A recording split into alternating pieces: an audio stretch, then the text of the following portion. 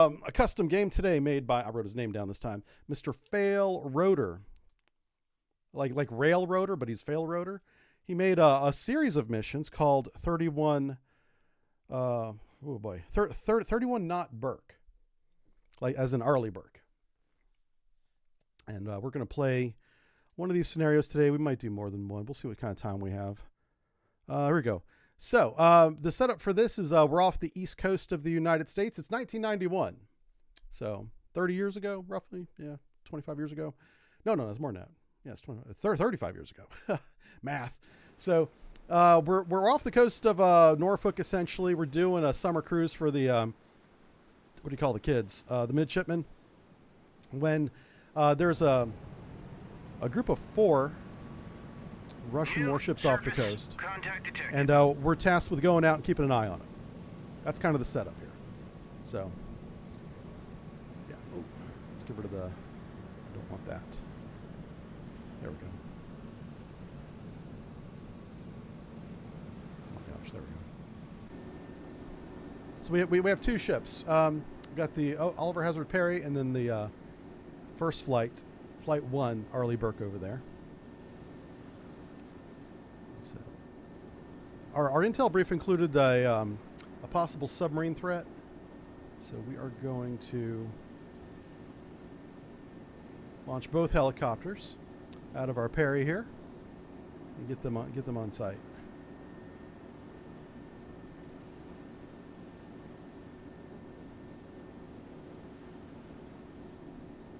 All right, we've got a ESM contact.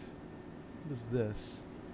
Yeah, we've got some kind of ESM. So once we get some aviation assets in the air,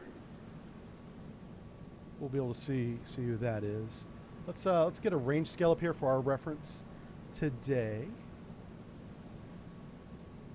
Okay, 2730. Anyway, so it's a 30 nautical mile range. So what I want to do, our orders are to, 1, classify the contacts. There's 4 surface ships out there in a formation. They're coming towards the U.S. We don't know what their intentions are. Make contact with them, identify them, and then, if fired upon, return fire. But we're weapons tight right now. We can't fire. So we're going to investigate our boys, our contacts. Let's go ahead and speed up some time here until we get the helicopters out. I've got all of our sensors turned off, so we're not emitting anything. No sonar, no radar, nothing. Okay, Griffin flight here. Turn 358. Sorry if you can't see anything. It's kind of dark. It's what's the time locally? It is 3 a.m. local, so this is going to be a dark mission. Looks like. Hold on, we can do that. So this is going to be my radar picket helicopter. Not a radar picket ship. We're going to do a radar picket helicopter. So we're going to put him up at, we'll say 6,000 feet. Go to altitude 6000. If we already have ESM contact out to the east, they're probably not that far away. So I wouldn't gain too much by having him up at, like, say 10,000 feet. I'm also going to get him the hell away from our ships before he radiates. That way he doesn't ping our specific bearing to back to them. So those are that's the thinking that I have about repositioning this helicopter to the north. And we're currently taking off the second helicopter. Both these helicopters are equipped with sonar buoys and torpedoes. So if there is a submarine, as briefed with this group, we'll be able to detect it. I'm going to put a string of buoys basically down the line of the ESM contact. Yeah, and that's as far as I've got with my plan. That's about it. As far as we going. We'll sit here and watch him take off. Have him take off. Yeah, we had a big stream yesterday. Yesterday was on Monday. And we had somebody come in from the Cold Waters days, all the way back, a fan from 2017, 2018, I think even 2019. And he had just realized that we were back. We've been back for over a year now, right? But it was great to have him. He gifted a lot of subs over there on Twitch. So I do appreciate that. I think his name was Robin Hobbins? Robinson? I think it was Robinson. On station. New surface. Really good dude. Contact detected. Very generous too. Very kind of him to do that. Okay, so our helicopter's taking off. Turn All right, so now the first thing I want to do is I'm not driving right at this ESM contact. That's dumb. So we're going to head kind of Turn north. to course. 018. The whole objective is to LMI. keep this guy, one, identify him, contact, and that's the first objective. Second objective of the purpose of doing that is to keep him away from the East Coast, right? So we don't want him getting, whoever this contact is, getting too close to the United States. So we're going to go ahead and just Roger. Turn 0. get my helicopter going the right direction. We're also going to look at the formation here. The threat is to the east, right? And we're headed north. So let's take a look at what our formation looks like. So we do have a line formation. This would actually work for us, but what I want to do is move Rents, which is the Oliver Hazard Perry. I kind of want to move him a little bit more to the flank. So if there's any incoming fire, which being a video game, there probably will be, he'll be on picket for that. All right, Griffin's on station. Let's go ahead and light him up. Air search on. Air search is Radar on. eye. Multiple Okay, service. there we go. Contact And we have detected. 4 ships in formation. We know right away what these guys are the ones that we're supposed to be looking for, and possibly a submarine. So let's move the range circle around them so we know exactly how far away they are. So from this helicopter, it's 51 nautical miles. There's a 32 nautical mile point. A submarine escort would be out in front as far as 30 miles, certainly. So we'll start laying down some sonar buoys here. And what we'll do is we'll just do this. We'll go 1, oops, and then 2. Just like 4, yeah. 4 to start. Let's do a string of 4 there, and then what I'll do, the second string will be at north, south. So you'll have like a plus sign, like a cross, and in that cross you'll have quadrants because all the sonar buoys are working together, and you'll get a really good localization, fixed position, area of uncertainty of the submarine contact. So that's how we're going to start. These sonar buoys, by the way, they're passive, so they're just listening.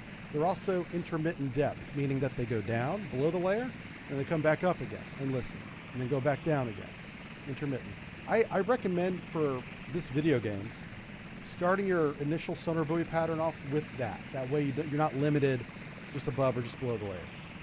But if you begin prosecuting a contact, that's when you want to get a lot more specific. Okay.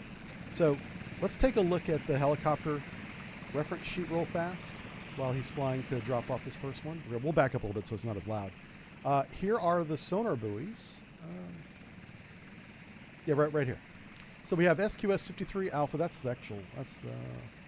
So this is the directional frequency analysis, or DIFAR sonar buoy.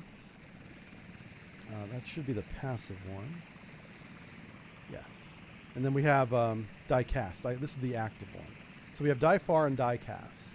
Let's see, DICAS is an active sonar buoy used for fixing the position of a submerged submarine. So you'll localize passively and you'll fix his position actively. And I'm so glad they added this. I think this might be a mod, but this should be in the base game eventually. And it's the VLAD. And this is the very low frequency, or no, I'm sorry, vertical line array. Very, very low frequency is a very different sonar system. But a vertical line array is a DIFAR passive sonar buoy designed to be generationally improvement from the original DIFAR. So it's just basically a much better DIFAR. This buoy has similar architecture to the DIFAR buoy, which is the first one we're dropping, but incorporates extremely sensitive sonar array that allows extremely long passive ranging for a sonar buoy, high capability against quiet, deep diving submarines. All right, so just know that the VLAD or the 77 Alpha is your best passive sonar buoy. So search passively, fix actively, and then you prosecute with your weapon. That's what we're doing here. And not a whole lot we can see. Let's take a look at the model. This is a mod right here. Somebody made this. And that is really cool. This is the Arleigh Burke. This is Flight 1. One of the originals, the OGs. They didn't make too many Flight 1s. We don't have a lot of these. They went on to Flight 2 almost immediately. I think they started doing Flight 2s before the Flight 1s were even commissioned. I think these were still under construction. Track 700. I did a sub reflector. It's on the YouTube channel. Warship. on the Subbriefing YouTube channel of all of the Arleigh Burkes, all 4 different types. Very recent too. It's one of the more recent ones, easy to find. I recommend you watch it. But what had happened was Arleigh Burkes were designed late 80s, under construction 90s, built I think 4, 6, began commissioning them. What happened at the end of 1992? Well, the Soviet Union collapsed, and we're making the best warship in history right here. Very expensive one. So we get a president and an administration in there called the Clintons, and they're like, listen, we're going to cash in on the peace dividend, which was socially acceptable at the time. I was there. And they're like, we're going to close half the shipyards. We're going to BRAC. That's base realignment and closure. You know, basically half of the military bases, and save all this money. And it was a good thing. We saved a lot of money.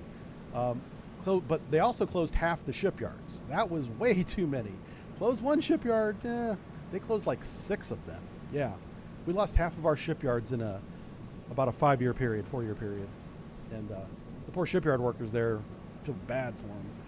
They had to go, and most of them retired. Many of them did. Some of them went to work for private shipyards after that. Anywho, but what happened to the Arleigh Burkes? So that's when Flight 2 came out. The big difference between Flight 1 and Flight 2 is Flight 2 had some improvements. They redesigned the interior a lot, so a lot of interior changes. Better use of the spaces inside, but it also reduced the capability. They took away some of the anti-surface capability, like there should be a harpoon launcher. Yeah, you can see it, it's very dark, but there's a harpoon launcher right there. The Flight 2s initially didn't have those. They were like, let's save money, don't put the harpoon there. We don't need a harpoon because everybody's at peace. You know, the Soviet Union's collapsed, Russia's broke, and they're trying to recover from a collapsed government situation. You know, it was a global peace. We actually began questioning the need for NATO. Yeah, we were like, why do we still need NATO if we don't have a Warsaw Pact to counter anymore? So Flight 2 is actually less capable than Flight 1 in small ways because of reduced anti-surface capability, like taking the harpoons off. But it's better in that it had better interior spaces and some better equipment. Then we built a lot of Flight 2s, and then we realized, oh, that was kind of a mistake, because guess who's back? Back again. You know, it's Russia's coming back with a vengeance. You know, Putin was the president. People don't remember this, but Putin was president like in the, I want to say late 90s and then early 2000s, and then he came up against, he couldn't be president again, right? They had to let somebody else come in, and they let somebody, I think his name was Mendev. He was basically a puppet for Putin, was the president for, I think, I don't know how many years, 4 or 5 years, it wasn't long.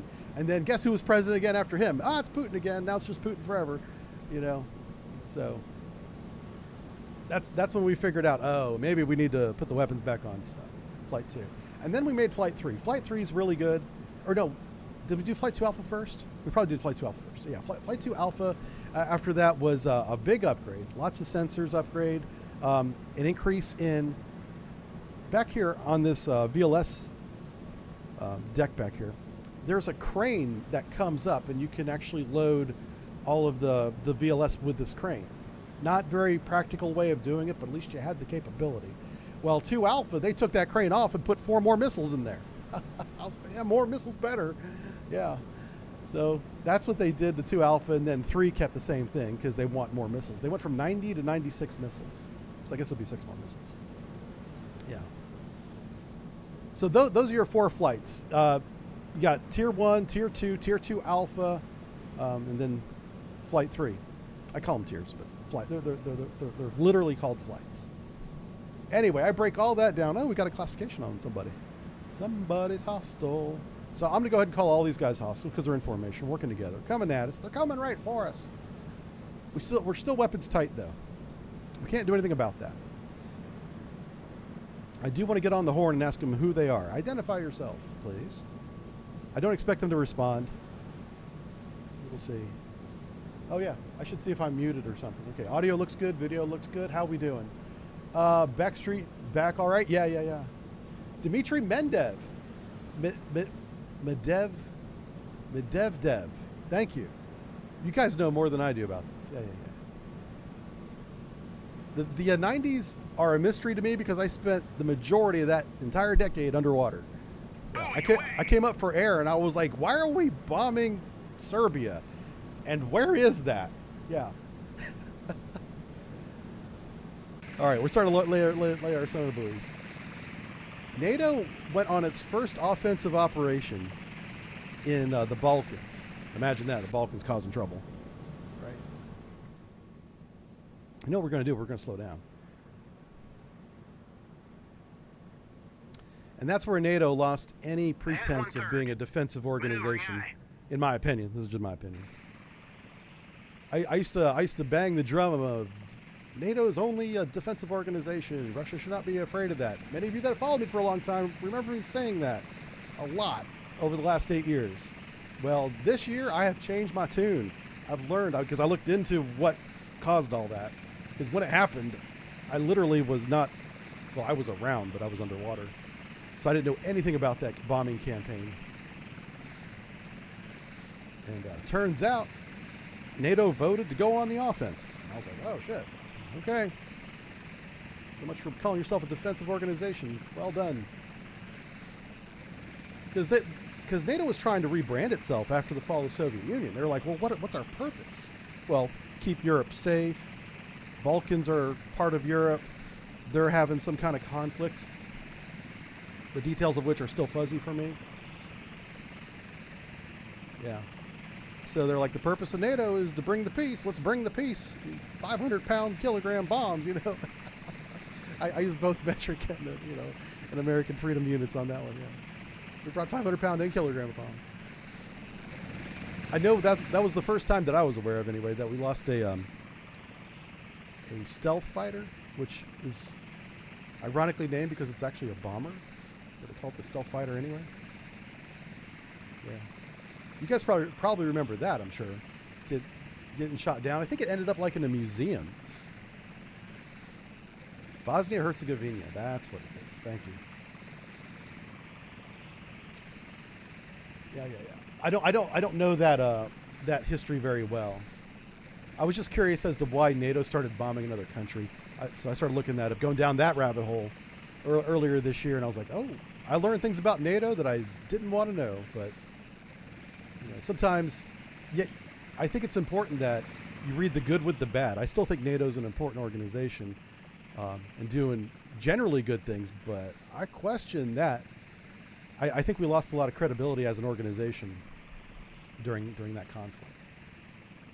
And it justified a lot of things that even reverberate today. People take that example and just beat the drum saying, see, not so defensive now, are you? And what can you say? Okay.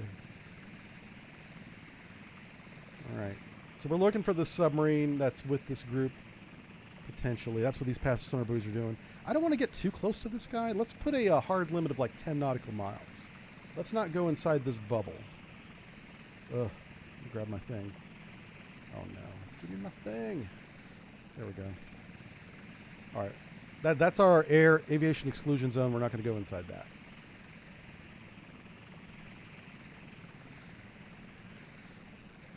Okay. What else we got? Let me let me bring chat over here where I can actually read it easier without looking off to the side so much. The study of war in college? Oh, you had to study that war in college. Well, Maddie D, you probably know a lot more than I do about it. Yeah. The radar operators were really good when they shot down the plane. I guess they'd have to be if they got the stealth fighter, yeah. Or, yeah. It is a stealth fighter. I keep wanting to call it a stealth bomber, but the stealth bomber was something completely different. Yeah. Just because you're a stealth bomber doesn't mean you shouldn't be... Yeah. That's what led to the Moskva being sunk in the Black Sea a couple years ago by 2 Neptune cruise missiles. That's a wild event that shocked the hell out of me, because did I say Kuznetsov? What the fuck am I talking about? The Slava class. What was the name of the Slava that got sunk in the Black Sea? The Slava is the class of ship. It's a cruiser, but it was called Moskva, right? Yeah, Moskva. They've used the term Moskva on multiple ships. Russia loves to rename their ships. Stick to a name. You know, it's hard to keep up. So yeah, so the Moscow was sunk by 2 Neptune missiles, and the way that happened is they got cocky. They got lackadaisical. The ship, the captain, the crew, the whole kit, and they were very predictable because they were sailing inside a box, pretty large box, but it was close to shore to Ukraine. And they were just patrolling their area, doing their Russian war mission, and the night of the sinking or of the Ukrainian attack on them was orchestrated really well. We knew that, or Ukraine knew, where the ship was in terms of its pattern. Okay, so that's Intel 101. Do not be predictable. Do not do the same thing over and over again. Do not take the same path to work every day. Do not go to work the same time every day. And if you can afford to, don't take the same car every day. Go with a friend or something. These are all things that you learn in the Intel community if you're trying to not be a target of an attack. Well, the Moscow wasn't doing any of that. They were doing the same pattern every day in the same area, so Ukraine kind of knew where they were. So what did they do? The first thing they did is they launched one of those little drones. Ukraine's very good at drone warfare, and because of the war, they've gotten good very fast. But this is one of the very early uses of drones in that war, and they were flying this drone within weapons range, which is wild, so very close to the ship, but on the eastern side. So that's the side facing away from Ukraine. So everybody on the ship, radar operators, weapon operators, officer of the deck, the captain's informed, presumably, we're assuming a lot here, but that's what should have happened. And they're watching this drone. And so as everybody's fixated to the east, what's coming from the northwest, the other side of the ship? 2 Neptune missiles, subsonic, not that stealthy, very much like a harpoon, and slams into the side of the ship. Now, we don't know what systems were on or working on the Moskva, but we do know that if 2 subsonic missiles hit a ship the size of the Moskva, it should not sink. You would shoot multiple harpoons or Neptunes at that target. Are we going to launch another? There it is. I was waiting for the buoy to hit the water. All right, we don't have any contact, so what we're going to do now is we're going to grab this plane. Where's he at? And we're going to do a T cross. So we're just going to kind of go up here. Let's go 1, 2, 3. There we go.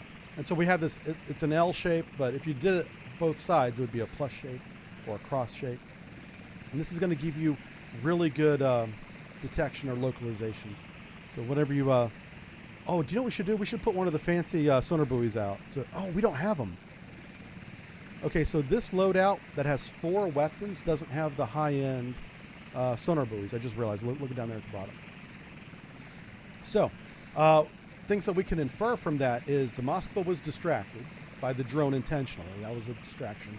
The radars, if they were working, they were not being operated properly, So they clearly had the capability, the systems, to see these unstealthy missiles come in. Granted, they're, very low to the water, cruising, just off the water. But you can still see them 10, 12 miles before they hit you, because that's going to be your radar horizon there. So, and then point defense didn't pick it up. So their point defense system is completely separate from the ship's radars. The point defense on all these ships, even American ships, have their own radar that operates completely independent. That was clearly not even turned on, because that doesn't require an operator. You turn that thing on, put it in automatic mode, it will shoot down, or at least shoot at, incoming weapons. It was probably turned off, because I think that if it had shot at these 2 incoming weapons, there's a good chance it would have got at least one of them. Right? Anyway, so Neptune came in under that, hits the ship. Okay, now your ship's damaged, it's on fire, it's middle of the night, everyone's awake now, but exhausted, I'm sure. A lot of people were probably sleeping when this happened. Put the fire out, stop the flooding. They didn't do either one of those 2 things. So it was just bad all the way around. It was a bad crew on a bad ship, poorly operated, not paying attention, easily distracted. And I think that was a real wake-up call for the Russian Navy. They're like, oh, we're actually in a war. Let's pay attention to our screens. So yeah, a very, very interesting lesson learned there. Consequently, Russia's operated much better at sea than since then. 7002. I'd say some lessons were learned. Hostile warship. Buoy away. Hostile warship. I know. Oh, it's a Krevac. Okay, so we got a classification finally. Krevac 2, actually. All right, so he's got some good guns. He's got a small missile launcher on the front. It's only got 4 missiles, so not really a threat to us. Mm-hmm. That's probably acoustic data, right? What are we getting from this? Yeah. So we have his gas turbine on our sonar buoy. That's why we know what he is. Anyway, how y'all doing? Never take your enemy for granted. Yeah. Never underestimate him. New submerged submarine. We got him, boys. Right there. All right, I'm just going to call him hostile. Look at how small that ellipse is. This yellow ring is an area of uncertainty. He could be anywhere in that yellow ring. The reason why that yellow area is not much larger is because of the position of our buoys. Probably all 3 of these buoys have this, I assume, 50 hertz. Let's see what it actually is. 60 hertz. Well, that doesn't make any sense. It's Russian. Why would we be getting 60 hertz from him? It's got 7 blades. That's interesting.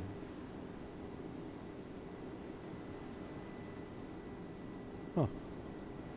Anyway, so now that we've detected and we have an area of uncertainty, we're going to go from localization to fixing his position.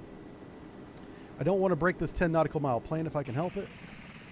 So we are going to take our active sonar buoy, which is die-cast. Die-cast is active, and put it right there. Let's actually reposition our... Oh boy.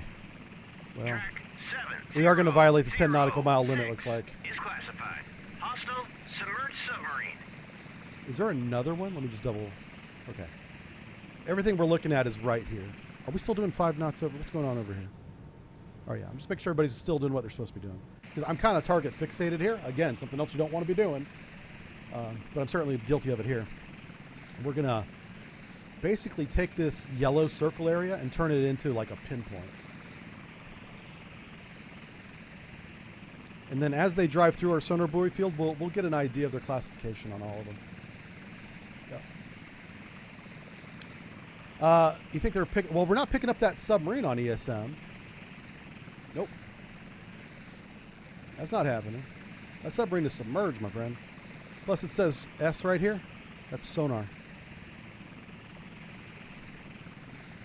Oh, did you might have meant the Krevac because it does say ESM right there. Let's see what information we have on this now. Yep, because we have the surface search radar, we have HeadNet Charlie and R33 Alpha OSA radar. Okay. On station. Yeah, if you meant the Krevac, they're Master Chef Uganda. You are correct. We have this guy on ESM as well. Let's see what he says. Buoy away. Yeah. We have a number of... Those are Chinese radars. Type 912. I think it's either French or British. It might be British. The damn British are back. All right, so we just launched a active buoy. The circle is much smaller now, but that might just be because he's gotten a little bit closer. All right, let's move. Oh, he's submerged. Oh, our buoy's going up and down, so we're gaining and losing contact. What was his depth? His depth was 145 feet. Oh, it's coming up. All right, so he's above the layer. So what I want to do, Roger. so I want to get closer to his course, which is west, and we'll put one of these shallow. So we'll put above the layer, active sonar buoy, right about there. So even if he does go below the layer and we lose contact, This active sonar buoy will also keep track of all the surface ships, which we have radar contact on them anyway. We don't gain much of that because radar is obviously going to be much more precise. But having more sensors on your contacts is always good.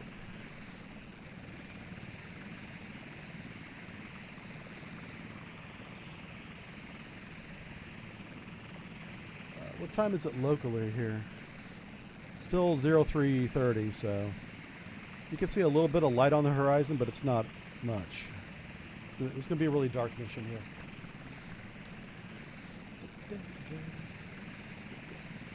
Yeah, so who was that? Harrison, that's his name. Harrison Cooper came in yesterday or on Monday and was throwing around gifted subs like a mad lad. So, thank you, Mr. Harrison. Mr. Cooper? Yeah, probably Mr. Cooper.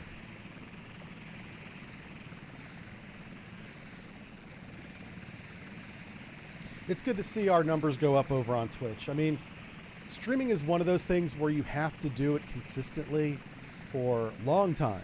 Months, and in some cases years, like in our case, before we begin to get our old audience back. Because even though we've been doing this as long as we have, probably about 2 years now, people are still re-finding us. People like Mr. Cooper.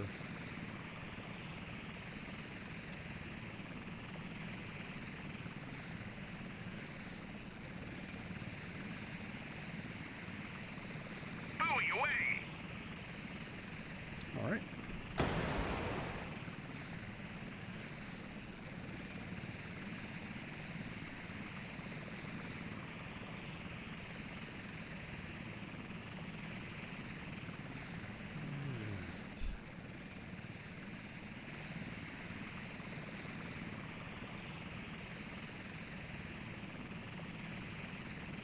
Let's put another line of sonar buoys like right here. I don't want to get too close to those ships. So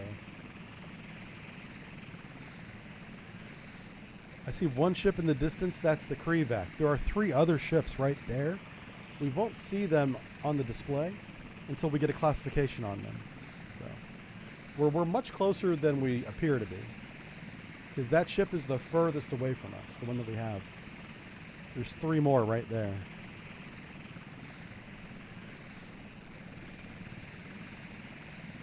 What happened here? Oh, Havoc Squad's here. He says the game developers disabled active passive detection on ships. I had not heard that. Easy to exploit identification by the player. I don't know why. Yeah. Did they put that out in patch notes or something? Like, and when did they do that? Has it always been that way? They're on my Discord. I can always ask them what the deal is with that.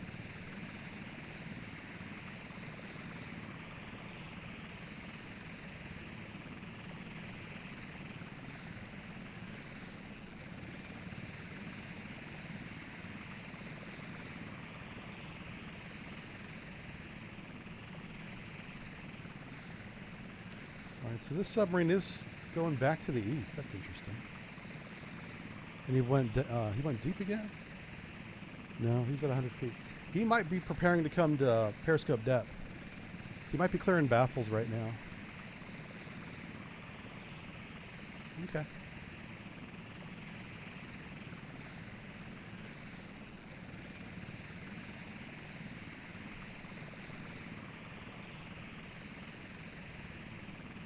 So ships are invincible now? We don't want... Listen... I wouldn't be against it, but I'd like to have a challenge. I can tell you one thing for sure, the Chinese ships that we've been playing the last couple of weeks aren't invincible. We lost a lot of them playing against the Vietnamese. That was a lot of fun, though. Those are really good scenarios. They published, it was either 4 or 5, 1970s to 80s time frame. Was it 90s too? Might have, no, it wasn't that far. It was 70s and 80s, yeah. China versus Vietnam. Vietnam kicked our butt pretty much, yeah. Because Vietnam was using American equipment, of course. See? You see how that goes? Yeah, it was from World War II, but it was still better than anything the Chinese had.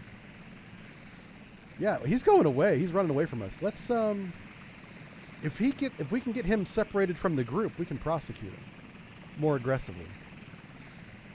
So let's do this. I want to see if I can box him in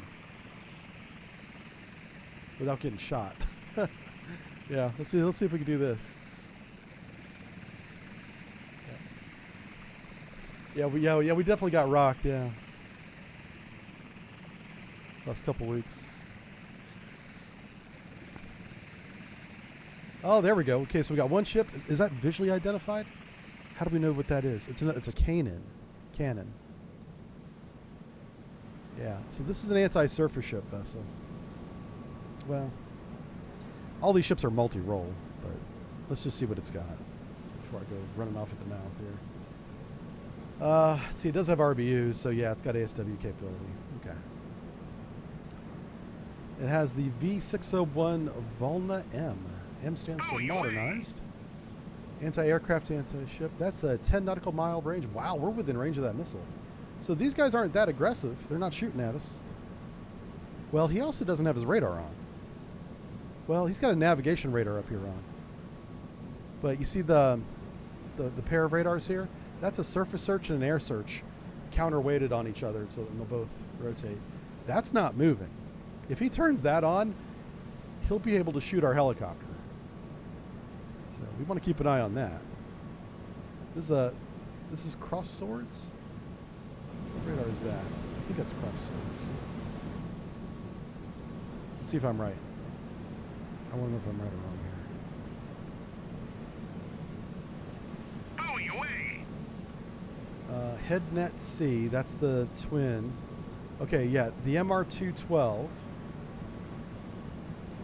is that one. Is this a fire control radar? That's a surface search X-band radar. Short range X-band surface search on most medium and small Soviet era ships.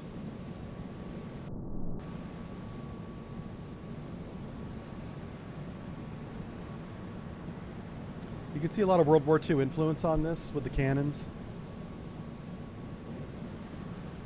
That's an interesting wave break right there.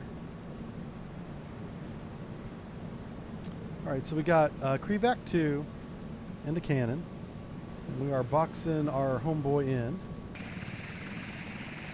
we'll see how aggressive these guys want to be. I'm giving them space. I don't want to be flying my helicopter like right over them.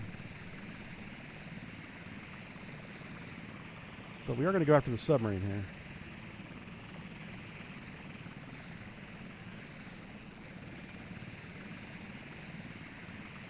Like we haven't got any additional instructions. Like our instructions were to close them, identify them, contact them. We've done all those things. They didn't respond to our contact. But we don't have any other instructions. So we're just gonna... Yeah, it says here cannot communicate with them. So they're not paying attention to the radio. On station. Okay. Oh, it's a Kilo. There we go. Oh man, that's a good boat. Okay. Kilo class submarine. This is very scary.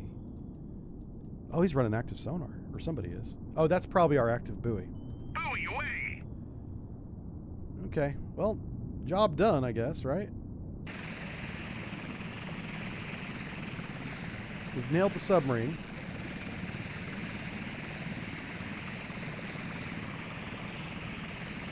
You know what we could do is we could go hover over it. Roger. Turn 310. Yeah. Let's go mess with the Kilo a little bit. Just let them know, hey, we're up here. Let's see. Master Chef Uganda says they disabled sonar buoy detection on surface vessels a few months ago. Interesting. Hey, 104 Raccoon, how's it going, bud? I saw you were raiding one of my other friends, or at least somebody using a similar account name. I think it was 104th Raccoon Work account, or at work. So I don't know if that's you or somebody who wants to be like you. And he was raiding a P-pistol. Or they're playing DCS. Yeah. Check south. Oh, that's true. They could have another one. You're right. All right. Well, first let's fly over for the Kilo, just for funsies. I kind of want to see if we'll get a MAD detection here. We're at 200 feet. Probably not. Let's go down to it. Roger. Go to altitude 20. Now, if we go to 20 feet, we should stream out the MAD array. There it goes. Yeah. Little penis on a string there. Roger. Turn 175. Now, you fly around with this thing hanging out, and you'll end up with a no contact order.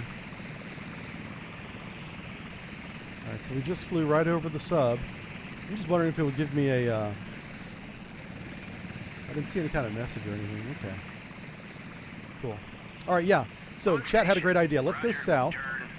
We're going to put some sonar buoys down here because I bet you there's another submarine. The briefing said possibly a submarine, but didn't have any numbers. So, yeah. It's also, yeah, we're really close to this. I'm surprised we don't see these two. Like, how close you got to be to see the dumb ships? Like, we see those two. You see how big they are? There's two ships right there that are even closer. Yeah, I don't know. Maybe the co-pilot's blind, or maybe he could be taking a nap. It is 4 in the morning, right? He's probably sleeping. Oh, shit. Roger. Turn Whoa, whoa, whoa, whoa, whoa. 07. Roger. Go to altitude 1000. Come on, man. Climb. Fly, Big D. Roger. Turn 088. Oh, my God. Okay, so they're definitely shooting at us. Definitely shooting at us. All right. Let's shoot back. Engage track 7004. Engage track 7002. Salvo fire. Bulldog away. Track 7003.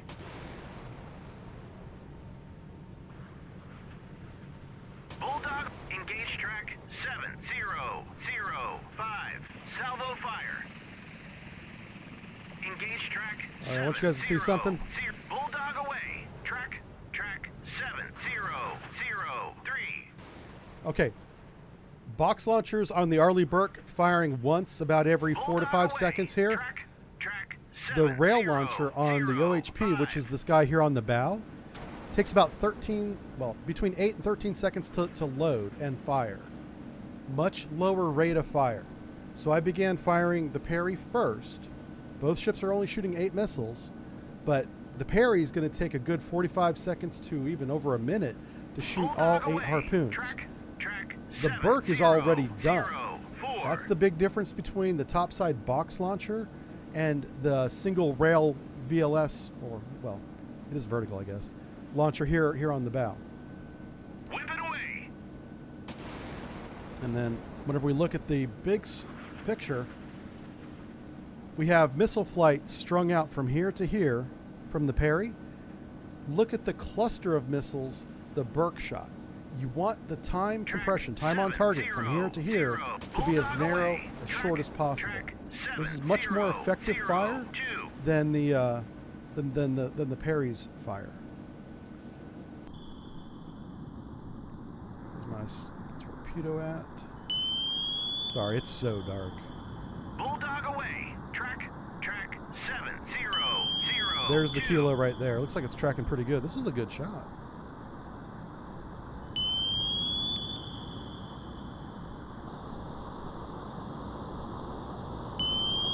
Yeah, he's trying to evade now. It's a little too late.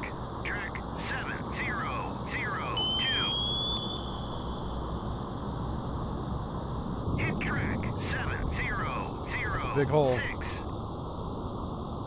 Dead in the water. All right, so we're going to watch him on the passive sonar buoys. Yeah, this is really bad.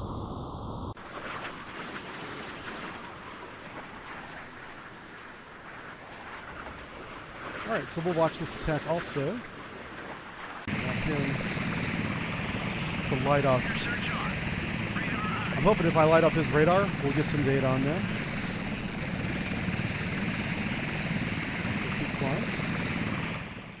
Sorry for it being so loud. I want to be outside this 10 nautical mile range because the cannon can definitely shoot us down. We're well within his weapons range. I'm just curious as to what he's doing. Why is he not shooting? His radar's on. That surface search radar is not.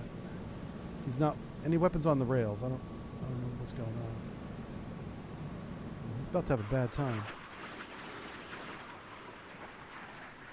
Huh. Seaman Conscriptiovich made a huge mistake. Yeah. Yeah, no, we dropped the torpedo on that. Oh, you're saying a depth bomb. Yeah, I don't think we have depth bombs. No, I don't. I do have another torpedo, though. Yeah, I'm not going to drop another torpedo until we sink those ships. I don't want to fly back into weapons range with my helicopter. We'll definitely lose this helicopter. We were kind of lucky we didn't lose it whenever he fired that point defense at us. I'm surprised he did that. Like, if you're going to do that, follow up with the missile attack. Why would you only use the weapon, Seaways? I don't know. It bought him about 16 harpoons is what it bought him. I think we're going to absolutely crush this fleet. Multiple hostile air contacts detected. They just lit off their radars. Hopefully my... Roger. You keep going. 065. Track 70. Oh, that's going after countermeasures. That's so sad. Hostile warship. A lot of gunfire up ahead. Hostile air contacts Oh, he detected. took a hit. Oh, that's a harpoon strike right there.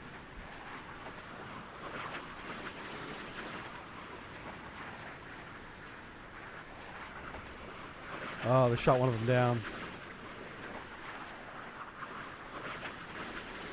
Hit track 7004.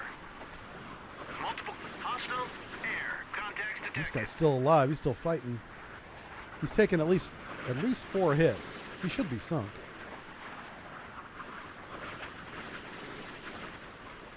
That's the Krevac 2. He's on fire. What is this guy? This guy's a badass. Pretty accurate fire. 7005. Oh no. Yep, this harpoon missed. Son of a gun. Oh, come on, reacquire. Oh, you could have reacquired on him, but you didn't. Ah, terrible. All right, so we got one guy on fire there. We still don't know who he is. He's on fire. This guy's doing some good work. Ooh, I think he got him. Yeah, that's a splash right there. All right, so 3 ships are on fire.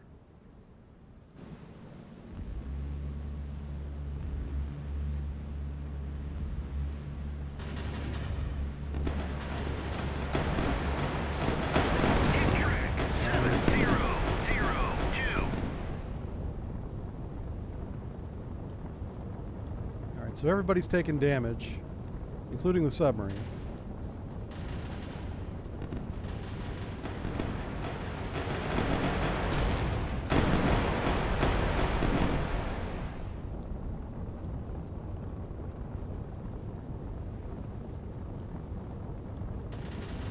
Wow, another one.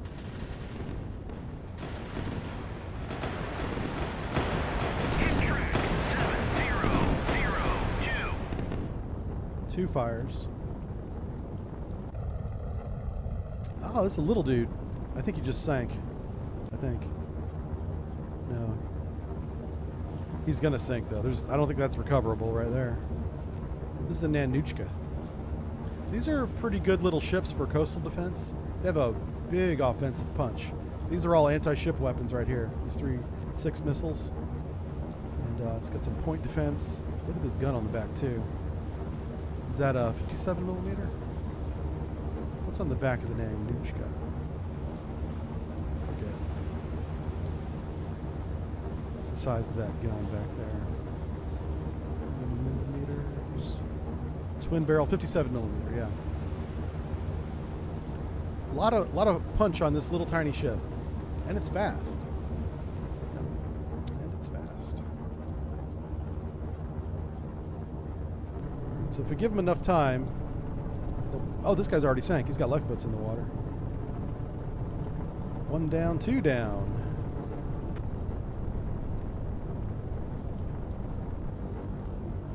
Just a matter of time for this one. There's still 1 not classified. Oh, the Kilo sank as well. I'm not surprised on that one. We don't have classification on the guy to the north, which is this smoke right here. We don't have a classification on him. You know what we can do? Let's start closing. Oops. There we go. Close range and speed up to a head full. Ahead full. Roger. Turn 072. We're going to put the 10-mile marker around him. Just have a reference. Okay.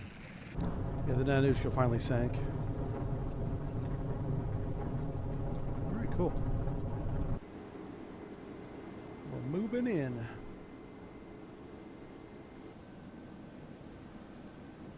Oh, there might be another submarine down there. Shoot. Forgot. Let's go down here. Turn 227. Let's take him down to 200 feet. Go to altitude 200. I want to complete the pattern and connect this sonar buoy line with this sonar buoy line. So it'll look like 2 L's essentially. So let's do that. Let's go to here.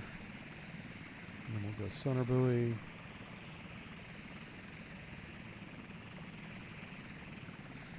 That's a little close. Let's move him down here a little bit.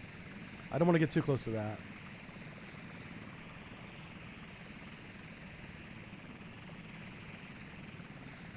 All right, cool. Left them a whole prosecute with impunity. Yeah, well, once they fired on me, it was game on, right? That was the rules of engagement. That's why I did that.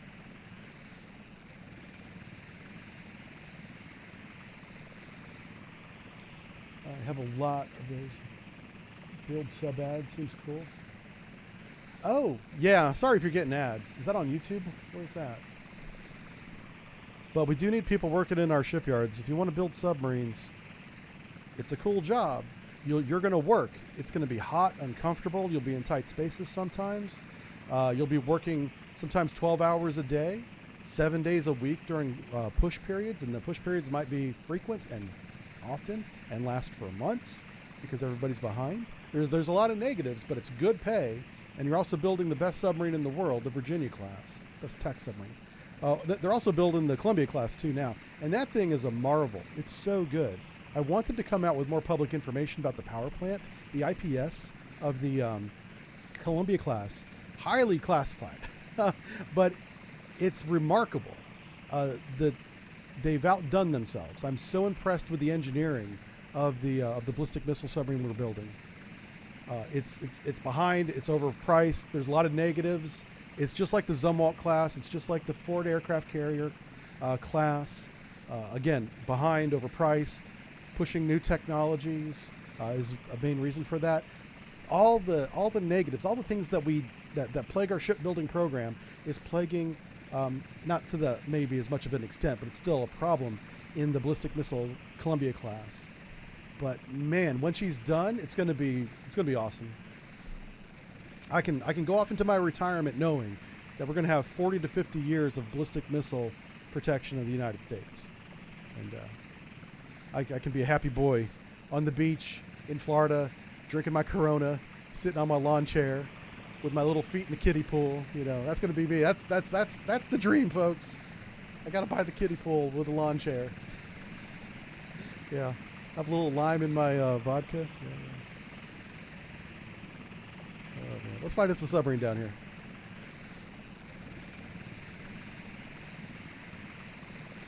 Just a conversation. Oh, no ads, just a conversation. Yeah, I saw, I think it's GE, right? General Dynamics, General Electric.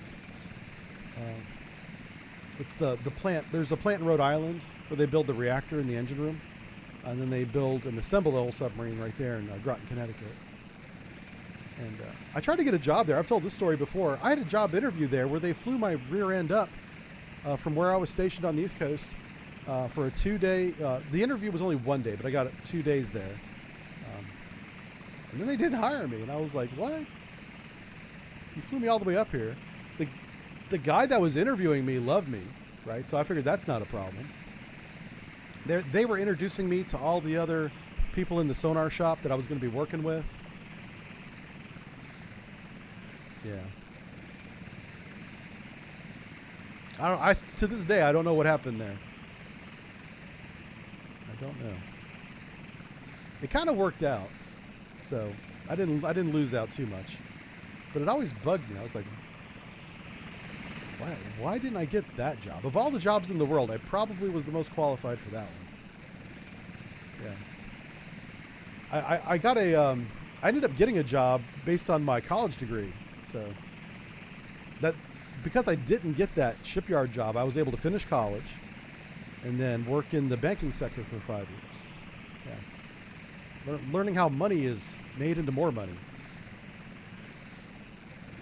It's called fractional something. Yeah.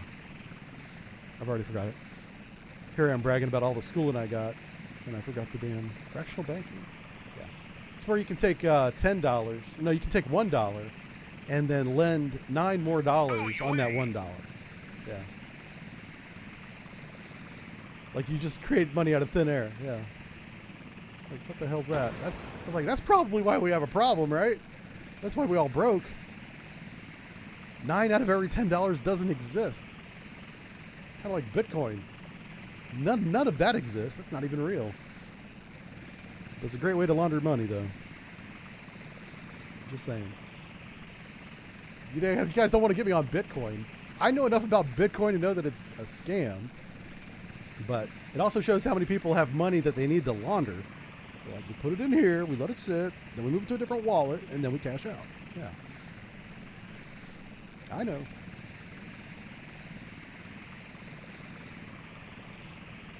Pump and dump? Yeah. Now, pump and dump is illegal. You can't be doing that. People go to jail for that. They have no problems putting your butt in jail for pump and dump. This guy will not sink. Okay, so the helicopter pilot reports that he can see the ship, and it's large. Thanks, pilot. That's only, what, 4 miles away from him? Come on. This pilot is blind. Ah, there we go. It's a Kinda. Why can't I click the Kinda? There it is. Oh, Kinda's not having a good time. No.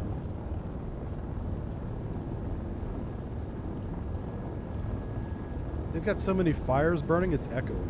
You guys hear that? There's reverb in the fire. This is what the Moskva looked like. Yeah. Not good. Yeah, do you know what's funny about the crypto is that because it's decentralized, it's very hard to... People have already pumped and dumped and got away with it, if you will. And it's hard to figure out who it is because it's so decentralized. And then once you figure out who it is, who's the controlling authority? There is none. Booming away. And then people say that's a good thing. Well, it's good if you are a criminal. You know, if you're trying to use that unregulated system to do something you would not be allowed to do otherwise. Tell me again how much of a... Turn 288.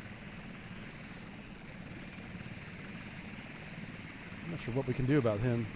I don't want to get too close because he'll definitely shoot us if he has a weapon. I mean, I doubt if those guns work. The magazines are probably flooded. But he's got a launcher up here on the bow that might still work.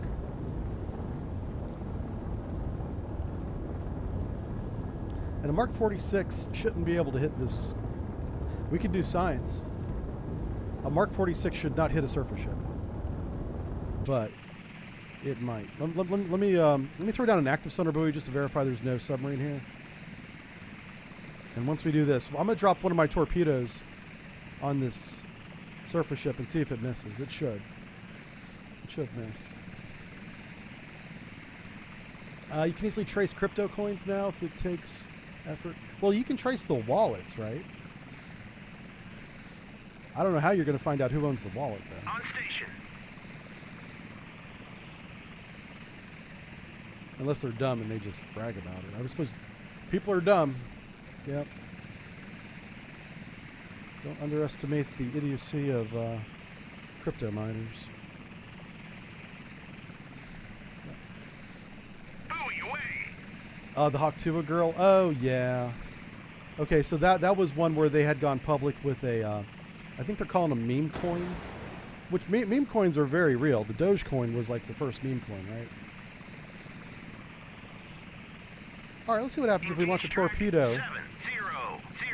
Yeah, it should have a depth limiter on it. Uh-oh. You're already within weapons range, dude. You don't need to get any closer. Oh, Jesus. We're going to lose this helicopter, aren't we?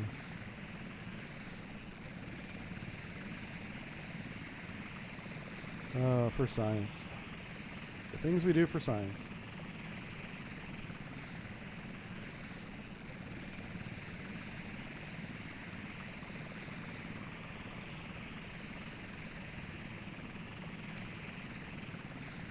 Yeah, I don't know anybody personally that invests in crypto. I do see it on TV a lot because I watch financial news when I'm not doing this. And they love it. The markets love it. Once they attached a stable coin to it and the Congress got involved and made it legal, yeah. That was like a lot of new money went into crypto and it pushed it over 100,000 a Bitcoin, where it still is today. That's not because Bitcoin increased in value. It's because more money came into the limited bucket, which you could say was increasing value. Yeah, if you're reductive, you could say that. This guy is going to... Oh, there you go. Now run.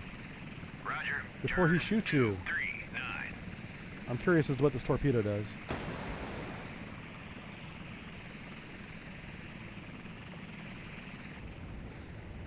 Okay.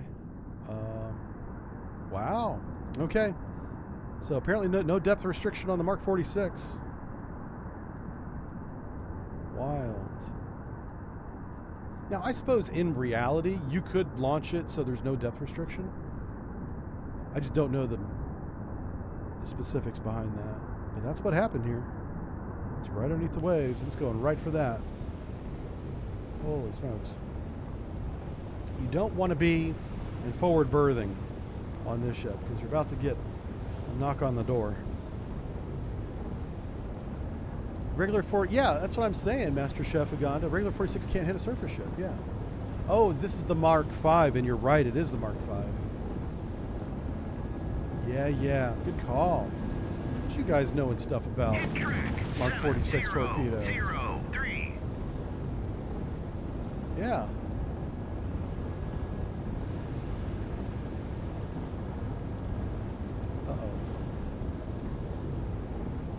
You got auto-modded. Yes, you did. Uh-oh. That's because you said a bad word. Yeah, you can't say that word. All right, we're going to do it again. We got 2 weapons left. Let's do a salvo tube on this guy. Oh, never mind. All right, here we go. Priority message. Bravo Zulu on neutralizing. Bravo Zulu, by the way, that's Navy speak for job well done. The BZ, the 2 letters BZ, are usually at the end of the message.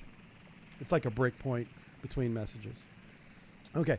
BZ are neutralizing the rogue forces from the Soviet Navy. Oh, so these were like not part of the actual Russian Navy. These were rogue. They were doing their own thing. Completely not sanctioned by the Russians. Okay. I got it. Proceed immediately to rendezvous with Sierra Whiskey to link up with the Eisenhower. Yes. Let's do some carrier operations. The breakup of the Soviet Union is now turned into a civil war. This is 1991, right? It's June 1991.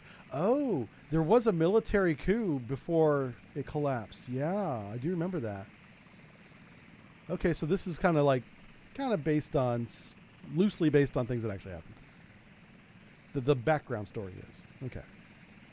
All right, let's team up with Eisenhower. On station, baby. Let's see what our score is. It should be perfect. Decisive victory, perfect score. Yeah. Oh, I was in front of the score. Shoot. You have to trust me. Perfect score. They're like, all we saw was 0. there was a 1 and then 0, 0, 100%. Yeah. All right, let's do another one. Let's skip. Let's do this one here. It's a series of 4 missions. I want to do a hard one. So this one's 4 stars, and this one should have a carrier in it. I hope. Please.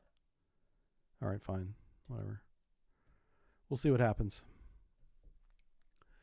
You saw a whole lot of zeros. I know, Kermit. Yeah. You're like, I think he lied to us. I didn't lie. No. Oh, my goodness. All right, what's this all about? Arleigh Burke and the Rents. Okay, so the same 2 ships. I see a carrier right there, so we got a carrier.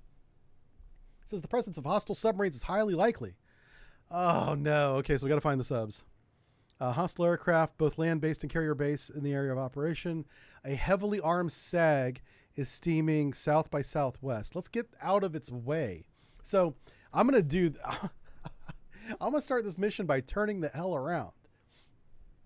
Let's do that. No, let's get the airplanes up in the air and then turn around. Okay. Oh, look at her. Carrier 69, heavy metal, baby. Yeah, that's what I'm talking about. Okay, real quick. Just give me flight deck. I want 2 of our F-14s in long range mode. Yeah. 2 of those. And then I want the AWACS. And I want 1 electronic warfare plane. Magic 1-1. All right. Now, Arleigh Burke, you guys launch both your helicopters. Because there's submarines everywhere. We'll do the default. Yeah, we'll do default on both of them. Okay, so once those are launched, we'll turn things around. All right, we got a P3 here. Look at this guy. Oh, she's a chunky girl. She's a chunky. I love the P3. I got to spend 6 hours in one of these. It's very boring. But you get an opportunity to be a rider on a P3, you say yes, sir. Usually, I have to say sir at the end. They kind of expect you to say sir in the Navy, you know. Rules and everything. All right, let's turn on some radars. Surface search on. What's our altitude? Let's get up to like 25,000 feet. Go to altitude 25000. And this is a Mark 46, so she has an ASW loadout. Oh, she's got some of the fancy sonar buoys too. Ooh. All right. Well, once we get up to 25,000 feet and we make sure there's no surface ship like right on top of us, I'll bring her back down. We'll drop the line array sonar buoys, and we'll see what kind of detections we get with them. It should be very long. It should be really good. Not necessarily on submarines either. You can detect surface ships, obviously. Did you know you can hear aircraft on a sonar buoy, on a sonar system? Yep. I've tracked airplanes, not tracked, but I've seen them. Been like, oh, that's an airplane. That's a helicopter. That's a torpedo. That's usually how that went, you know. Shit. Even officers have humor. Yeah. Listen, I served with a lot of very good officers. I got very lucky. I'd like to think all officers in the Navy are as good as the ones that I served with, but I know that's not the case because I've been to Washington. Something happens when you become a flag officer that you turn into a pompous asshole. And I think it has everything to do with the Beltway culture inside Washington, D.C. and the Pentagon area. Yeah. I can't throw them all under the bus because I'm sure there's some good ones in there that don't have that ego, but I think there's something about the type of person it takes to advance that far in the Navy, beyond captain, into the admiral ranks, where you just have to have an ego. You have to think a lot about yourself because you're like, wow, I'm an admiral. Wow, this is great. New surface You know, detected. I'm just saying. It is great that they're an admiral. Well earned. All right, all of our planes. Look at this thing. Oh, she's so good. She's so good. Look at that. Why? Why did we get rid of these? These are beautiful planes. They're thick. On station. All right, let's turn this puppy around. Let's go to the Eisenhower. 7001 is classified. Hostile warship. Hostile warship. Okay. How's our helicopters doing? Roger. Turn 02. All right, they're still wheeling that bad boy out. Okay. Let's pay attention to my fighters. I want you guys up at, blah, blah, blah. Where do we want to fire? 20,000 feet, maybe? Navigate, altitude, 20,000 feet. Roger. Go to altitude 20, Light them up. Light them up, Sally. Yeah! Get some! Oh, look at the chunky girl she got on the bottom, too.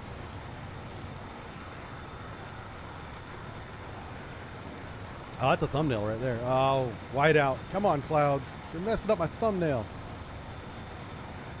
Fine. On station. Be that way. Roger.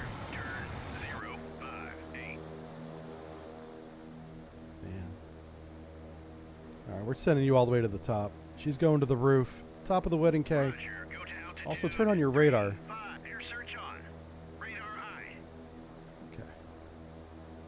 Roger. Turn 3. And then finally, Magic 1-1. This is Jammy Boy. Pump up the jam.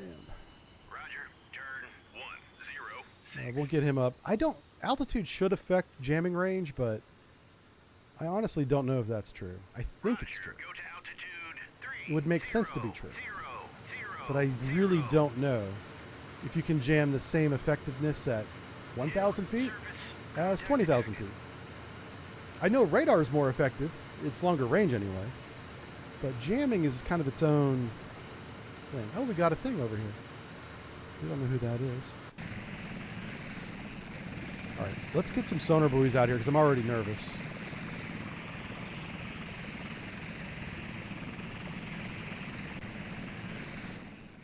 All right, you guys got, hey, these guys got the fancy sonar buoys as well. Roger. Turn 1. Drop one of those fancy sonar buoys like right here. Here, go over there. And then I'm gonna, oh crap. I'm concerned about hitting that ship.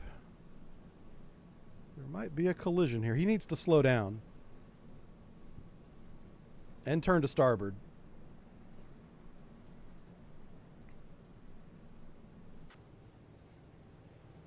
Okay, yeah, so he's turning. This is our supply ship. Got to keep this thing going. That's where all of our halfway night boxes are. Very important. Wow, look at the elevators. Yeah! Should be one on this side too, right? Yeah, there it is.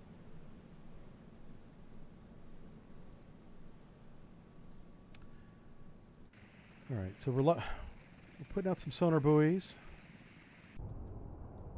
All right, let's go ahead and light these guys off. Air search on. Radar high. I don't care if they know about On station. my Tomcats. In fact, I want them to know the Tomcats are here. And if they want to come play, they're more than welcome. Okay, here we go. So we have a position now. Oh my gosh, he is way far away. Holy cow. Buoy away. All right, so that's 100 nautical miles right there. The Atlantic is so big. You heard it here first, folks. Atlantic, big. Turn to course 237. Hell my. All right, are we steady on course yet? Once we're steady on course, we're going to launch some ASW aircraft. Because now that we're headed this way, we got to make sure there's no subs over there. So let's go to the flight deck. Let's go to the S3 Alpha, ASW loadout. Yeah. Buoy away. A 2-ship is fine. That's all we need. All right. Now he's hostile. Let me go ahead and get some A6s up there.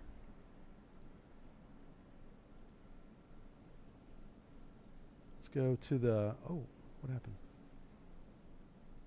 Flight deck? There it is. I'm going to put a package together. So we're going to have top cover, air cover, and then we'll have down low, we'll have the strike package. So let's go with intercept. Yeah, let's go with intercept. Let's do a flight of 4. Tomcats with the intercept loadout. Intercept means they have the extra Phoenix missiles. And then the A7, I think, is just... do you have any anti... Oh, they have anti-radar. That might be good. Let me launch 2 of these for anti-radar. And then A6s will carry the harpoons, obviously. Launch 4 of those. We already have jamming is already up, airborne. Okay, we got our first line arrays out. Let's New surface contact detected. we're gonna do offensive ECM basically in that direction. Wow. Yeah, you're just gonna have to get up there. Buoy away. So I want to keep the 2 Tomcats we have airborne with this chucklehead for now. Track 7. So let's go to Dakota Flight. 03 is classified. Hostile warship. Yep. Roger. Turn 077. Let's contact this guy, have him identify himself. Track 7. So we have multiple emissions from that bearing. Buoy away. You know what we should do? Let's bring this into 65 nautical miles. That's the range of our harpoon right now.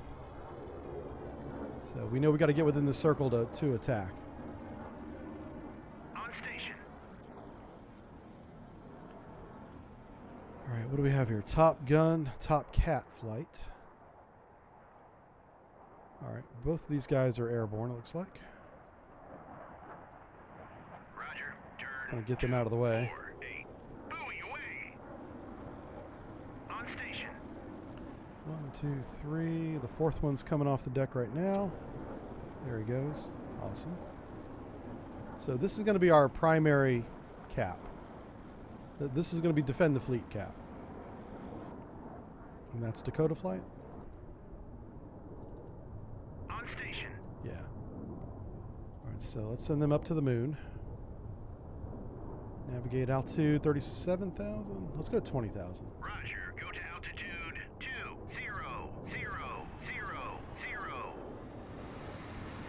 Buoy away.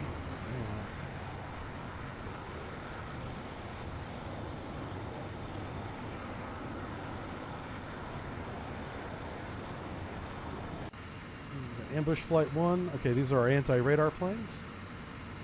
That was a flight of 2.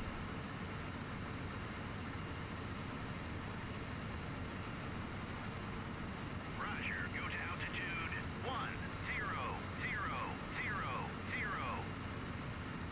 Roger. Turn 065.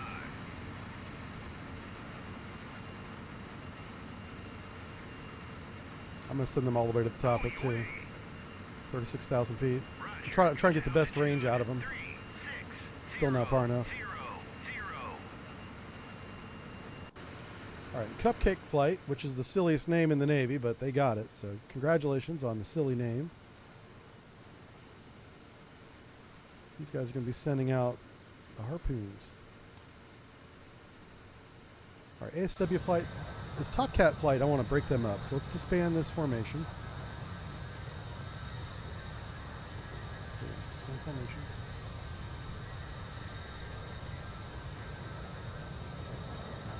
On station. Roger. Turn 140. Roger. Turn 248. Get some separation from these 2 knuckleheads. And let's drop some sonar buoys. Let's do whole patterns here. We'll go.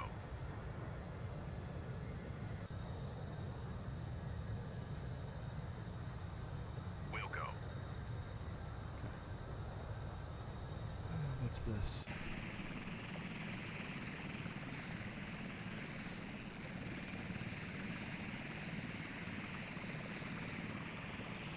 You remember what I said about doing the T section or the L section? We'll just kind of go this way. I don't think there would be any sonar submarines between my 2 fleets, but I'm not going to assume that. We're going to verify that. Roger. Turn 089. Okay, so the merchant did identify himself. Magic is on his way. Dakota's going to stay with Magic. All right, we have 2 Dakota flights. I'm going to have to keep that in mind. Roger. Turn 065. Where's Dakota Flight 3? There you are. You guys go that way. Roger. Turn 017. Buoy away. Who else have we not? Oh, Cupcake. We're waiting on them to form up. I think they formed up now. Yeah, here they are. How much gas do you guys have? Oh, plenty of gas. So let's just go. Buoy away. New surface contact detected. Buoy away.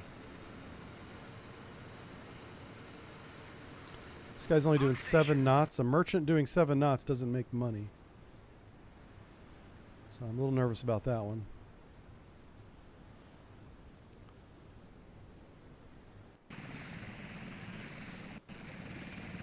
Okay, everybody's got their orders, so this is a really good starting position. The pieces are on the chessboard. Let's see where we go from here. You know what I could do? I could use the A7s as recon and identify some of these contacts. They already don't have enough fuel to do the mission I want them to do. This ambush flight here. Maybe once they get up to their altitude, they'll get better mileage. They should. But right now... Oh, okay. Oh, wow, what's this? That might be an airliner. Let's get on the radio and see who he is. Yeah. There.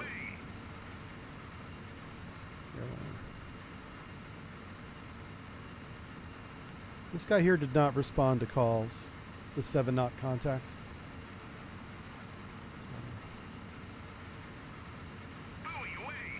So patterns are going out. We're kind of just waiting right now. Let's go ahead and cross this one. Roger. Turn 302.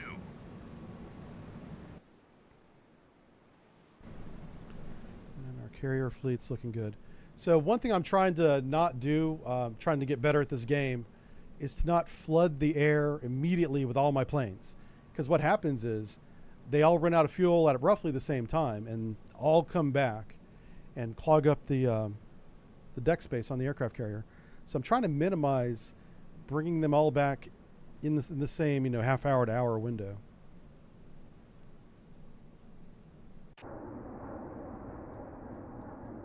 So these guys do have their radars. Oh, they do not. What happened there? Buoy away. Okay, so flight lead has his radar on, not his wingman. That's fair. That's fair. All right, let's see what we got here. Hey, we got Larkar says, good to see you, Jive. Retired 05.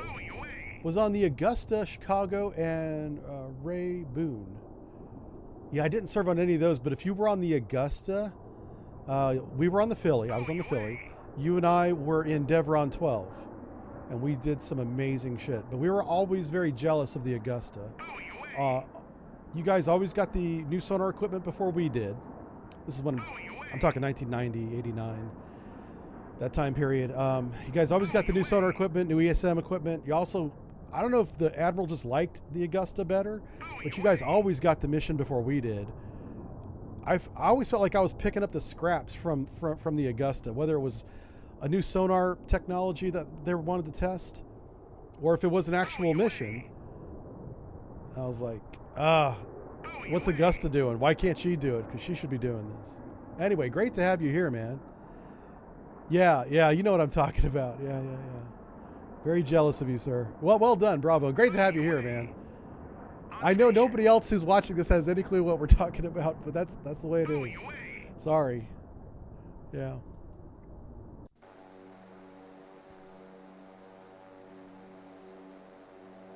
Small world, I guess, right?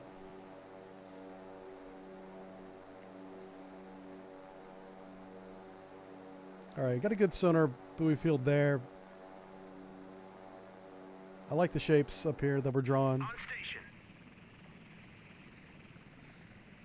I'm pretty sure the game scenario wanted us to go northwest, or northeast rather. But I didn't want to close the contact too fast. But he's so far away, we might drive north. Uh-oh. All right. So there's probably a carrier up here. Yeah, he just launched. He just lit off his radar, so what's that? What do we got here? An E700.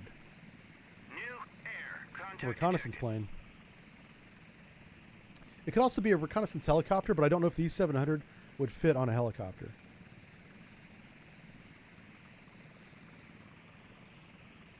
And this is just a... yeah, it's an unknown up there, radar emission.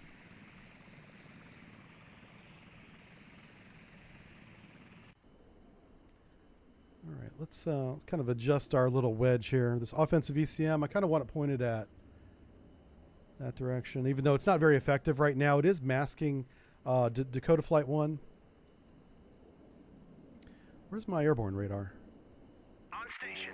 I don't want him in the mess of this sonar buoy, so I'm going to bring him over here just so I can see him better. That's why I'm doing that. And I'm going to sail the Eisenhower between my two buoy fields. We should put buoy field out here. We'll go. And I'm going to drop an active sonar buoy kind of in the middle. Right there. New surface. And we'll drive right over the active sonar buoy. That's fine. So what we're going to do is I plan on doing an attack on this fleet up here. Maybe shoot down that plane. I don't know if... let me see how close we're going to get to it. Yeah, I'll probably... You know what? Yeah, if we push... Because the A6s are coming right to here. 8 is classified. Hostile warship. All right, so we did get classification on that radar finally. I feel like we already had that. That's a good spot to stop. We're about to go into time compression just to move all the pieces north. Roger, turn 2-6. Roger, turn 2-6-2. Put another stick over here. Ooh. You know what? No.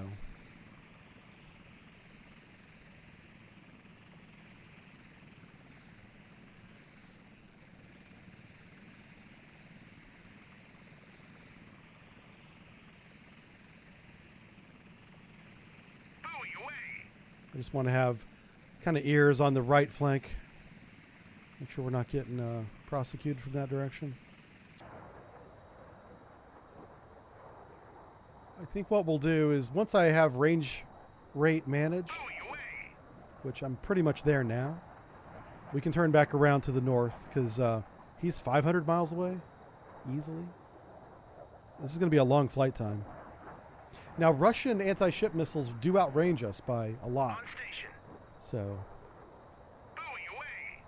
what I'm concerned of is in here, in this 400 to 500 mile range, I don't know how many submarines are in there. I assume multiple. So, you know what we can do, now that we have this area kind of flooded, let's reposition our one of our S3s to the north, and we're going to start flooding the zone up here. And then once I get that fixed, we'll turn everybody back around. I want to do it before we launch our next wave as well. So we'll stay on this course for 20 or so minutes, and then we'll turn around. Okay, cool. We'll catch up on... When's my next... Hey, Vulcan Rider! Man, I've been trying to find you. I just got back from D.C., and I was trying to hook up with you, sir. I don't have any more trips planned. I've spent my entire travel budget. I'm broke again. I got to save up some money. So not next year. Next year we're planning on going to Boston.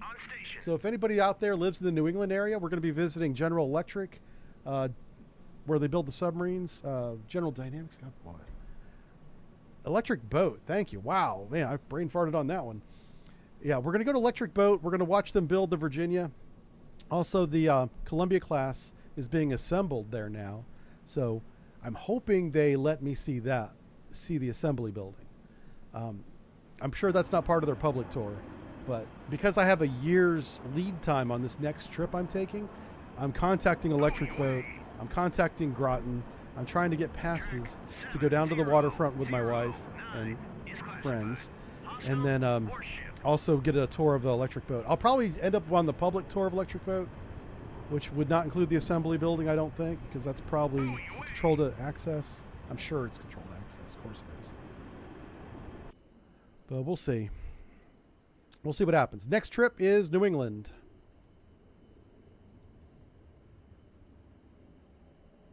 And it should be a lot of fun. And that's going to be next year. All right. Let's getting over John Lodge and Moody Blues. All right. I'm just catching up here.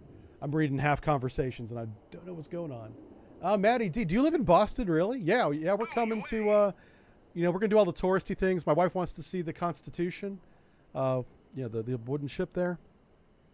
And then whatever else is going on. We may go in, we may take in a ball game. It depends on, it's going to be next summer. So that'd be a good place to do it, because all around, I almost said Wrigley Field. I live near Chicago, so I'm a Cubs. Or I used to be a Cubs fan. The Cubs got to win a couple games if they want me to be a fan again. Okay, those poor guys, that poor team just can't seem to get their act together. But what's the field in Boston? Oh my God, I can't remember it. It's famous. Anyway, there's lots of restaurants around the ball stadium, so that'd be a good time to hook up and get a bite to eat or something. I'll talk more about it once that gets closer, but that's way, way far away. All I ask is that you guys don't make my wife uncomfortable, please. Yeah. We can have fun and jokes and all that, but she's not down with that.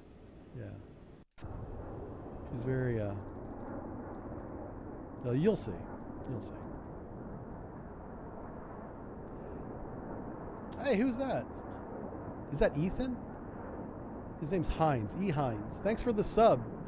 Thank you for using your Twitch Prime sub on me this month. I appreciate that. I did promise that we would compress a little bit of time, because we're just looking at a map at this point. So.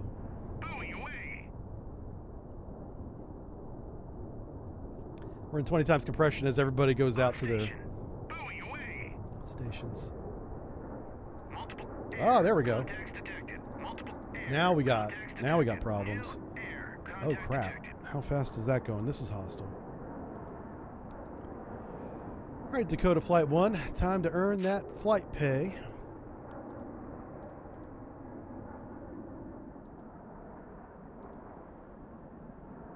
Engage track 70. I'm in hot, dropping tanks. In hot, dropping tanks. What's this up here? 500 knots. 500 knots. Hey, we got a hype train on Twitch. What's that? See, Just Flob says, last time we were in Boston, your wife broke the handrail with her head. What? Climbing a ladder on... Oh, she was climbing on the Constitution? Oh my gosh. Old Ironside my butt. Oh, because it broke. Yeah. There's so many jokes in that are inappropriate. That's hilarious. I mean, I hope you gave her a hard time. Let's just leave that. Like, there's jokes there that you would tell that I would never say about your wife. Yeah. New air contact detected. All right. We're lofting Phoenix missiles at these chuckleheads. It's time to fight. Multiple air contacts detected. Oh, we want to be jamming them too, which we are, but I want to center my jam on those guys.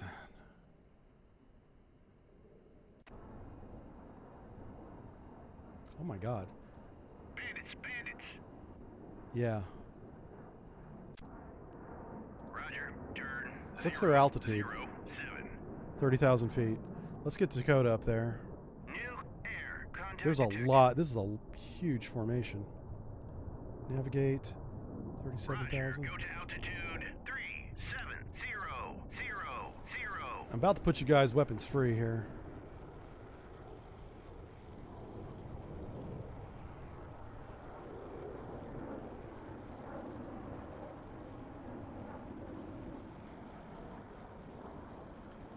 Let's get Cupcake Flight Roger. Turn. over to there. 090. Ambush Flight over to Roger. here. Turn 091. Shoot.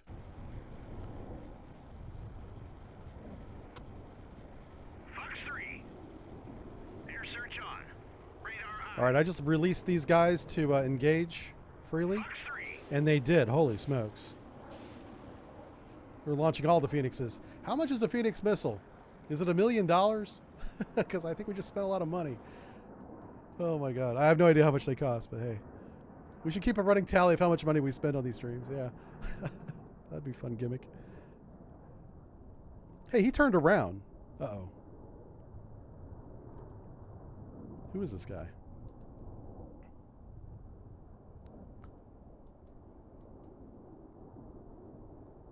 How many hits are we going to get? Oh my gosh. This is what the Phoenix missile system was designed to do. Well, the system is called something else. But just mass launch on a whole wing of incoming bad dudes. Splash track. Yeah. Track 7. Splash track 7. How many did we get there? 1, 2, 3, maybe 4? Quite a few.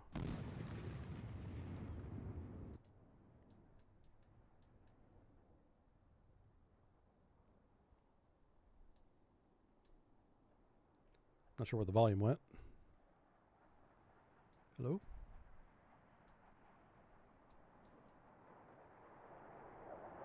Right, here they come. I think you missed. Oh, we got that one. Fox 1. New air. Contact detected. He's down to his aim 7s. Oh, he just lost. He's down to his sidewinders. Track 7. Nice. There's one plane remaining. Come on, man. Get him.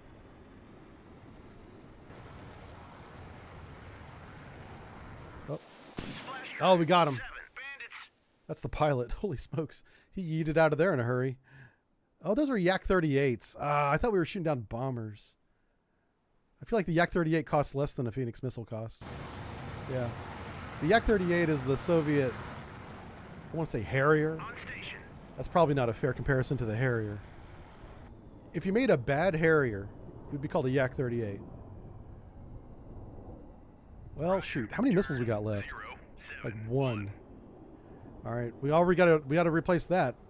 Ah, shoot. Of course. All right. Let's get these guys launched first. Then we're going to turn the formation around. I didn't forget to turn the formation around. I'd wanted to wait, which we did.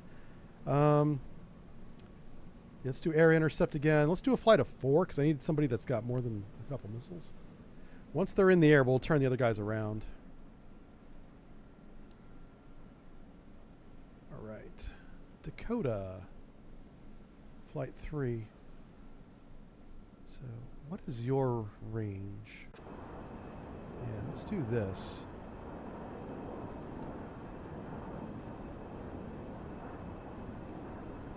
Now, this is a flight of 4. Yeah. How close are we to missile range? Not there yet.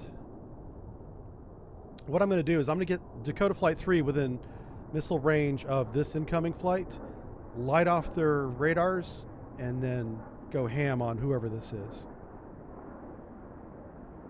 Dakota Flight 1. Is this guy RTB? He is. Let's get Dakota Flight 1 down low. Roger, go to altitude 30. And the reason why I'm doing that, he's only got one aim 7 left. Short range, radar guided missile, short range, medium range, radar guided missile. I'm going to identify this. I think this is a merchant who's not paying attention to his radio, which off the coast of Venezuela will get you a Maverick. But here we're not going to do that. VID track. I just want to confirm that he's not hostile. Okay, we got another flight coming in here. Okay. There's Blue Tail. It's my radar plane. Got to make sure he stays alive. He's kind of like the quarterback. He's coordinating everything. Nowadays, even though we still have these planes, obviously, the F-35 is very good at doing this job.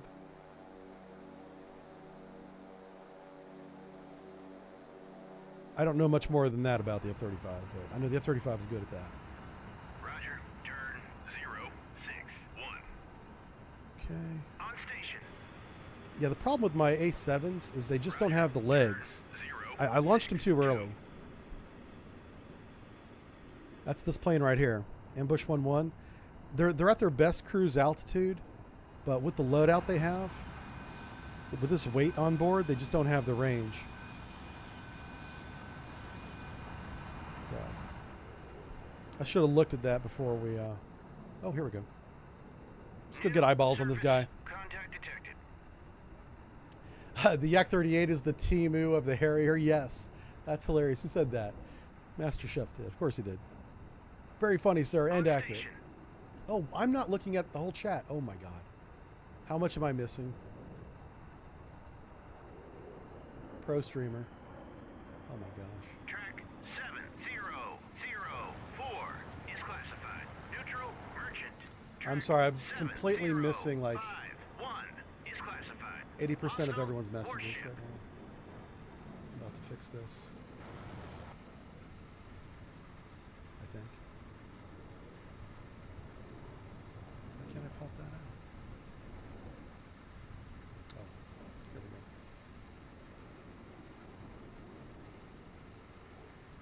Sorry, chat. I've been just paying attention to Twitch for some reason. I thought I was watching everybody. All right. Now I've got Kick, YouTube, and Rumble. And I don't have Twitter. What's going on with Twitter? I've got like the most views. Most of our viewing audience is on Twitter right now. I can't see a single thing they say. And I'm pretty convinced that I should be able to. Like, that's on me. Been doing this for probably 4 months now. We've been streaming on Twitter, and still can't figure out how to view their messages. I can go back after the stream and see what everyone says.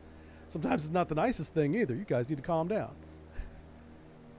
Stop saying bad things about me. But I get it. Sometimes I deserve criticism. I'm okay with that. Not everyone agrees with me, and that's how I know I'm not in a simulation. Yeah. If everything I said everyone agreed with, I'd be like, yeah, I'd get real suspicious real fast. Uh-oh. Let's fix our offensive ECM. Ooh. I bet you that's a bad dude. Oh, can we catch him? I'm gonna try and catch this dude. I'm gonna use the F-14 as a hunter. Let's go get him. Turn on your radar. Okay, it's already on. We've got one medium-range missile in a dream.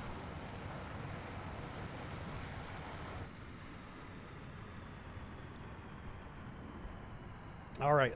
Twitter chat is the new Twitch chat. I know. But see, uh-oh. Why'd you turn around? Roger, turn You need to go. 10,000 feet. Go to altitude 1000. I want you to go max. Roger, Buster.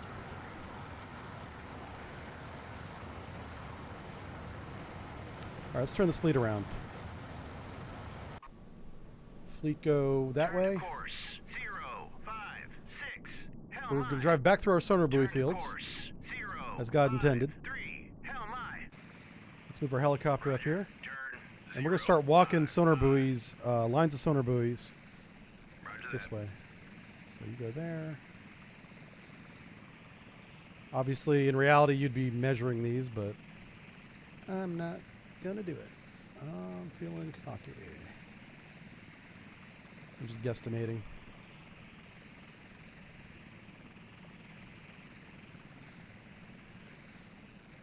Try to even them out a little bit better than that. Okay. Rules of thumb will save you a lot of time. Yeah, that's a bomber fleet. Okay. What's their altitude at? 37,000. We want to make sure Dakota 3 is at the same or higher. Okay, navigate altitude 37,000 feet. All right, so we're about to take on what we thought we were taking on before. This is an actual flight of backfire bombers. The Tu-22. What's the Tu-22? I want to call it the backfire, but I'm not 100% sure. I'm not an aviation guy. That's my excuse. I do like aviation. These are really cool. Not as cool as submarines, but still pretty cool. Anywho, yeah, I'm gonna get him within weapons range. Let's get another range circle out here. I want it to be like 80 nautical miles, roughly. So once we're within about 80, oh my gosh, we're gonna light off the radars. New surface contact detected. Word, catch this dude. How fast is he going? He's doing 470 knots. We're doing... Oh, we're not doing that fast.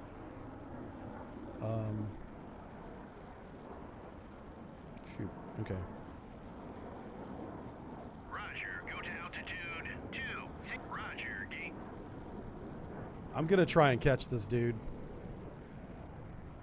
That blue circle's my fuel, my endurance. So there's another radar plane up there. I'd like to peel off one Dakota 3 fighter and throw him over on that radar plane, but these bombers are priority right now.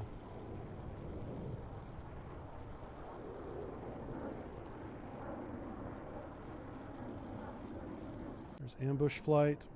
Hold on a second. Why don't you have a waypoint? Oh, there you go. Hoo-hoo. Let's make sure everyone's got waypoints. Okay. And where's Dakota 7 at? There they are. They need to get the rear end up here.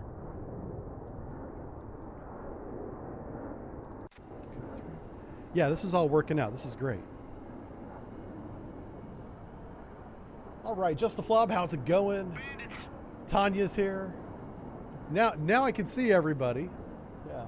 I try not to look at the number because that makes me self-conscious. Even after all these years. We've been streaming since 2017.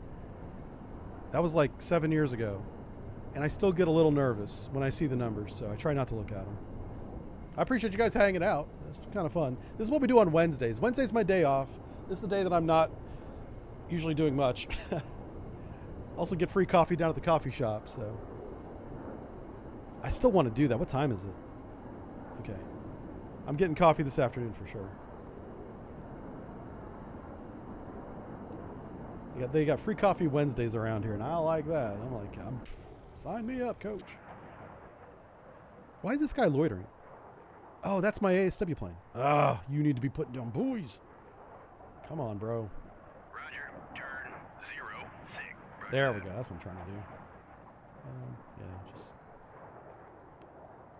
I'm not even sure what the plan is here.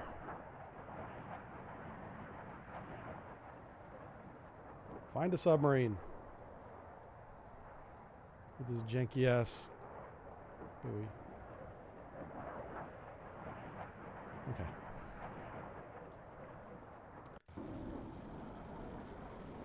This guy's desperately trying to catch up to this plane. God, I really hope that that's not a... This has all the indications of being a civilian airliner. I'm not going to shoot it. I'm going to ask him who he is. And we're also going to I'm going to turn on my radar. Radar's already on. I should be getting a profile. The F-14 has a camera. That's what this little chin thing is. This thing right here is a camera. I should be getting a visual at this range of who this guy is.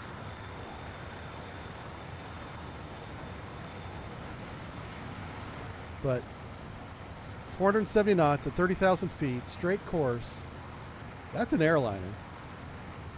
I think I might have accidentally told it to shoot it down. But I've since then given him a different order, so he's fine. I'm so glad he didn't shoot him down. Because I'm pretty sure that's a civilian. We almost had a war crime. It is Wednesday. Yeah. All right, Dakota Flight 3. Once we get inside this circle, we're going to turn on our radar, verify range, and then all 4 of these guys are going to go free. There we go, all 4. We're going to launch Phoenix missiles at this entire flight. These guys are dark right now. The red team doesn't know about this flight. They're about to find out.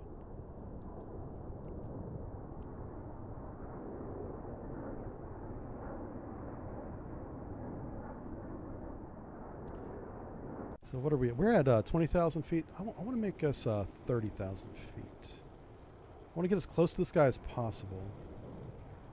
Roger, go to altitude 37,000.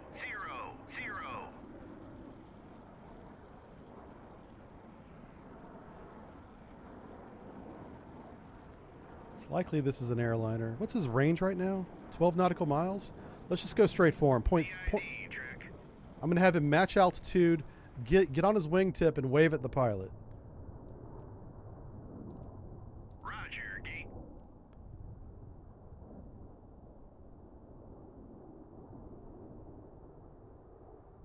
Why are you slowing down? Stop slowing down. Go faster. Roger, gate. What the hell?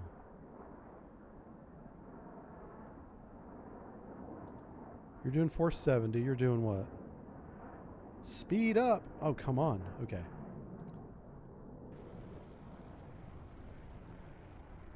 All right, he's speeding back up now. Okay.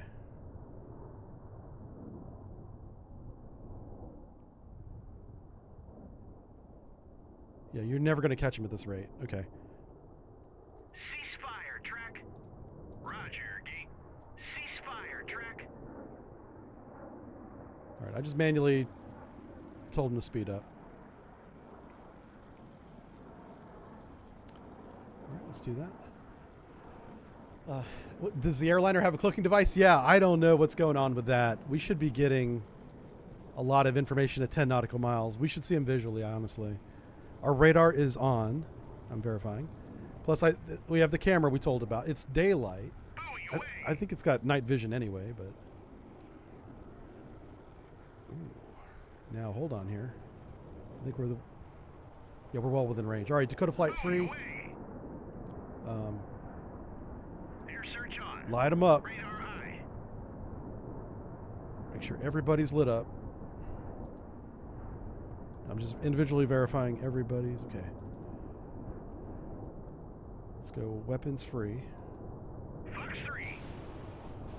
Yeah. Get some.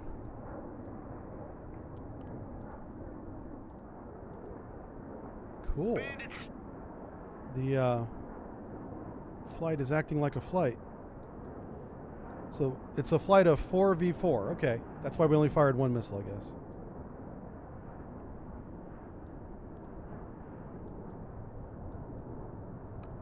Oh shit, that's a yak. Oh my god. Buoy away.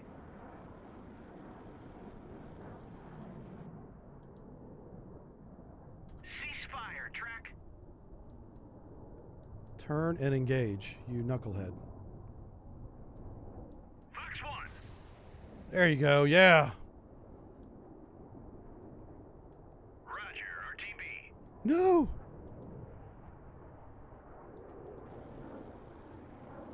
Engage track 7053. Salvo fire. He's right there, shoot him.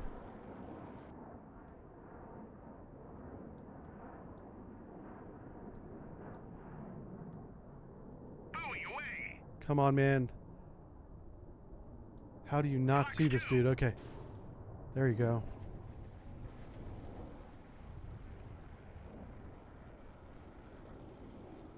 Did he dodge both of those? What the fuck? Engage track 7053. Salvo fire. New surface contact detected. Oh my god, this is so dumb. Don't let this VTOL outrun you and oh my. There he is, okay. Track Got him. 705. Alright, now you're allowed to land. Coast. You almost lost your landing privileges. Alright, orders. Navigate RTB. Where's the RTB at on this thing? Orders, here we go, return to base. Roger, RTB. Okay, now we get back to this other fight that's going on. Just in time to see the missile engagement. Yeah. Those are the bombers. Oh, there's 5 of them. How many are we going to get? Kill track, splash track 7. Holy smokes, we got all 5. Yes! America! Oh, no, we missed that one. Okay, we got 4 out of 5. 4 out of 5 ain't bad.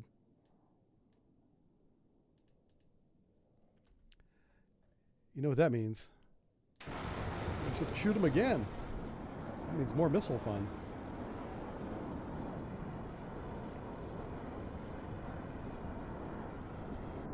Alright, so now they're definitely alerted, so we'll see how this goes. Dakota's coming back. Where's my other Dakota flight? Man, these guys are slow. What's your altitude at? 37,000. Yeah, I got them at the best speed so they don't burn all their fuel just trying to get in position. But like our attack planes are getting close to being able to attack, and they don't have any cover right now. They have ECM, and that's about it. ECM in this game is very powerful, so I'm okay with that. Let's see how this missile goes. Track 705. That was a really good first strike. I didn't expect to get 4 out of 5. Oh, no, we missed that one too. All right, turn and engage. Do it again.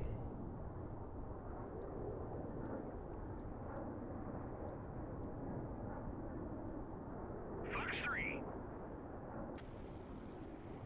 Okay. All right, we'll check back on that in a second. Dakota 1 is going home. Magic is jamming. Ambush and Cupcake Flight are almost on station. Dakota 7 is on the way. Did we turn the Arleigh Burke around? Yep, Burke's turned around. Doing 13 knots. Good, good. Carrier's turned around. He's about to be doing flight ops. Landing, recovering aircraft. We should be able to launch while we're recovering. So let's see. Let's try it and just see if the game lets me do it.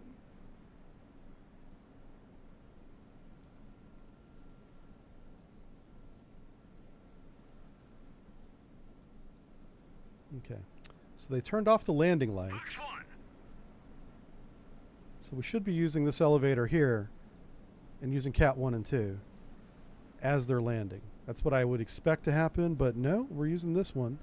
So he's going to drive across. That's not good. Don't do that. He'll just wait, I'm sure. One of these two planes are going to wait. Like either this guy's waiting in the pattern. Splash track 7014. Oh, we finally got that bomber. Okay, good, good. Okay, Dakota Flight 3. Let's reform. Take them back to weapons tight. The whole formation. Let's double check it. The only reason why I'm double checking the weapons tight status is that this is a fix they've recently fixed. So whenever you tell the flight lead, hey, your flight's weapons free, everybody in the flight goes weapons free as they should. All right, so there might be a carrier. No, those were land base. So those could have came from Mother Russia. Who knows? Because the Tu-22 is a very long range and can refuel. So who knows? Roger. Turn 10. What I'd like to do is provide cap for my attack flight. So we'll have Dakota Flight 7 and Flight 3 overhead. This guy, who is this guy? Hello? We should send somebody out to say hi to him. 705. Oh, it's an airliner. Is classified. Friendly air. Okay. The thing we're looking at on the screen is not the same contact. That's my P3.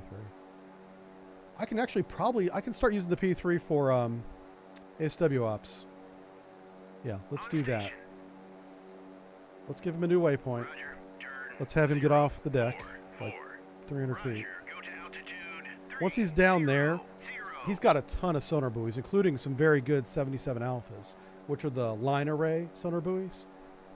So we'll honestly just drop one of those every 50 miles, and that'll cover a large area very fast. And what I'll do, I'll put like a crescent shape around where I want to drive the fleet into. And so anybody that's crossing that we'll see coming, whether it's a torpedo or a submarine. Anyway, let me catch up again. Sorry I'm falling behind so much on the chat here. Synchronized parachutes from the attack. Yeah, that was pretty cool, wasn't it? This pilot's never playing for a drink again. Oh yeah, the guy that was you could be talking about the Yak, because he dodged a couple missiles before he dodged the guns. Yeah. What's the contact sneaking up from behind? Yeah, I just saw him too. That's an airliner. Thank goodness. Chat's on top of this before I am. All right, cool. I think we're all caught up. Oh, and the name of the stream is called Vacape. That's the Virginia operating areas. I think Cape is like Cape Hatteras or something. If there's any quartermasters in the chat, they would definitely know. Prepping that chart a lot. On station. So, right now, these guys are kind of acting as my air cover. My cap, if you will, even though that's not their primary mission. And they got some very short range, sidewinders. But, it's more than what the A6 has got. The A6 got nothing. Buoy away. They got chaff. That's it. Anybody shoots at them? Yeah. Like, I might be taking out this radar plane with a sidewinder. Not ideal. But that's the situation I find myself in. I should have launched 4 planes with Dakota Flight 1. There's no reason not to. And now the last of the flight, he's got no weapons. That's why he's going home, to refuel and rearm. He's got 600 rounds of 20 millimeter. So.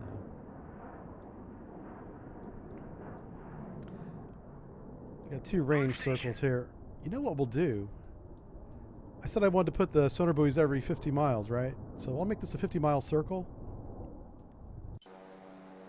Is he on the deck yet? Yeah, he is. Okay. So let's take one of these long-range sonar buoys and drop it here. And we'll drop the next one.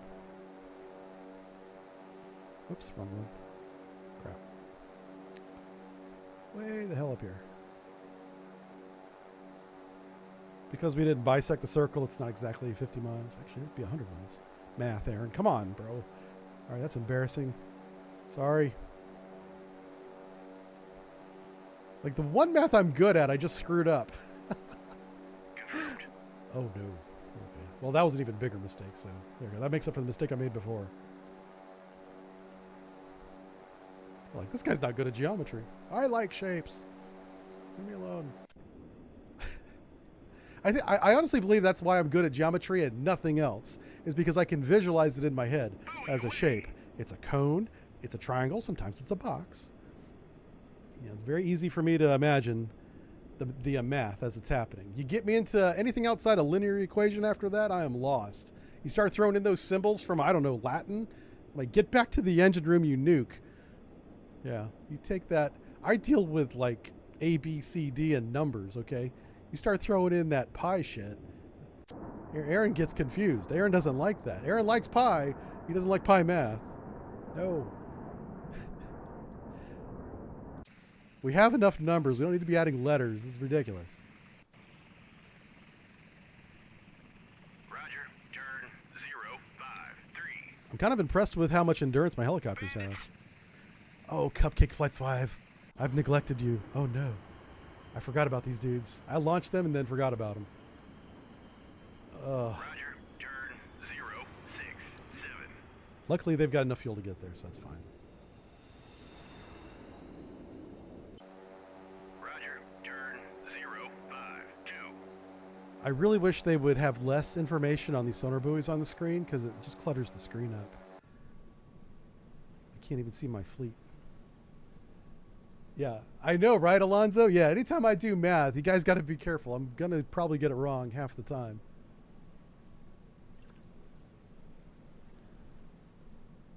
On station. I remember whenever I went to MEPS, they tried to make me take the nuke test. And I was like, let's not waste time. I'm not going to be taking the nuke test, okay? That's an hour of my life I'd like to have back. Yeah. All that's going to do is embarrass myself.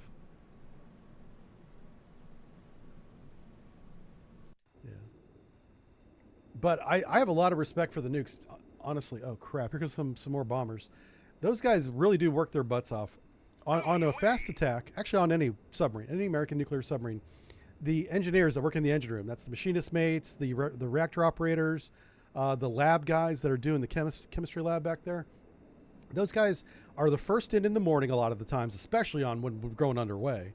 They're there hours before everybody else. And then they're always like the last to leave on any given day, any work day. Most of us are getting off around dinner time. Those guys are having dinner, talking about what they have to do in the engine room after dinner. And then they go home at like whatever. It's always dark. It's dark when they arrive. It's dark when they leave.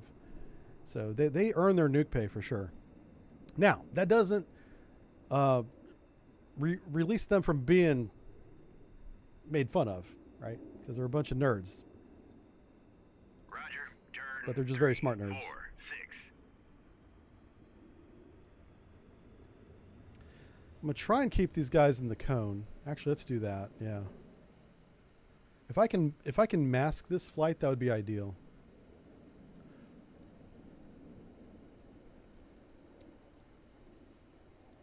Hey, what happened to my plane? Oh, there it is. Okay. Thought I lost my P3 for a second. That's why we have Excel and calculators. Yeah. Excel is really good at math. You get some formulas in there. You just put in the numbers. Yeah. I learned that for doing the sonar search plan. Yep. Back in the day, and I'm glad they got away from this. When I joined the Navy, they had what's called range of the day.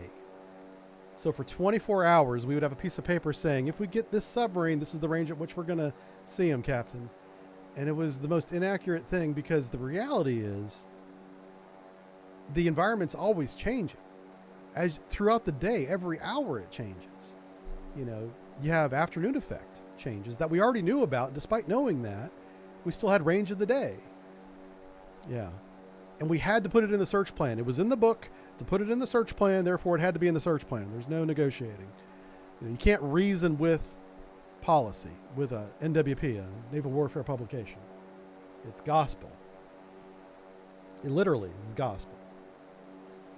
NWPs are, you know, when in doubt, refer to that, right? What are we doing here? This is one of my radar planes. That's my sonar plane. So he put that field up. Yeah, I'm just going to have him loiter. We've got a really good sonar search employment going on. Roger. Turn. I just want to keep him away from the sonar buoy so I can see the plane better. I can't do much about the fleets because I have to intentionally drive the fleets near the sonar buoys. So I'll constantly be zooming in to verify them. Like, here we go. Got another one. Oh, it just turned nighttime. Roger. Turn. 0, 5, 1. All right, so I'm going to take this S3, send him way north of the fleet, looking for subs.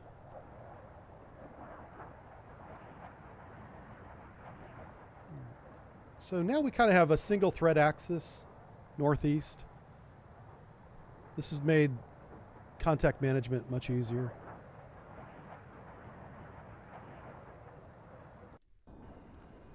All right, so ambush flight.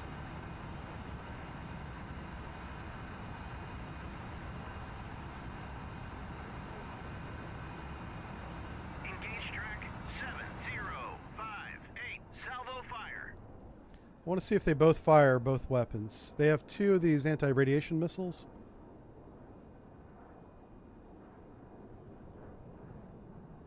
Okay. And they've got the order. Let me see what the range is on that. Oh, wow. Okay. On station. Yeah, they probably don't even have the fuel to get there. I was afraid of that.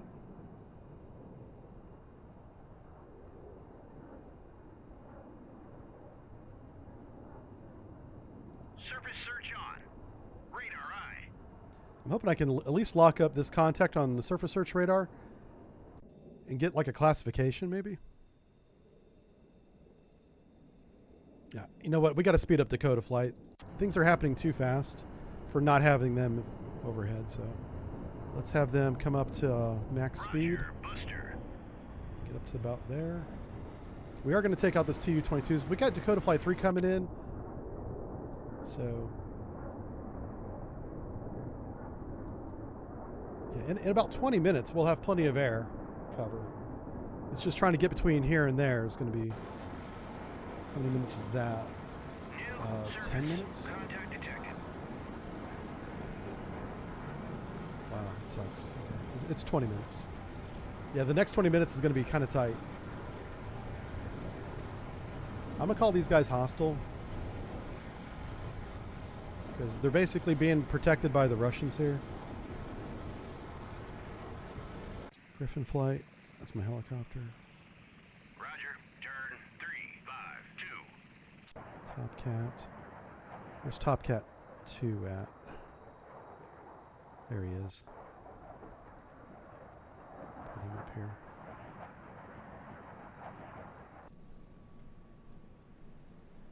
All right, yeah, kind of a quiet deck. I like it. On station. Who's on station? Let me see who that was. Top Cat 1, okay. We'll speed him up a little bit. Do some time compression here. Just a Flobs here. He says, sweetness was really something. Now it's all pretty, just passing time. Oh, who died? Walter? Is that football player? I heard a football player passed away pretty young, too. I don't know anything other than that. I just know that people in my circle of friends were talking about it. Just really sad. Ooh. We're within range now, I think. No, not really. You know what? I really hate to do this, but because of the fuel situation, I have to take ambush flight 1 and shoot down these stupid bombers.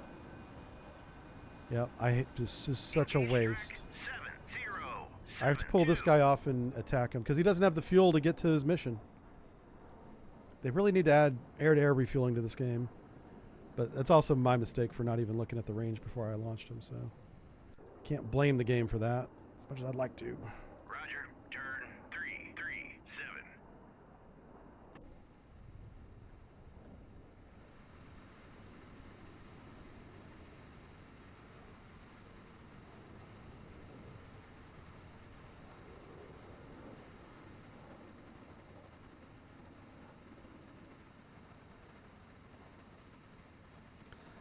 So the Lima, correct me if I'm wrong, I think the Lima is a rear aspect only infrared missile.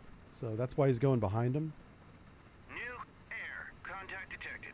New air. Oh my gosh, there's so many of them.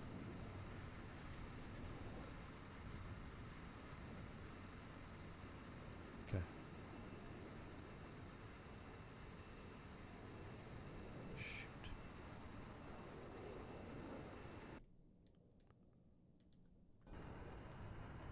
Do it again. Fox 2.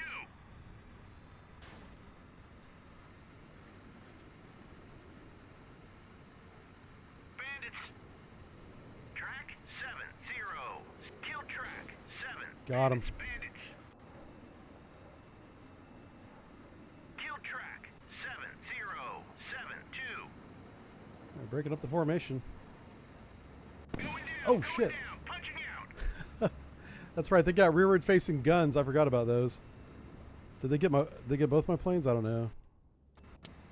Yep, they sure did. Yeah, they've got a rearward facing. It's probably like a 50 cal. It's got like 4 barrels on it. Yeah, it's. Well, we got 1, 2. Looks like we got 4 of them, and they got 2 of us. On station. I got 3 of them. Okay. Oh, shoot. Aha. We're almost within range now, and we can detect him. Awesome. So Dakota Flight 7, I think he's within weapons range. Let's see if we can light off our radars here. Let's go. Let's verify range first. Yes. All right, Dakota Flight 7, light him up. Air search on. Radar eye. Multiple air. Contacts detected. And I'm gonna have a little bit of faith here in the game and tell them to go weapons free.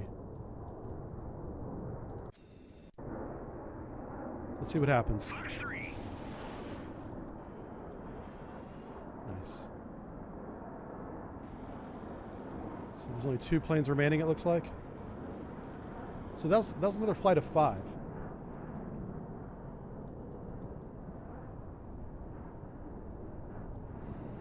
We don't want to get close to him or behind him. Yeah. L is the all aspect. Thank you, Bob. I wonder why he got behind him then. He could have shot him from the side.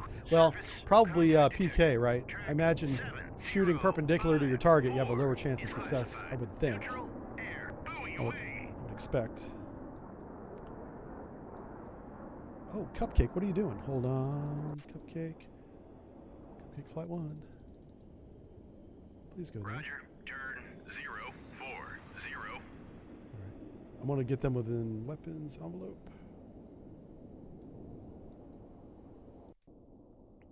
Roger. Turn 062. Where's my radar plane at? Let's move a little bit closer. Turn 071. And he's at the best altitude. Roger. Go to altitude 30. Let's see how our weapons do. 0.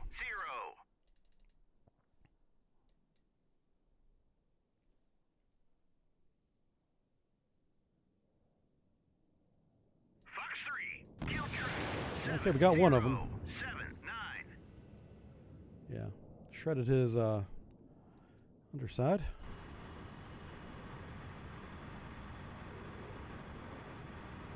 Where's that missile at? There it is.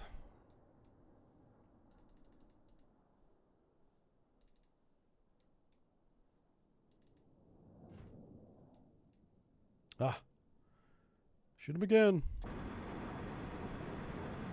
Fox 3.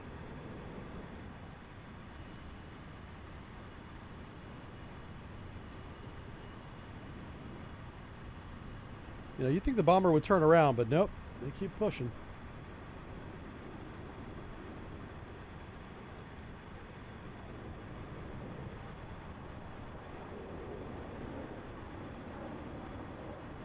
Somewhere over there.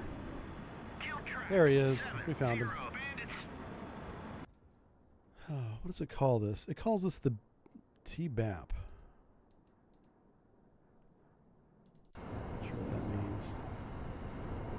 All right, Dakota 7. On station. I don't know if I can fire a harpoon at this. I'm going to try.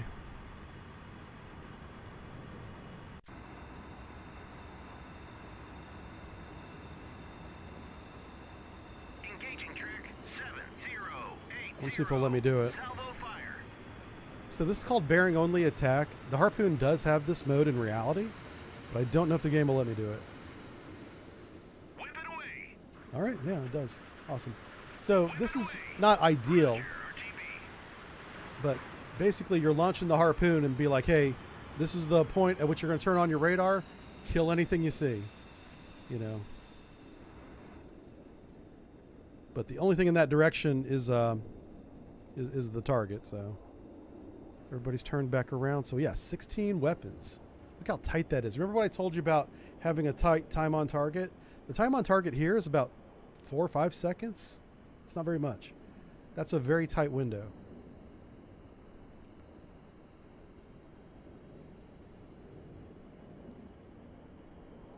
What I'm saying is that's a good thing. That's what you want to achieve. On station. Which means now we don't need to rush this guy anymore. He can slow down. Let's put him back to loiter. Roger, loiter. And keep him at 7,000? No, 30,000. 37,000. That's Roger, what go it is. to altitude 370. So this radar plane I will take out, but I'm going to wait for him to... I was going to say I'll wait for him to come on this side of the formation, but I may not wait that long. Let's see how effective this first attack is.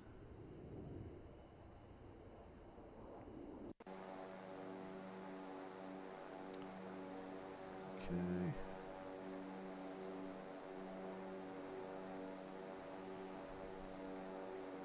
We'll go. Oh, fudge.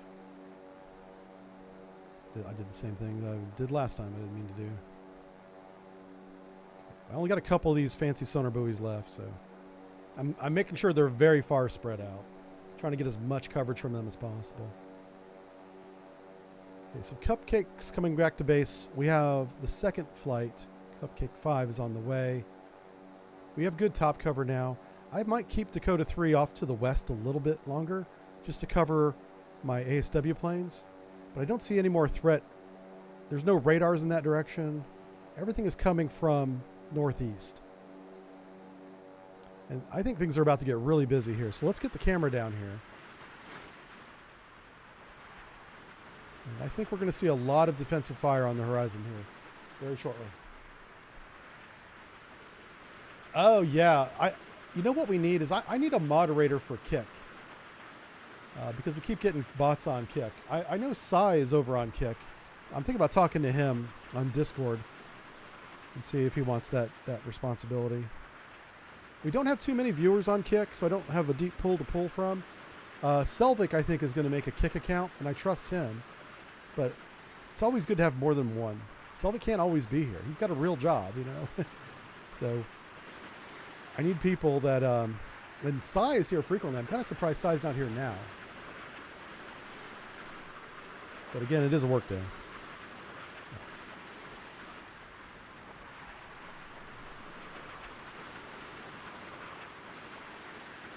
Also, if there's anybody over on Kick, don't listen to Gang Starter. That's not great. Probably not even a real person.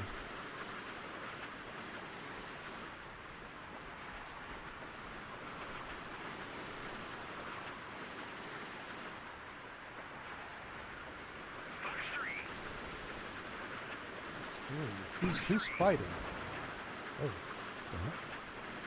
oh, he's shooting at the radar plane. Awesome.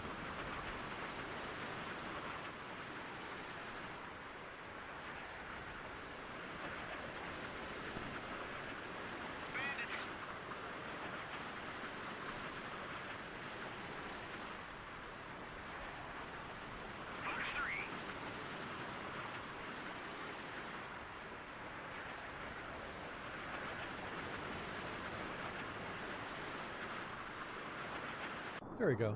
Track 7080 is classified. Hostile warship. Yeah, no kidding. You just take a big picture real quick? Okay. Now, the Phoenix missile is so big, I wouldn't be surprised if they're trying to shoot it down. These ships up ahead. We don't see the ships because we don't have classifications on them.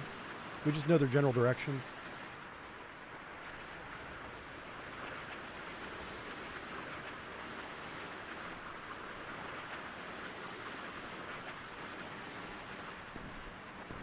All right, gunfire.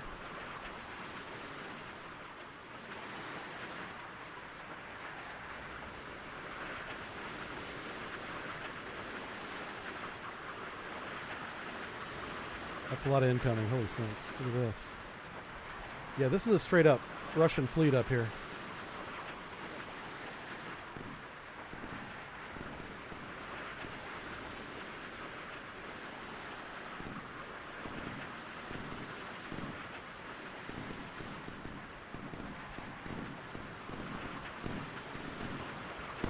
Rip that harpoon. They got that one.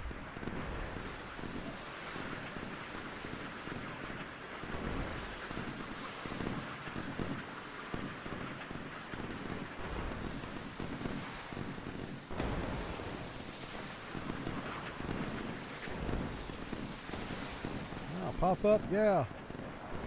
Dodge, dodge, dodge. Look at all the smoke. Oh my goodness. Hey, we got him. Who's this? Oh, Udaloy. Udaloy is toast.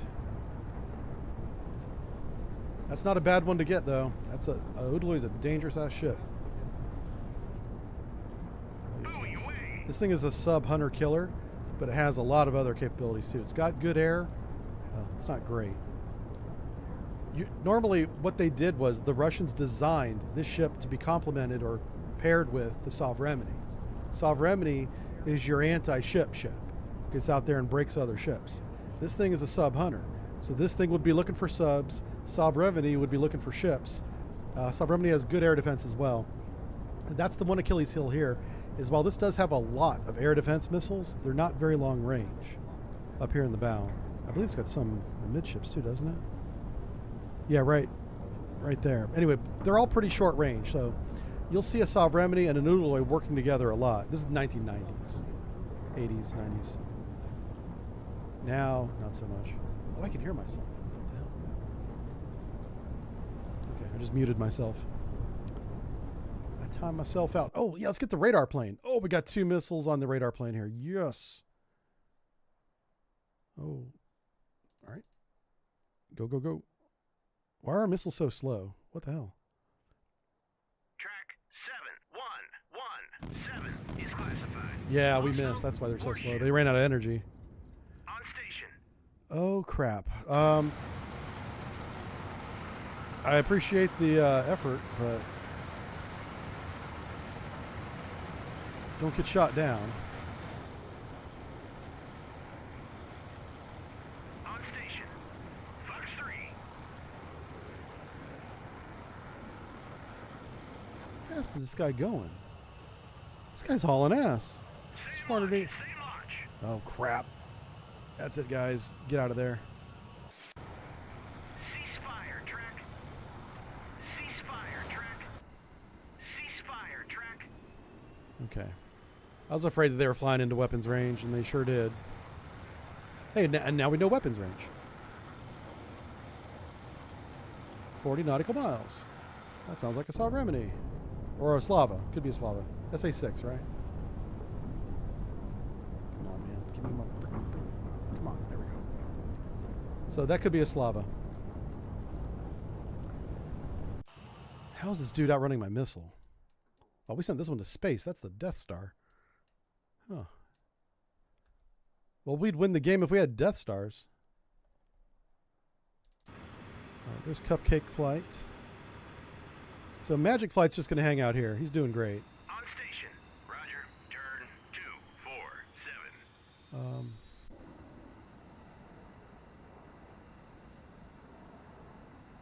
I want these guys to rejoin formation.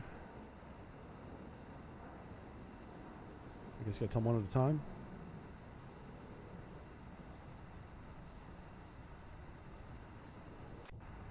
Multiple air. Contacts detected. There we go. Return to formation. Returning to formation. Just had to find it. Returning to station.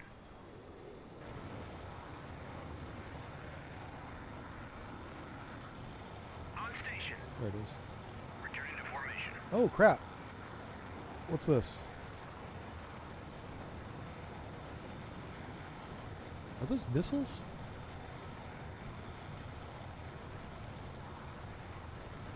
If they change course. Yep, they're changing course. Okay.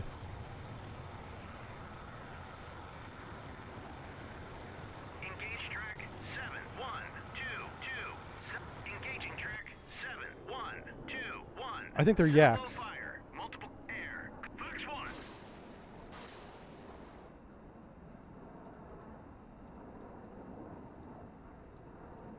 I think. We're about to find out. Might be shooting a missile with a missile here.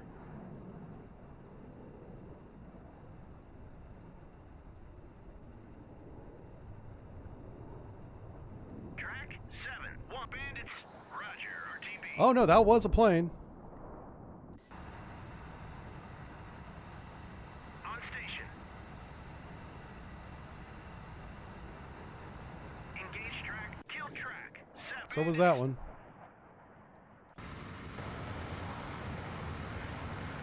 Air search on. Radar eye.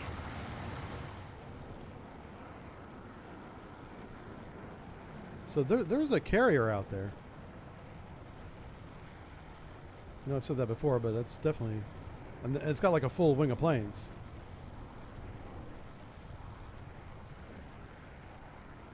Fox 2.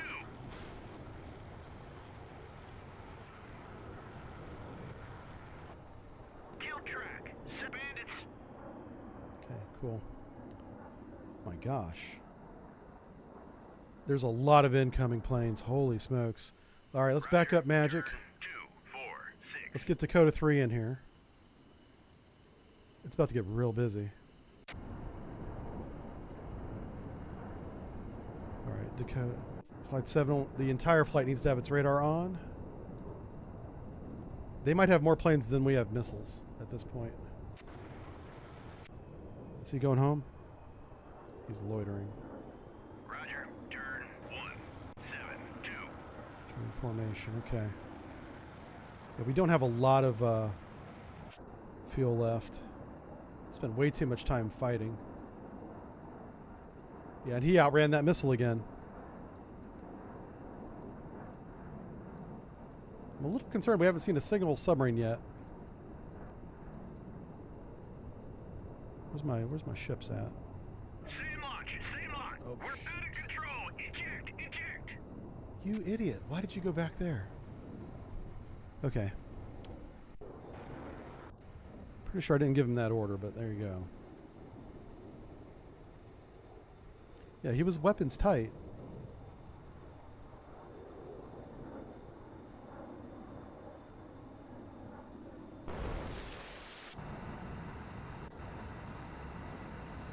Yeah, on the bright side, we don't have to refuel and rearm them now. Yeah. Yeah. Well, that's bright side Aaron right there. That's what that is. Saving money and time. All right. There's wingman number 3 coming into position.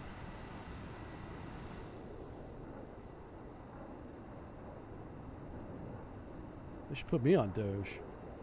It can't cost money if we get rid of it, right? Oh my God.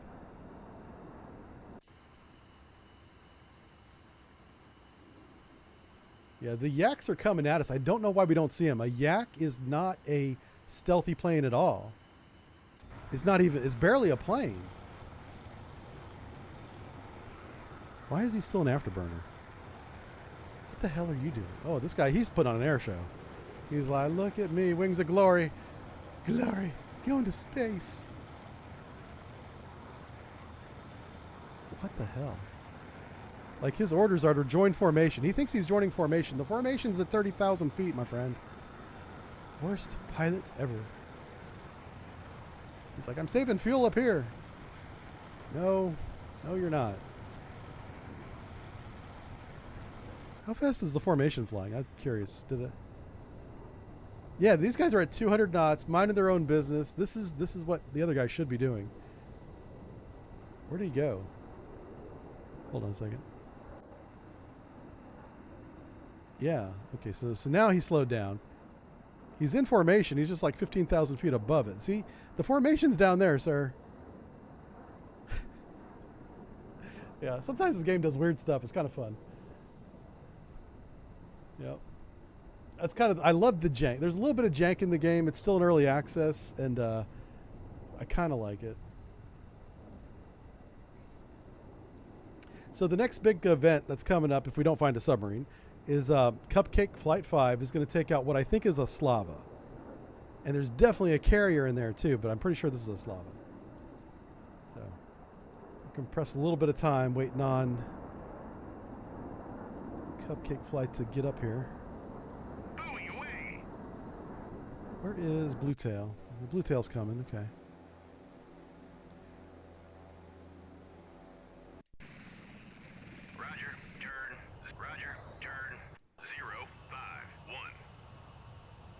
Gonna put another line of buoys up here.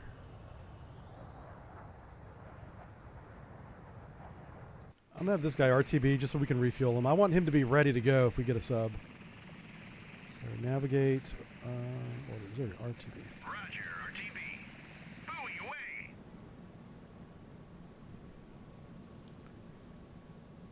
All right, so they've got orders. They've got orders. On station. On station. Buoy away. Air search on. Radar high. New surface contact detected. Buoy away.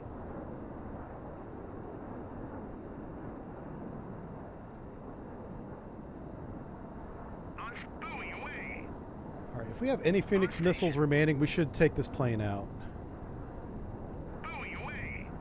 This guy's being a pain in my butt. I don't think we do, though. No Phoenix. Oh, he's got some Phoenix. Hey, there you go. Single shot. This dude. Engage track 7006. New air. Contact This is a real pilot. This wasn't the astronaut pilot, I don't think.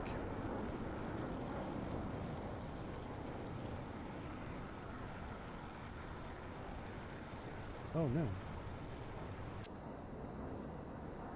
How are they so low on fuel?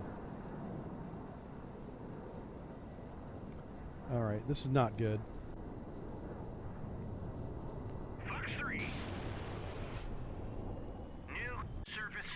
We've burned through our fuel much faster than I thought we would. New air contact detected. I'm going to go there because you'll have more tanks. What? Oh, no. Okay. Yeah, I've mismanaged the air war big time. Like, to an embarrassing level. Really, the fuel situation I mismanaged is what I'm talking about.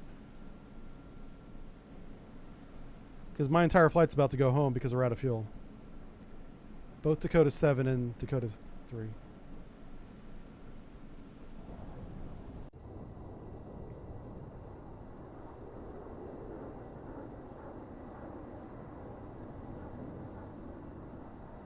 Oh my gosh. On station.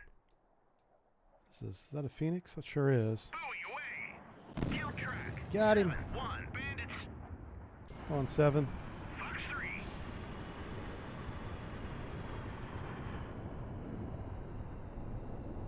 Somebody shot. I don't know who it was. Might have been Spaceman, yeah. That's his new call sign, Spaceman.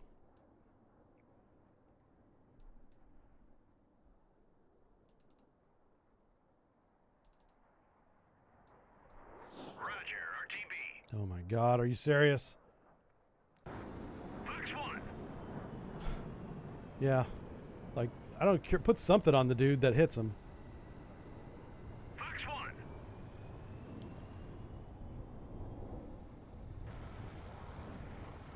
Splash track. Ah, 7, finally, 1 okay. bandits. Ceasefire track. Roger, RTB. How much fuel you got? Okay, this guy's got some fuel. That's good. Fox 3. On station. We'll see how many more of those they put up. I'll have this guy RTB as well. Roger, RTB. So we got one plane from Flight 7 that still has one long-range missile and a lot of fuel. We've got Dakota Flight 3 out of long-range missiles, has more fuel. I just need to get to Cupcake 5 to his launch point, and then, you know, we can fall back a little bit. Trying to manage this air war that's 400 to 500 miles away is a pain in the butt. Let's bring... Turn 0. might be too late for this, but we need to bring the jamming plane back into position. Because you want to jam the missiles all the way to target. Give them the best chance to hit. Yep. Track 7, 1, 4, 2. Hey, thanks for following there, Pro Burma. Appreciate that. Let me pull my chat back up here. Were they an afterburner the whole time? I think that pilot was an afterburner the whole time. Here comes another one. So this is something that I hope they address with the AI, is that they should not be coming at me one plane at a time, like a chainsaw. Like the chainsaw is a very real tactic that the United States uses, so I'm sure other countries use it too. But you come in flights, in groups, not one at a time.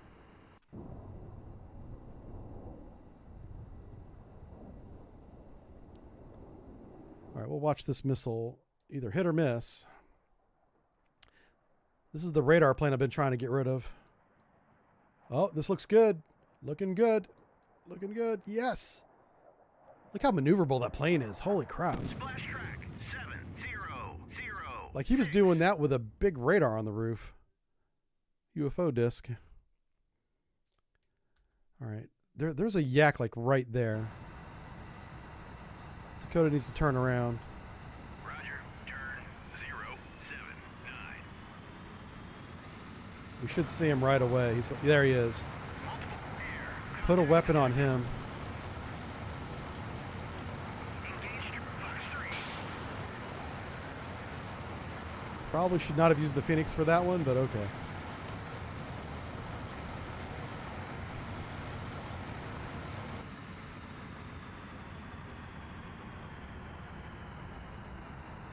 Let's get Dakota Flight 5 up there. These guys right here need to get up. 37,000. Altitude. Roger, turn Where's Dakota Flight 5 at?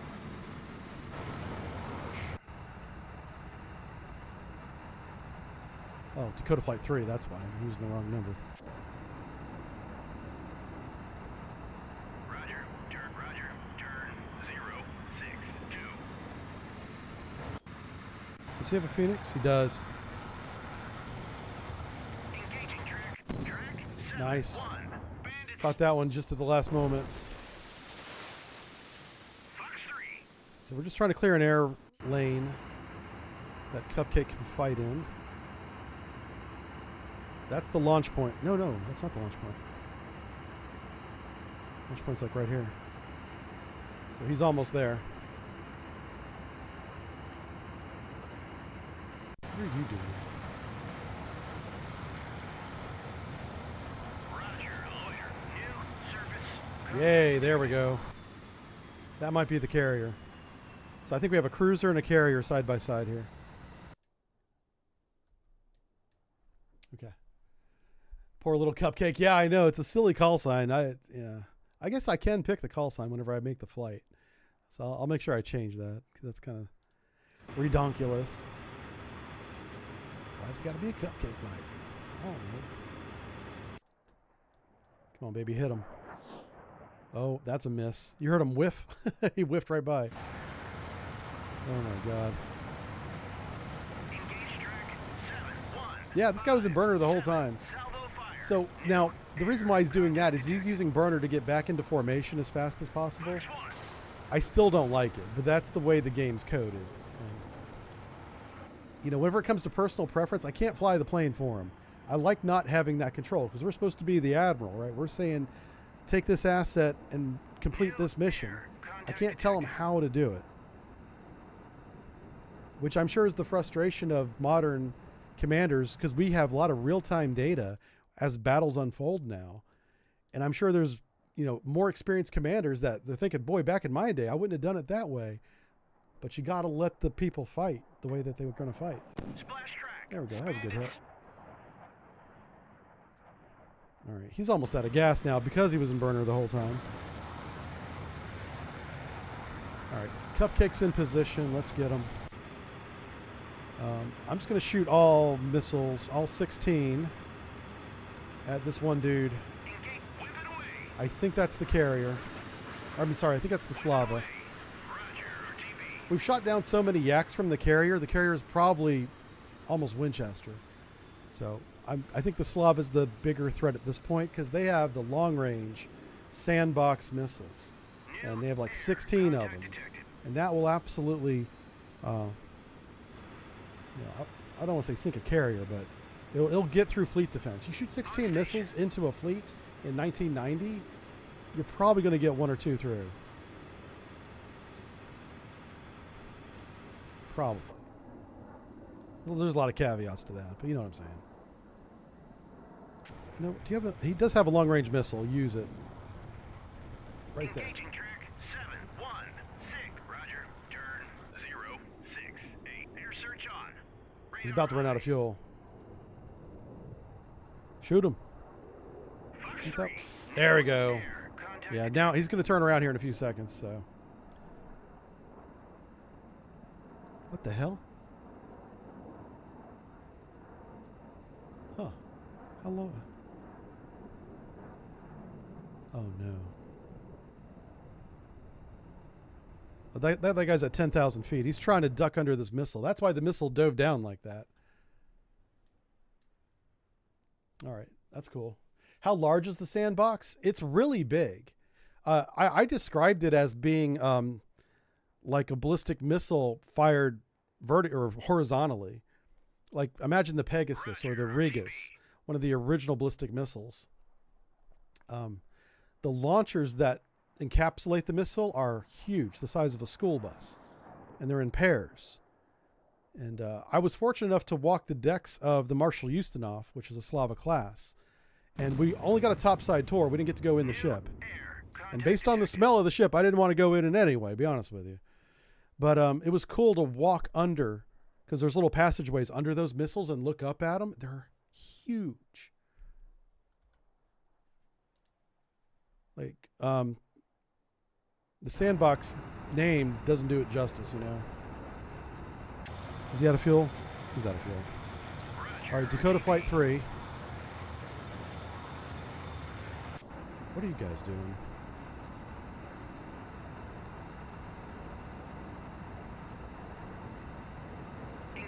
Oh, he's going to try and shoot him down with a long-range air-to-air missile. How about that? All right, he's rolling the dice here. Let's see if he gets a hit. He should be defending the fleet, shooting down my harpoons, and he's not. He's got target fixation on that airplane, on the Dakota Flight 5. And it's going to cost him. He has shifted target to Dakota Flight 3, so this missile must be self-guiding. Because he's already switched to the other target. I wouldn't be surprised if he launches again. Right, that's diving down on my plane.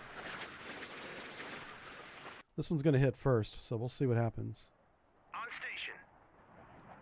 Oh, baby, hit him. Ugh. Did you say RTB? You did. Yeah.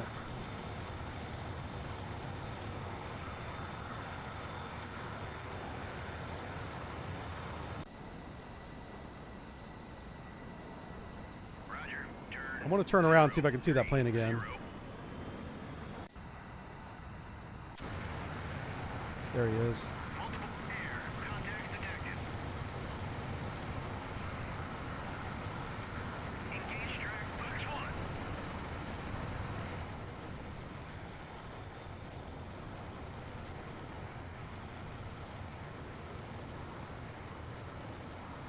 I don't know what kind of plane this is, but it's pretty squirrely.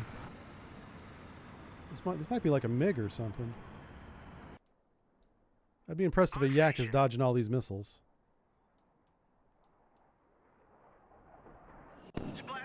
Didn't dodge that one. What kind of plane are you?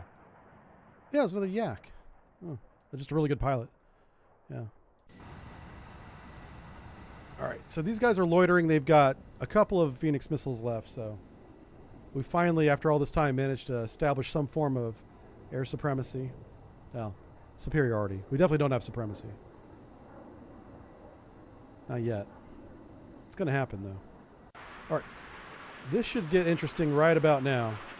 We got 16 missiles going in on the Slava. We know we have a Slava and a carrier. Probably more escorts that we don't know about. We've got lines of 4 missiles on that side of the screen, line of 4 on that side, a line of 8 in front of us.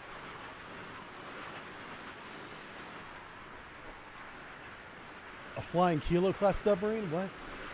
How large? Oh, I already answered the large sandbox thing. Yeah.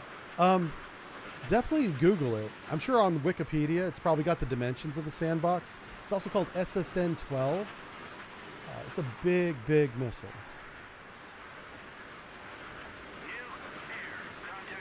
Yeah, they just keep launching. This is called a piecemeal attack, and it's like the worst way to do it. They're launching one plane at a time because it's a one of those ramp carriers.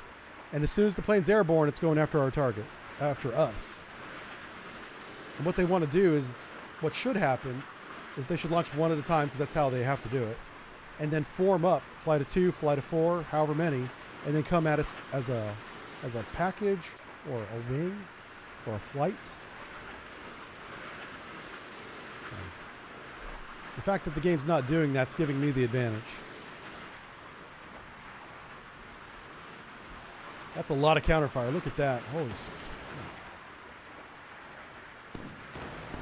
And it's pretty accurate. They already took out 2. Whoever this is on the right-hand side has very good accuracy. That's 3. Jeez.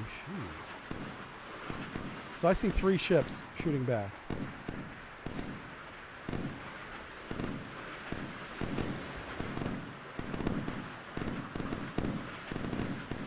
This missile's already been decoyed. It's going to miss. But it's given us a really good view of the battle, so I'm keeping with it. That's a 4th ship right there. Oh, geez. This one might redirect onto the 4th ship. It's right in front of it. No. Right, so there's a missile ship right below us. That one took a hit. That's sunk. That is a Submarine? It's not. Yeah, it's Slava Remini. It's not the Slava, that's for sure.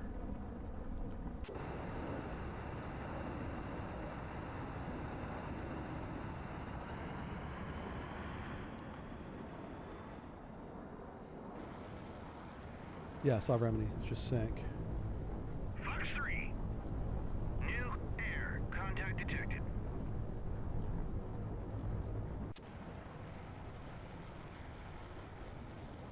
All right, so we can start pulling Magic 1 back now.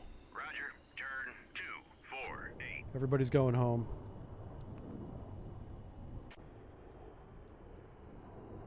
Air search on. Radar eye. Oh, where are you air going? Contacts detected. You. Go back and engage that guy. Roger. Turn 054. I didn't mean for him to turn around. Yeah, that missile missed. New Son of a air bitch. contact detected. The AIM-7 that we shot was radar guided by this guy's radar, and then he turned around, so the radar lost track. So I'm not going to give him any more orders until this weapon hits. Did a war crime happen? Not yet. We almost did. We almost shot an airliner, but I check fired on that before the engagement point. So we were close. Yay, we got him. So here you finally can get a good view of what this is like. It looks a lot like a Harrier, and it is a VTOL aircraft. They're not good at anything, and they're very short range.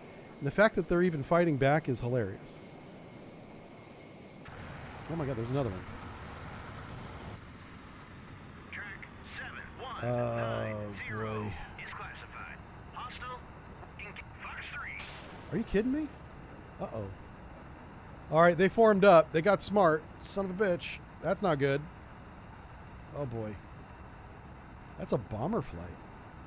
We got us a bomber flight, boys. Oh my god. Same launch. Same launch. Yep. I knew. I was afraid of that. Oh, jeez. Well, we might lose this dude. I got to take the chance because we got to get... oh boy. I don't know. Where's the 40-mile marker at? Come on, move. There we go. All right, he's taking evasive action now, but this missile's going to go ballistic. But it still hit. Okay. I should not have done that, but I'll take it. A victory's a victory. All right. So we want to keep these planes on station as long as possible. On station. As Magic is pulling back. Turn 244. How many do we have? This is a single flight. He's got medium range. This is a single flight. He's got long range. Good, good. Roger. Turn 051. Where's that missile going? Multiple air. This is a long-ass range missile.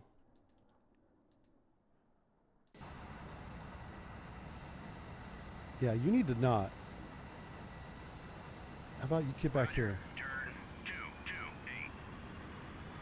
228. These are bombers. Trying to keep them lit up.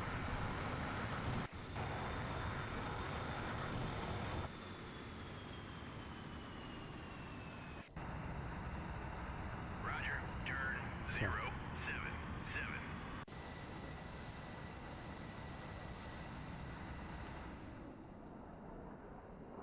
Where's my other radar plane at? Roger. Turn 055.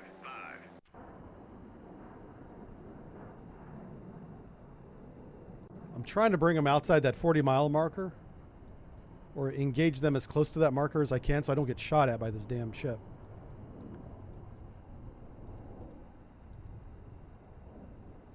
Okay.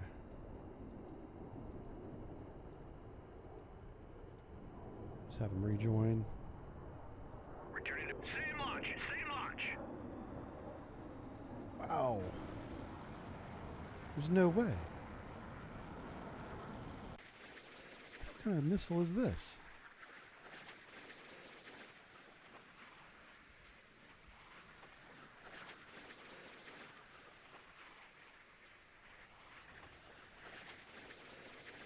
On station. That is a 5v5.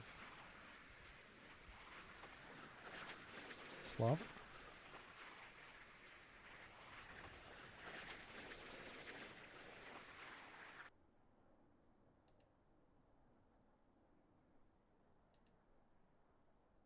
Oh, wow.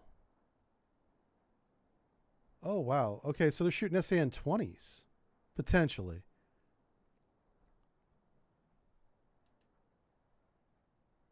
There's a Marshall Ustinov. That's the one that I got the tour of back in the day. All right, so they may have some kind of more advanced weapons than I expected. Okay. Let's go weapons free.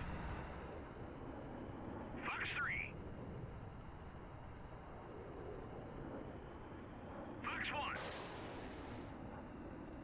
right, we got 5 bombers to kill and 3 planes to do it with. Should be plenty. Even if we don't have enough missiles, the guns, well, these bombers can shoot back if you get within gun range, so that's probably not an option. I'm not going to lose an F-14 over trying to shoot down a bomber. Even if all 5 bombers got through, we'd be able to defend the fleet. Speaking of which, I got to check on submarines here in a second. Fox 3. Track All right, that's 7, down. 2, bandits. Did we get anybody Roger, else? RTB. Fox 1. Splash track. All right, 7, that's 2 out of 5.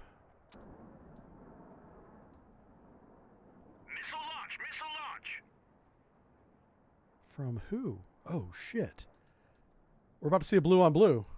Kill track. 7, What bandits. the fuck? Out of control. Eject. Eject. Fox 1. You lost your damn mind, sir, and your wings. RTB.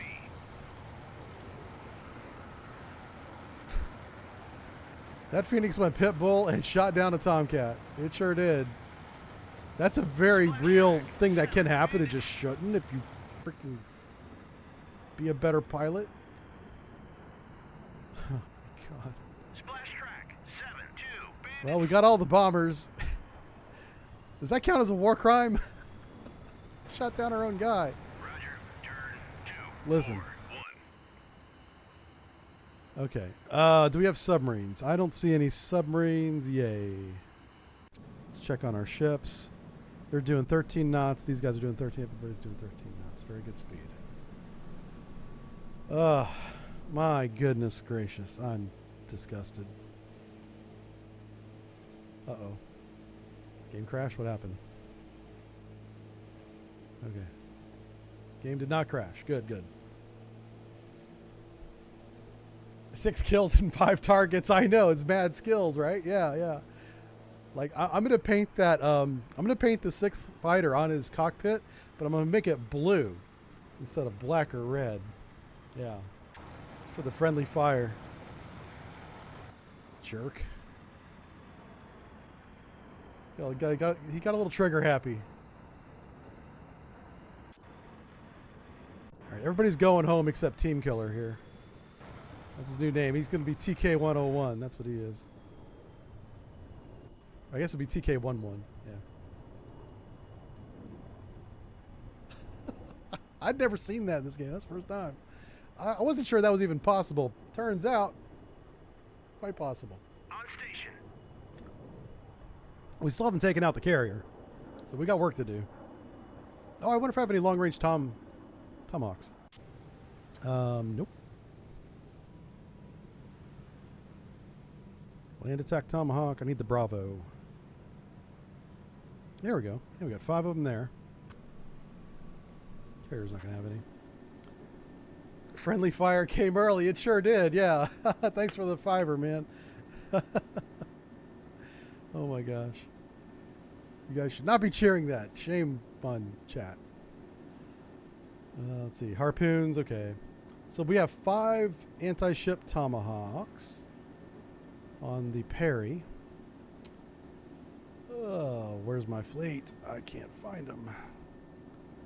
Oh, it's not a Perry. What is this? Ticonderoga. I think if we shoot 5 Tomahawks, they'll just get shot down, I think. What does this guy have? He's got harpoon missiles. Arleigh Burke has got... Oh, he's got the good harpoon missiles. Those might be long range. Oh, they are. Yes. Oh, wait a minute. Oh, no, that's long range for sure. Let me look up what the range exactly is, though. I'm not 100% on this one. This is the new Harpoon Delta, which is 80 miles. It says Charlie. It says Delta up here and Charlie down here. You know what we'll do is we'll just measure it. It should be more than 80. If it's the long range variant. The ER, if you will. All right, 80 nautical miles looks like that. Yeah, actually that's about right, isn't it? Okay. Let me do this. And then single shot. Yeah, right on the black line. Okay. Never mind.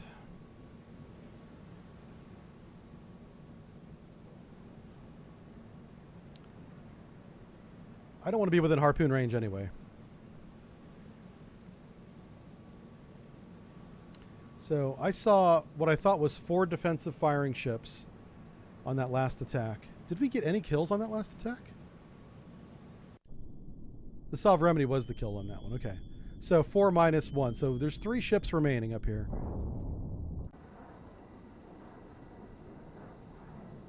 So everybody's coming back to rearm and reload. How many more attack planes do we have? I bet you the A7s would be within range now. Let's take a look at the flight deck here. Okay. How many A6s do we have? Only 2. I'd rather get a full flight of 4 A6s. Oh, yeah, the S3s can fire harpoons for sure. Let's do that. Oh yeah, let's all 8 of them launch. Boom. This will be the slowest attack ever, but when it gets there, we'll have a lot of harpoons. All right, so there's no subs. Let's go ahead and just watch this. Yeah, here we go. We'll watch some flight deck operations. Is the sun going up or going down? It is going down. It's nighttime now. Nighttime on the internet. It's Wingman Wednesday. I like that. Yeah. Wingman Wednesday. I can put Wingman in the title. I can't put War Crime in the title on YouTube. YouTube doesn't like that. They don't have a sense of humor at all over there. No. I'm like, that's not funny. Block that video. Demonetized. I get it. Yeah. Normally that wouldn't be a fun word. You guys came up with that, by the way. I didn't make that up. You did. War Crime Wednesday. I absolve myself of any responsibility of making that title. Are you going to wait for him to get on the cat? How does that work? Can you have 2 planes side by side on the cat at the same time? Like by procedure? Anyone know? Roger, RTB. You know what I just realized is these guys won't have any cover. But they're so slow, we'll invent a new airplane and build it and deploy it to the fleet before these guys get within weapons range. That's how slow they are. So I'm not worried about launching them first. It's probably a good thing we're launching them first. On station. It'll be next Wednesday before they're within weapons range. Who's this? Who are you, sir? Roger, turn. Oh, it's my P3. Okay. Now that we're out of the long range sonar buoys, we can start laying down massive. Roger that. There we go. I'm just going to fill the box up, you know what I'm saying? Just this massive field. It'd be really funny if there's no submarines at all in this scenario.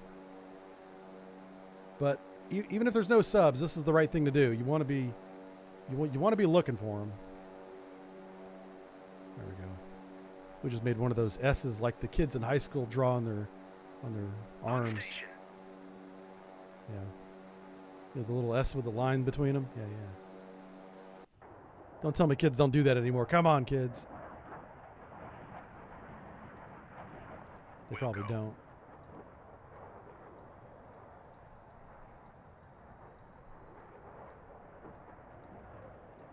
Kids these days. Back in my day. Griffin. Yeah, this guy's been on hot standby for a submarine for too long. Let's give him a break. Roger, RTB. Tell him to go get some donuts. Roger, turn 064. I almost have the sonar buoy line too far in front, but at this point, I'm just desperate for a submarine contact, you know. Are you guys RTB? What are you guys doing? Tomcat Flight 3. Oh, no. This is the ASW flight. Okay. Wait, you're not ASW? What? Oh, no. Oh, no. Do you know what I did? I launched them with bombs. These guys would get absolutely wrecked if they tried to bomb the carrier. It's so tempting, but I'm not going to do it. Ah, damn it.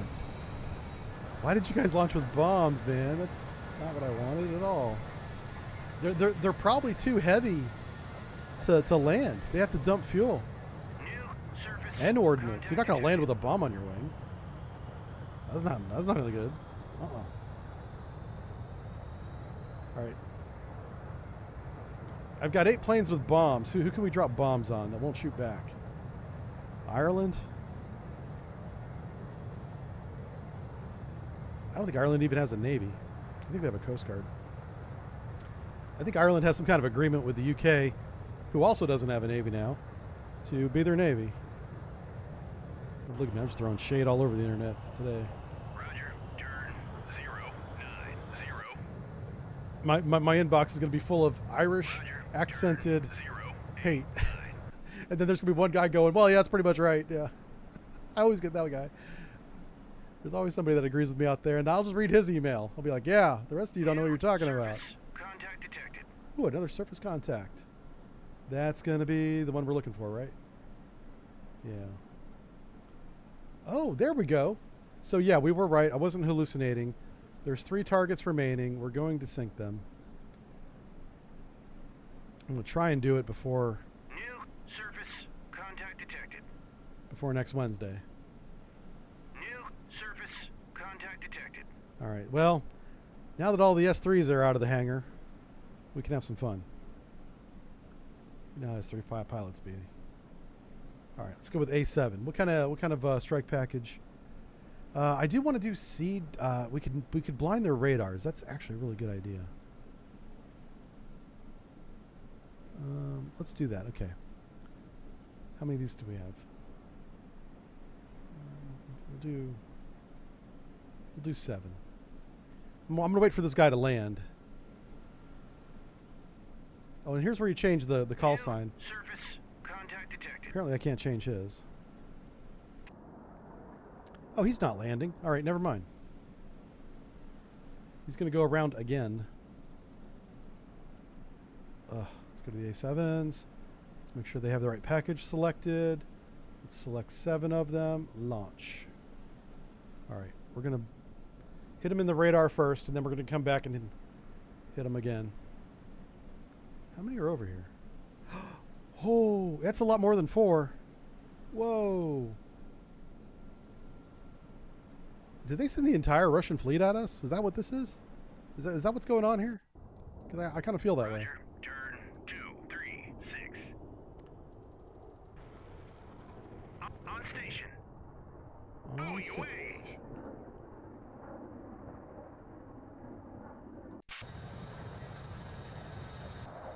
On station.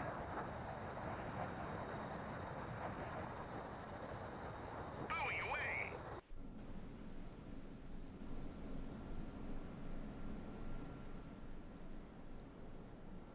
Track 7. I think they're waiting on that plane to land. Is classified. Yeah, there it is. Hostile warship. We still have a lot of warships left to sink. Buoy away. Buoy away. On station. All right, everybody's putting their buoys down. Dakota Flight 1. Okay, cool. On station. Yeah, we actually have combat air patrol overhead for a change. Buoy away. Let's tidy up the map a little bit.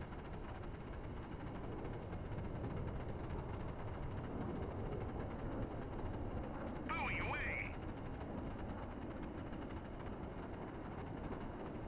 Buoy away. Oh, those are Grecias. Oh, Grecia's nothing. It's a tugboat with a gun and a depth charge. He dreams of being a big boy someday. Oh, there we go. There we go. Okay, now we got some planes in the air.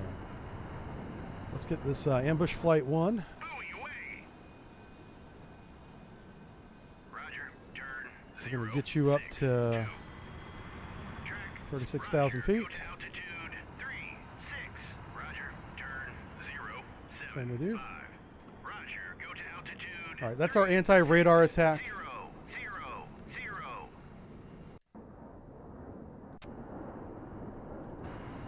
On station. Move him right there. Roger. Just Turn keep moving him 2, back. 4, 4. I could actually bomb the Grisha and probably survive. So I may send the S3s around the backside and bomb that Grisha.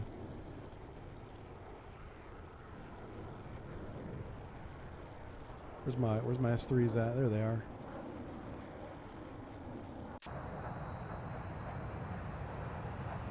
Roger. Turn 0, 9, 2.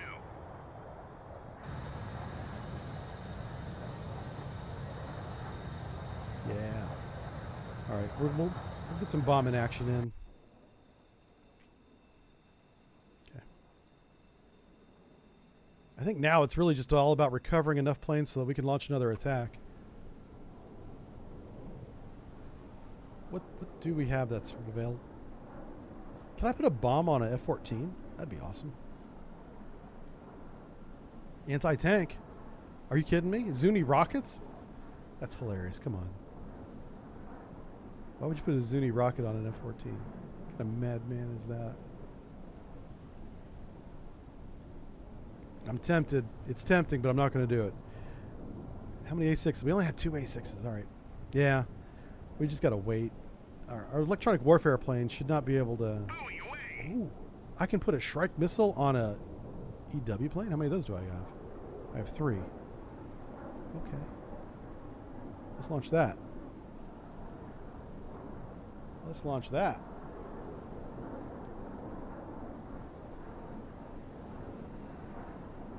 Rockets go boom. That's right. You know, if I can knock out their air defense destroyers, like I'll rocket a Grisha. Grisha ain't got nothing. It's got some depth charges. This guy right here. What kind of air defense does it have? I mean, it's got a gun, right? Oh, what's this? Oh, it does. Hold on. Yeah, it does have this. Oh, it shoots the OSA. I honestly didn't know that. Where's that launcher at? Hold on a second.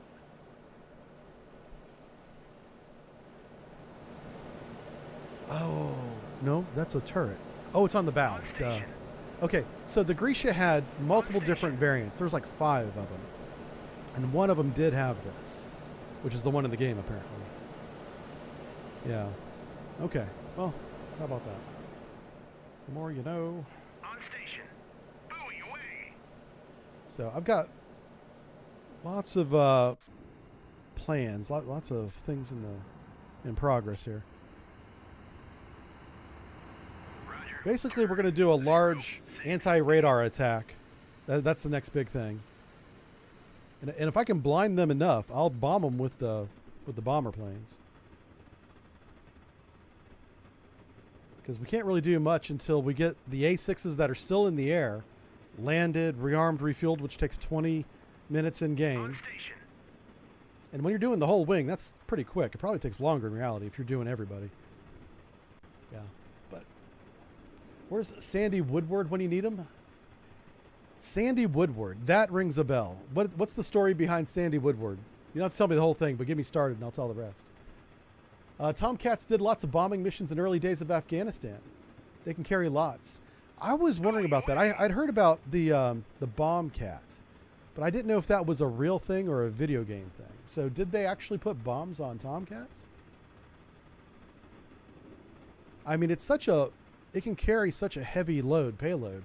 It would make sense to put some sort of air to ground on it. But you'd have to put the sensors, the targeting system, like, Buoy away. is there room in that plane, like in the cockpit for that? Probably, because you got the backseater who would have all that.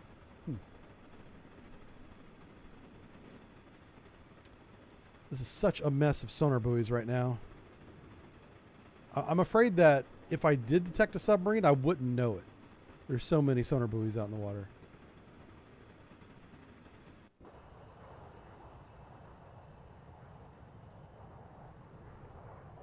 hold on. You guys need to speed up. Let's do. Buoy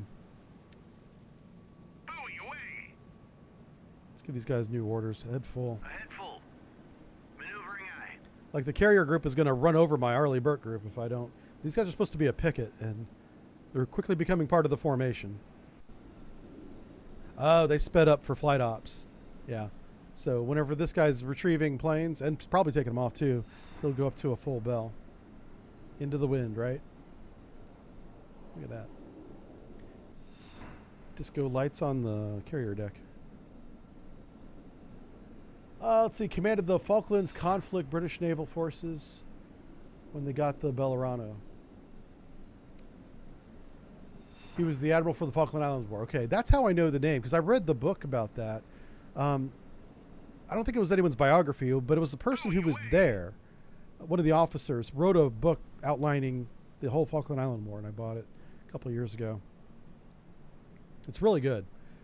That conflict, the land battle, was a lot more bloody than I realized. Like, there was some real fighting going on there, like Goose Neck. Or was it Goose Green? Goose Neck or Goose Green? Yeah, it was a choke point, essentially, that the British Marines had to get through, and it was that was a slug. Slog? Oh, slog. They advanced under fire a lot of times. Yeah, not good. Not ideal. Oh. Our radar attack planes are ready to go. Oh, where's the other one at? Magic? There you are.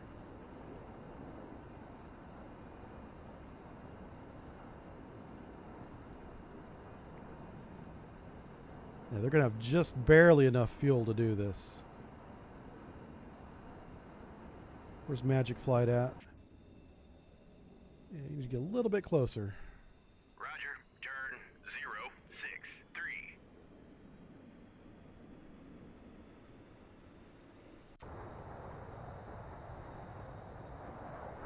Okay.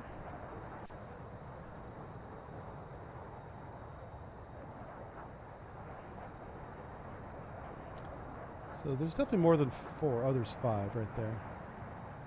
A Cashin, a Grisha. Grisha 3. See, there's like a Grisha 5. And I want to say the Grisha 5s were operated by the KGB as border patrol. And in the Soviet era, that was designed to keep people in. So people wouldn't swim away. Swim to Finland or whatever.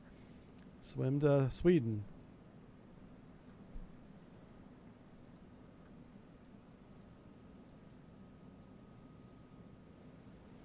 So this is the Canaan? Cashin. Cashin. I might be able to put a bomb on that. Maybe. I don't know. We'll see how many planes we lose doing that. Let's wait till this radar attack is done, and then we'll see what we have left. We'll compress time as much as it will let me. So the ambush flight 1 and flight 5, those are the radar attack planes. Oh, and Magic Flight 2 as well. So ideally, we're going to do this all at the same time. Try to coordinate this a little bit.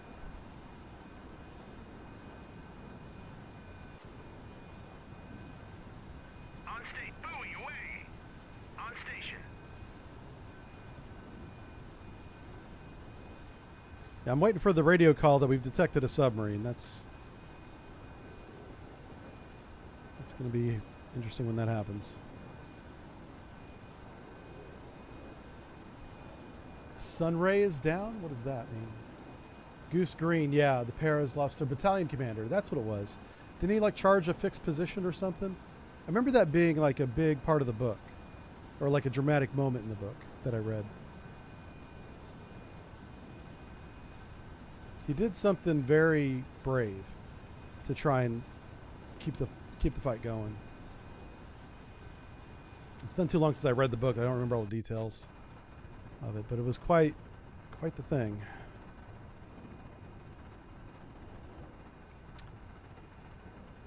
All right, so we're going to fire all the AGMs at whatever the lead ship is here.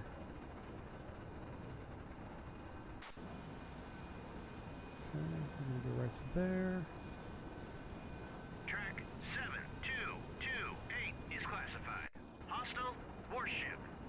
Yep. Trying to get everybody in the same position at the same time. That was the call when the colonel went down. I said he charged up the gully to a fixed position. Yeah, Mirror Man, that's the story. Got taken out by another position on the flank. Okay. Yeah, really sad. I mean, it's war, right? It happens. It sucks. Okay, these guys are about to lose their fuel, so we need to get this attack underway. We want to shoot 8. Right here. Let's grab this. On station. Oh my god. Yeah, I don't think they're going to have enough fuel. Engage track 7228. Salvo fire.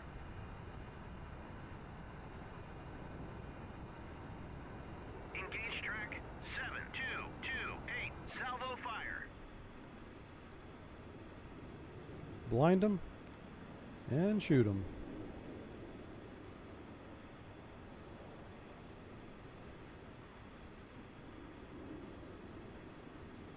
Engaging track 7190. Salvo fire.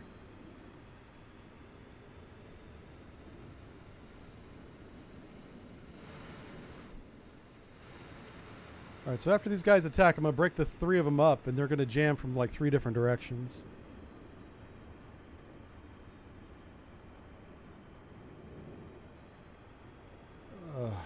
Yeah. So this flight down here to the south will have to wait. Like, these guys are going to be in a good position, but they're very early. But they have lots of fuel. Oh, no, don't. No. They didn't quite have the range. We've been hit. Uh-oh. Who? Who's been hit? Okay, let's find out. Launch. Stay launch. Oh, that's what's happening. How are they launching through the jamming? What? Who's down here? I don't know who this is. Okay, hold on. Air search on. Radar eye. Dakota Flight 1. Air search. Roger. Turn 101. Somebody got hit. You got hit. Roger. RTB. Oh, no. Oh, no. So even with all that jamming, they're still somehow shooting through the jamming. That's too bad. Oh, he was outside the jamming cone, though. Roger. RTB. Oh, no, that sucks. Oh, man. Look how big this fleet is. This is huge. Roger. RTB. Yeah, all those A7s, all they did was put up a show. They didn't do anything. What? Okay, that's fine. Stay in launch. Stay in launch. Yeah, I got to pull him back. This is not working.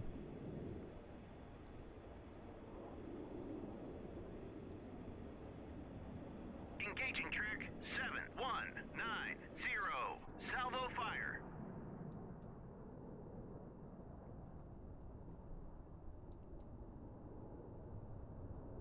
That's a... Roger. RTB. No, it's not. I was going to say it's very long range, but it's not actually.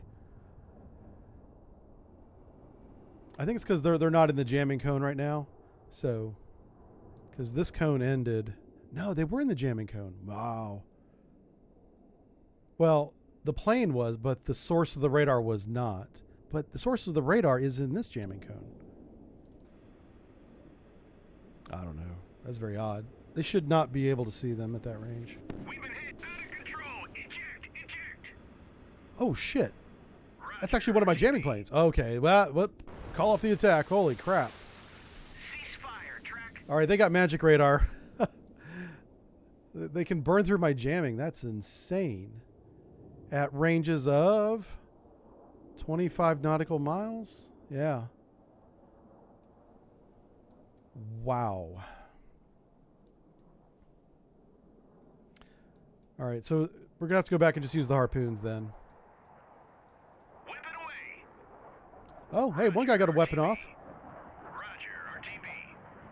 Okay, well, I'm glad somebody finally shot. I don't know why the other guy didn't do it. Huh. Even if this weapon hits, it's not going to do much. Like, I mean, it's going to damage one radar. Maybe it'll damage the magic radar. Ruskies has a radar operator of Jonesy. I know, right? There was 3 planes in that formation. All 3 were jamming the Russian fleet, and they burned through it and still shot down at least 2 of my planes, if not more. Oh, what's this? You need to go home. Okay. He was turning to evade, but he went a little too far there. Yeah, that attack was not successful at all. That was not good. Dakota. Roger, RTB. Roger, RTB. And now we're basically just catching planes at this point. Yeah. All right, let's compress time. We have to wait on the A6s to become available. That's the only thing that's going to... Going down, punching out. Going down, punching out. Out Who's... of control. What? Eject. Okay. Yeah. I don't know. These guys should be covered by this jamming, but it's not. For whatever reason, it's not working. Oh, it's too bad. Wow, that's a long-range missile. Yep. Eject. I'm going to give him 60 miles on that missile.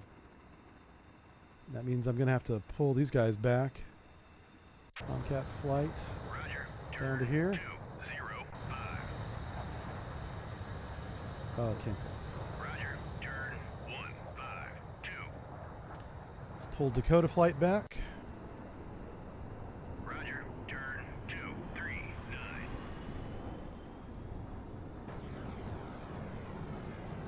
Yeah, we lost a lot of planes on that one. All right, how's my A6 count now? I should have more than 2 ready. Yay, all 10. Okay, let's make sure we put the right weapons on it. Anti-ship heavy. 10. Launch. Unable to comply. Why?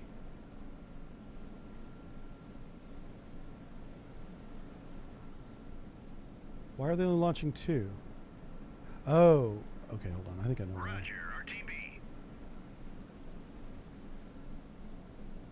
RTB. The other ones were still rearming, I believe. Waiting to launch. Oh no, it says they're going to launch. Okay, let's see what happens. Yeah, they're getting out there. Okay.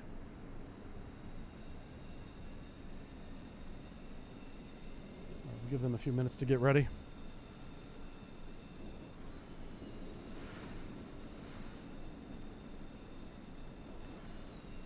So these guys will go in and do their attack whenever we knock out some of these picket ships.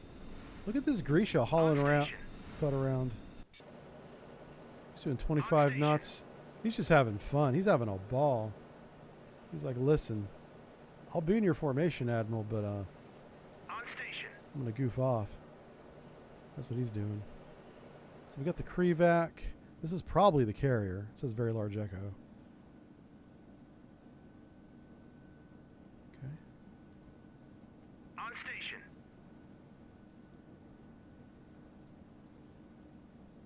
All right, everybody's on station. I believe that's the A6s. Finally got their rear ends off the deck. And their cupcake flight again, which is hilarious. Okay. Roger. Turn 07. Roger. Turn 0. So 10 planes, that's going to be 0. On station. 40 harpoons. Something that they should add to the game is a ammunition limit for the carrier. Because right now I think it's unlimited ammo. And that would make long fights like this a lot more realistic if I didn't have all the weapons I wanted, you know. And don't get me wrong, carrier has a lot of weapons, but they're not all harpoons, you know. They're not. Yeah, the jamming was working for a while, but for whatever reason, it didn't work on that last attack, and I don't know why. So, Next time I see Julim on the Discord, I'll just mention it to him. He may want this save file. It's going to be huge. But I'll give it to him if he wants it. This is like, oh, yeah, everything's good there, Destroyer. Thanks. Kermie says, imagine the red faces of the Russian fleet when they get their hands on the American after action report and see that the ships were sunk by cupcake flight. I know, right? Not only are we going to win this battle, we're going to do it and embarrass them along the way. I really want to bomb the Grisha. I don't know why, but I just got a fixation on that right now. So that's what Top Cat Flight here is going to do. But I can't do it while they have this missile threat. Kashin and Krivac alone, pretty good.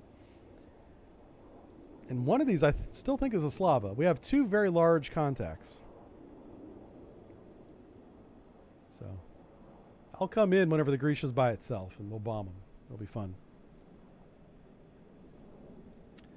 All right, let's compress time again. We're up plus 20.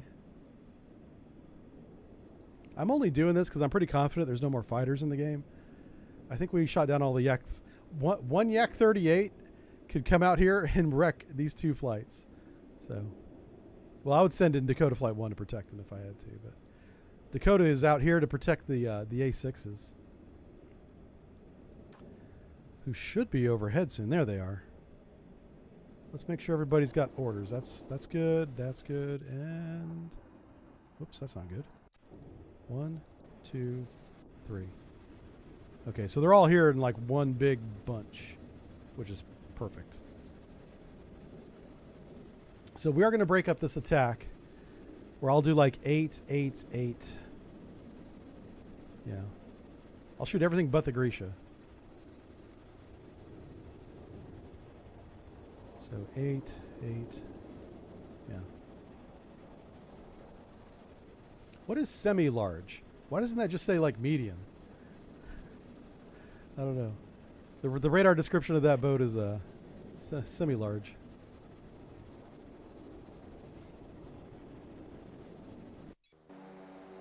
Oh, we got to think about getting another radar plane up soon too. Yeah. TARDIS, did you sleep through most of this? How dare you, sir? Can't be sleeping through this. I think TARDIS is one of our Australian viewers. Yeah. Or he just really slept in.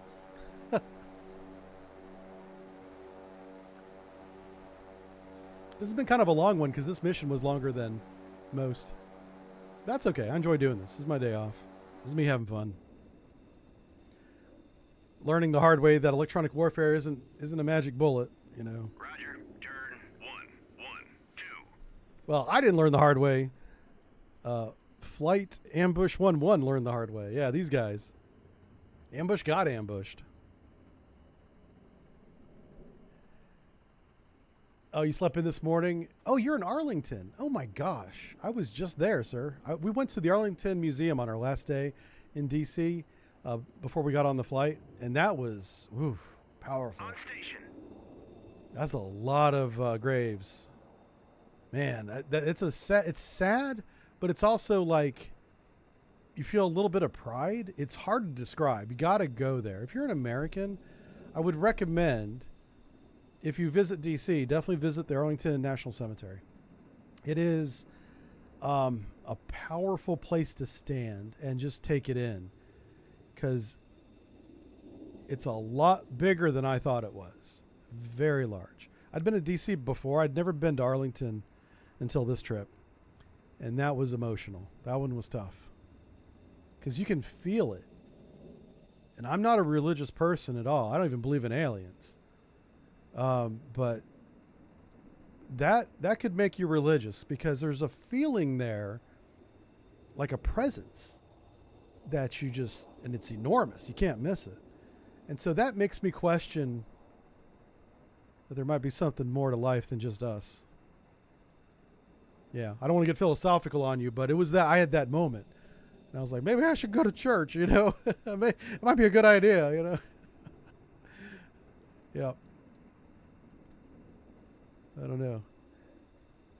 I'm going to die and go to heaven and be like, oh no, just blend in, act natural, act like you knew the whole time, you know? Oh, shit. Oh, man. Just act normal. And it'll be like, yeah. All right, let's test this electronic warfare theory one more time. We're going to fly into the cone. We're going to attack from the cone. The cone is all powerful. Bless the cone. Am I old enough to be safe in church too? I think so. I hope so. Oh, I see what you mean. Jesus. That's funny. Okay. How dare you, sir? Oh, my God. On station. Oh. No. Okay, hold on. Finish the flight, Roger. people. Turn 05. Roger. You got to fly all the way to the Zero, IP. Roger. Turn 0. Well, I guess they're at IP now, right? That's the initial point. What's weapon release called? On a bomb run. All you Vietnam vets should know this. I don't remember.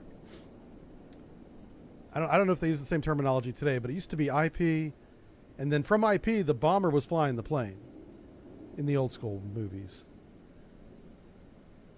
The pilot was a passenger. So it's going to be, what did I say? 8. We're going to go 8 and 8. 8 and 8. So 32. Oh, we don't have that many missiles. Shoot. My math was wrong. Imagine that. So 4. We got to do more than 4. It's got to be 8 and 8. So 16 right there. What's 8 times 5? Is that 40? I think we have just enough missiles to put 8 on each one of these knuckleheads. Yep. I think that's how it worked out. Okay. Just don't get shot down. Roger. RTB.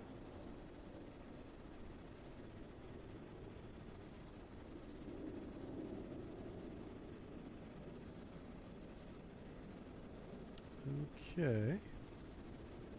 And here we go. On station. On station. On station. Excellent. We're just waiting on Cupcake Flight 1 here. We're waiting on them because they're going to fire first. So.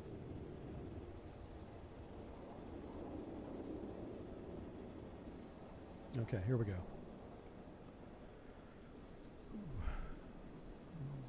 Cupcake Flight 1. On station.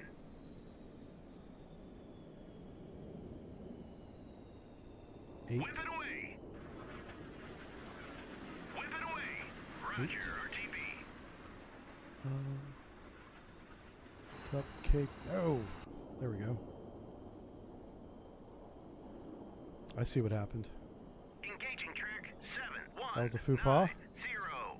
Salvo fire. Engaging track 7 2 2 5. Salvo fire. Whip it away. Whip it away. Roger. RT. Engage track 7 2 2 7. Engage Okay. track 7 2. Well, we doubled 2, up 6. missiles on the first Salvo target, but that's fire. okay. I think that's the carrier, so I'm okay with that. Whip it away. Whip it away. Roger. RTB. Oh, don't fly in front of them. What the hell? Okay, that's why we have safety briefs. Because of people like you. Jesus. Why are you loitering? What the hell?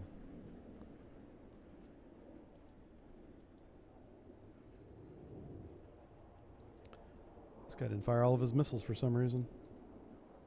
Pretty sure I gave the order. Same with you.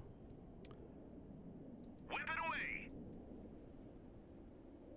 Engage track 7. That's the one I want to make sure Roger, dies. That's the RTB. carrier, potentially. So I shot everybody but the Grisha.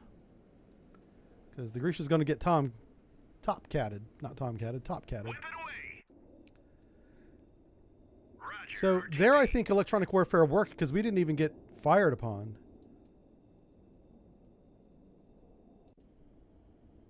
We didn't lose any of these planes. Okay. We'll watch this attack go in. See what's left. Oh shit, that's red. What's that? Okay, that's just a waypoint.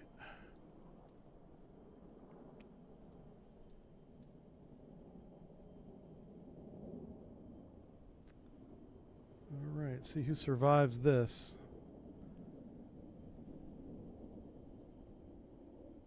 think we're going to watch.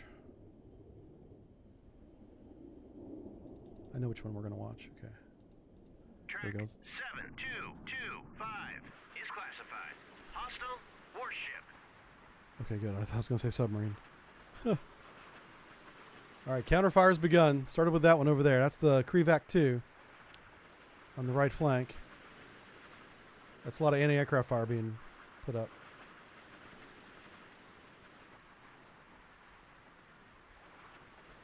I think they just knocked out a lot of harpoons.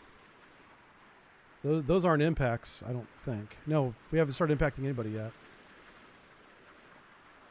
Yeah, the air defense of this fleet is amazing. Holy cow.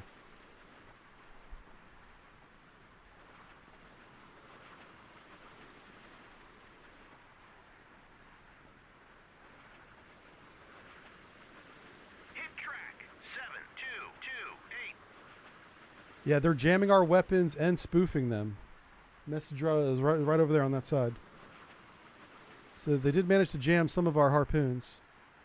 Nobody's taken a hit yet. There's a carrier right there. Okay, so we got a carrier classified. It's the Kiev.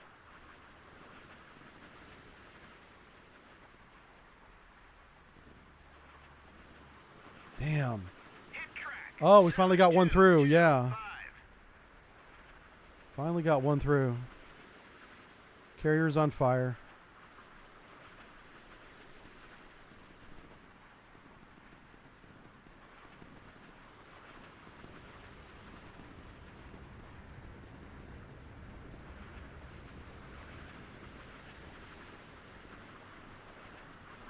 Hit track 7227. Grisha's having a hell of a time.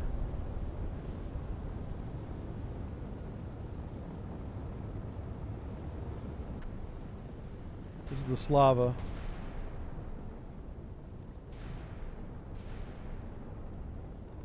We have one missile left. The entire fleet shooting at it.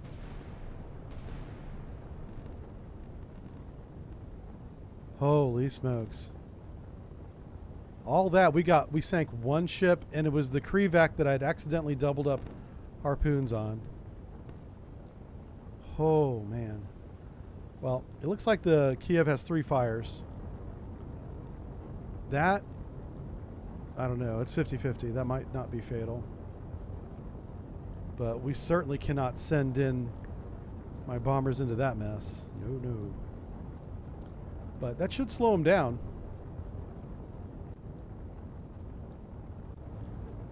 I bet you the Kiev goes dead in the water here. Yeah, it's already dead in the water.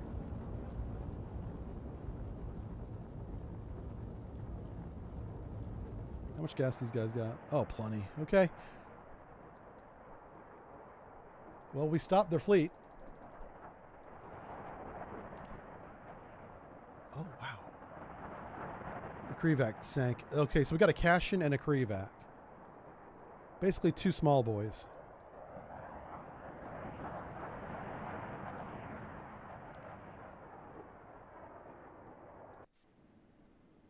You know, I could shoot 5 Tomahawks into the Slava.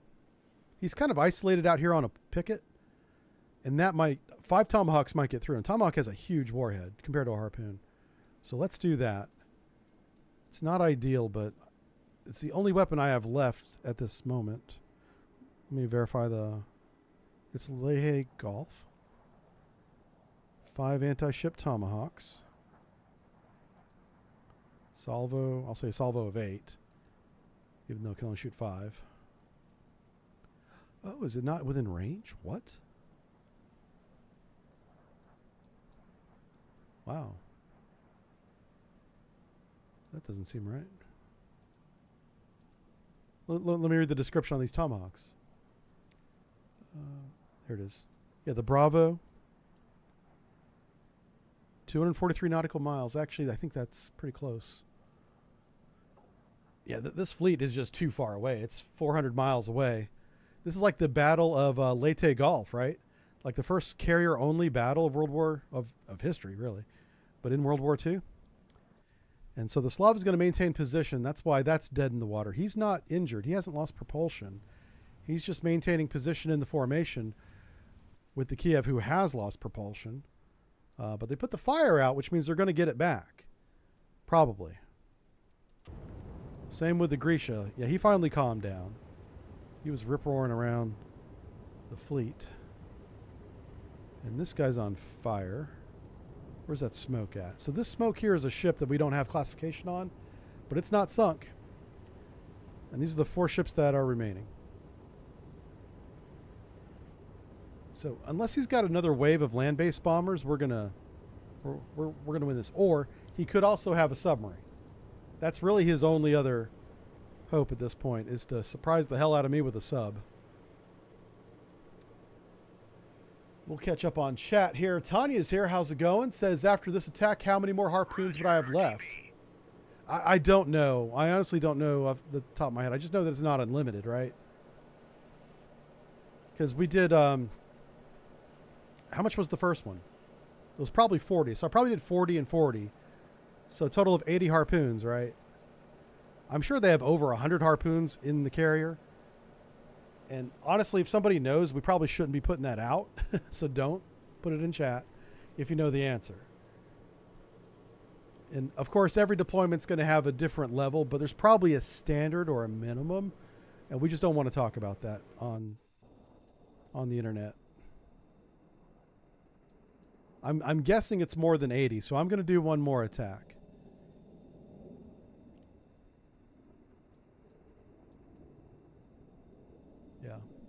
Yeah, this is not War Thunder. That's right. Yeah. Oh my gosh, the War Thunder community. God bless them. I mean, I understand their passion. I'm very passionate about submarines to a fault. But man, War Thunder guys, got to calm down with that stuff, you know. We're going to put up another radar plane here.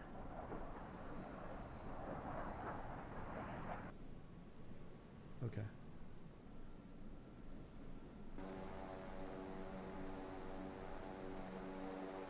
There she goes. On station. Sensors. Incon, secure all emitter search on. I meant to do the opposite of that. And then I want you to go up to 30,000 feet. Roger, go to Roger, turn 073. Roger, turn. So Blue Tail 2 is going to relieve Blue Tail 1. Oh, yeah, they're back underway again. Look at this. They repaired her. How fast do you think she's going? Oh, that's not fast at all. No, they're barely moving. Yeah. The fat boy propellers. Maybe 5 knots. Oh, it says 6.4 down there at the bottom of the screen. Okay. That's okay. The closer they get, the more often I can attack them. Roger, RTB.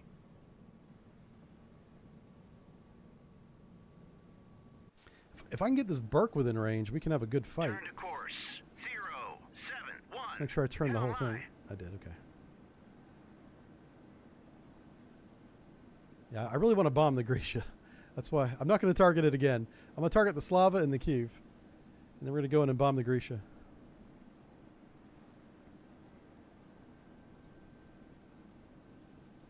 I think it's the Slavas that's been shooting down all of my planes.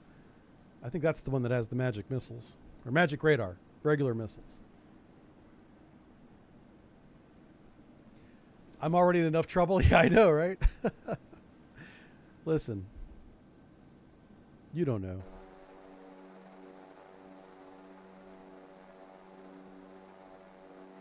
Yeah, this is everyone trying to land so they can get refueled and rearmed here.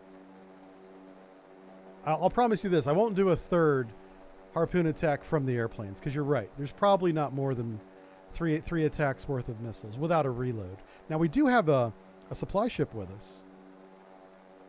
But that would take time. So we're going to simulate that as well. So we'll do 3. And there's only 1 attack remaining. So 3 attacks. Because the other attack was a radar attack. That's a different missile entirely.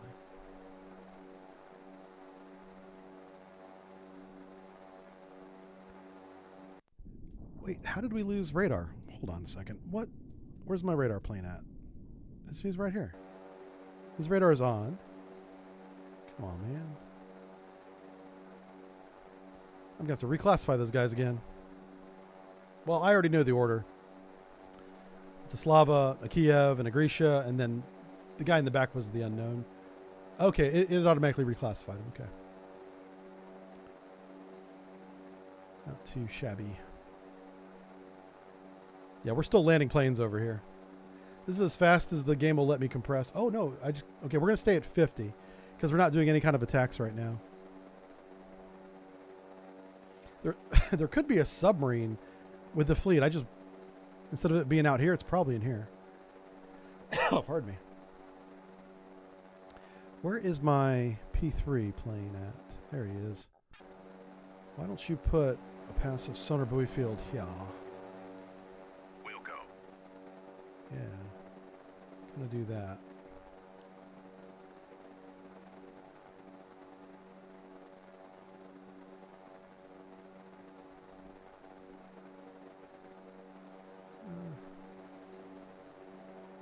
Yeah, we'll do something crazy like that. Kind of wild.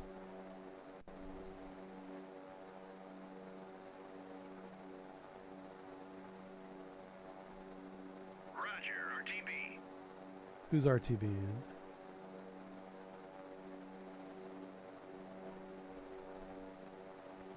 Probably some of my ASW planes. They're probably coming back. Because they've been out forever.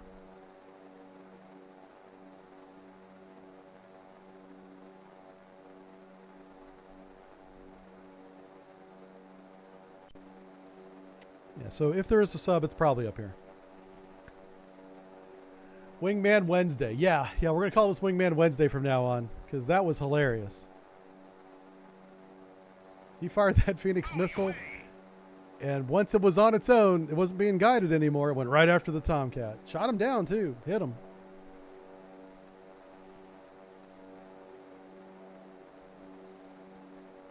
Yeah, it looks like all the other ASW planes landed. And I'm okay with it. I'm tired of my screen being cluttered with these dumb sonar buoys. Buoy away.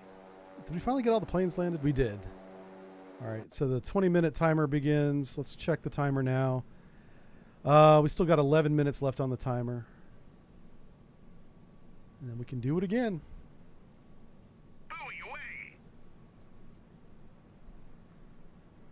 And we'll just adjust course to be like, we want to minimize the distance at this point.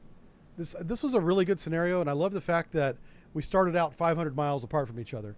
That allowed me to use my aircraft advantage while he was using his land-based aircraft advantage. We had that fight.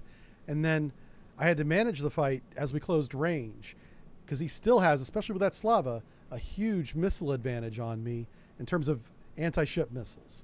Those sandbox missiles can go 200 some miles. We're probably getting close to being within range. But because he doesn't have a radar plane, we shot it down, he can't see my Burke. As long as I don't turn this Burke radar on, probably not going to get shot at. Something that could make the scenario more tricky is maybe this merchant here that can see us is a spy ship. You know, telegraphing our position to this. That would be an interesting development if that happened. But these guys are, it looks like they're limited to 6 knots now. This is max speed, so we're definitely in control of range rate, which is what we want. We want to, and I think we can launch now. Let's check. Yes. Okay. We still have 10. So all 10 are going to take the heavy ship attack. Buoy away. It says -8. Roger, RTB. Roger, RTB. I don't... Oh. Okay, hold on. Maybe we do have armor levels on it now. Ammo levels.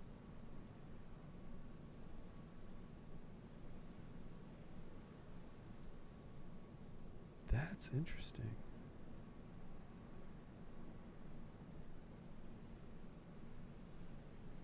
Anti-ship says -16, and this says -8. Huh. I'm going to ask him what that means, because if that's what it is, well, that's what we'll start using to measure how many weapons we have. I may not have enough harpoons to outload all the planes. We're going to find out right now. Launch. Unable to comply. Yeah. Only 8 planes got harpoons. There are limits now on the aircraft carrier. Fantastic. This game is so close to being ready for release now. They fixed the stability issues. They fixed a lot of the plane issues. I haven't seen the plane issue in a long time. The electronic warfare issue we witnessed today, I don't understand. So it's possible that that's not really much of a problem. Roger, turn 185. It may still be a problem. I'm not sure. 229. Buoy away.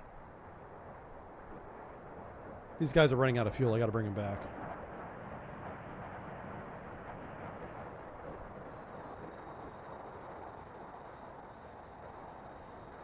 On station. On station. All right. Looks like both of our flights are up now. Pardon me. Let's see what we got. Okay, so this is a flight of 4. He's got weapons. This is a flight of 4. He's got full weapons. And this is a flight of 2 that did launch, and they do have weapons. It told me it was only going to arm 8 planes, and it's still armed all 10. So maybe that's just something they're still working on. But this will be the last harpoon attack, because we're going to simulate that we've run out of harpoons.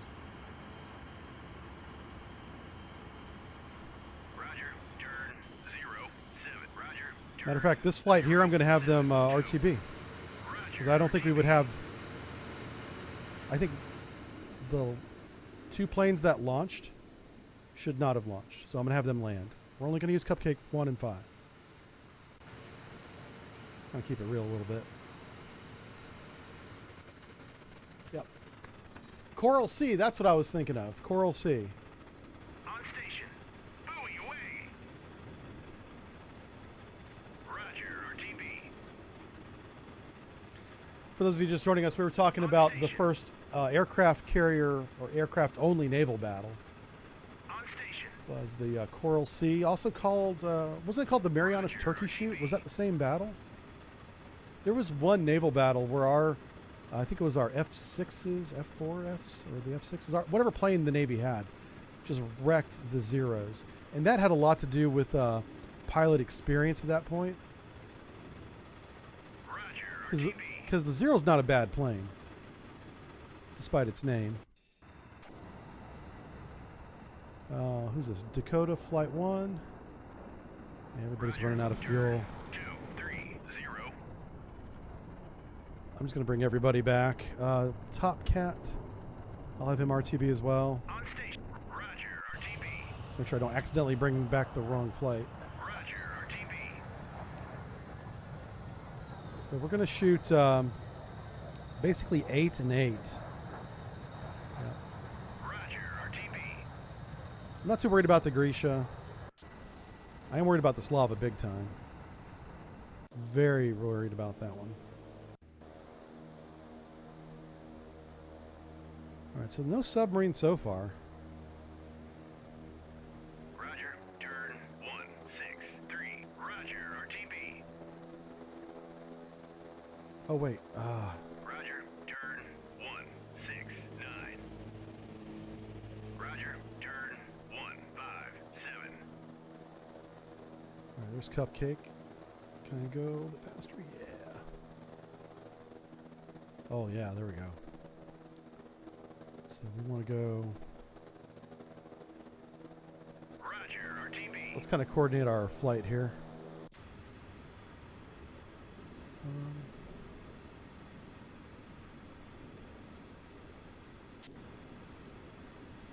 Yeah, right about there. I got to move Magic. Oh, do we not have Magic anymore? Magic went home. Shoot. Okay, that's not good. I should have paid attention to that one. We lost our electronic warfare plane. Oh. Did we lose all of them? Did all 3 of those get shot down? Oh no, that's a... Oh boy, that's a bad day. We only have 1 electronic warfare plane for the whole carrier group, and it's out of fuel. Oh Jesus. Alright, we're doing this one without a condom, right? This is going in. Oh, this is going to be bad. Station. Oh my god. Please don't shoot my planes down. Hey, for every plane they shoot down, that's one less harpoon they shoot down, right? Huh?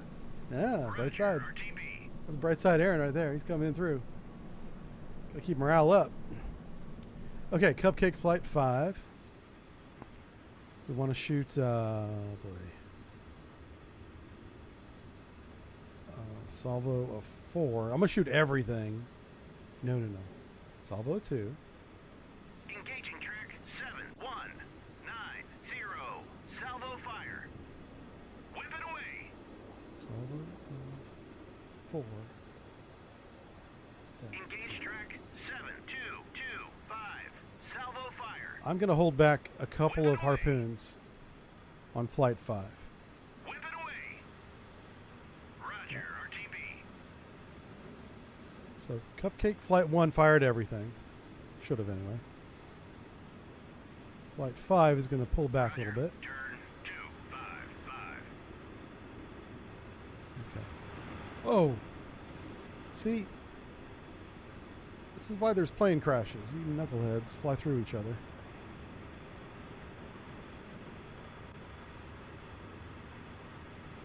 Okay, cool. I just want to see how this attack goes.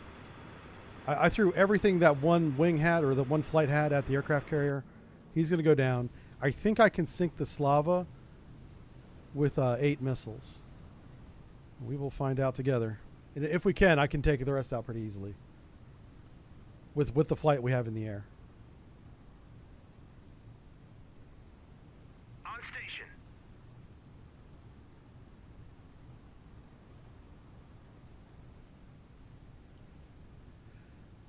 Coral Sea was the first carrier. Oh, geez. Welcome, everybody. We have a level 6 hype train. What just happened? Holy cow. Oh, my God. Thank you for subscribing. Harrison is back. Are you kidding me? Harrison just gifted 25 subs for a total of 105 subs on the channel. Thank you, Harrison. Welcome back. Harrison is a longtime fan from way back. I was telling you about him earlier in the stream. I'm glad you found us again, sir. Every Wednesday right here, we play Sea Power. This is our new game. After playing Cold Waters for years, that's what you were asking about on Monday. The same company, Triassic Games, made Sea Power. This is a fleet level Cold Waters. So now we play this one.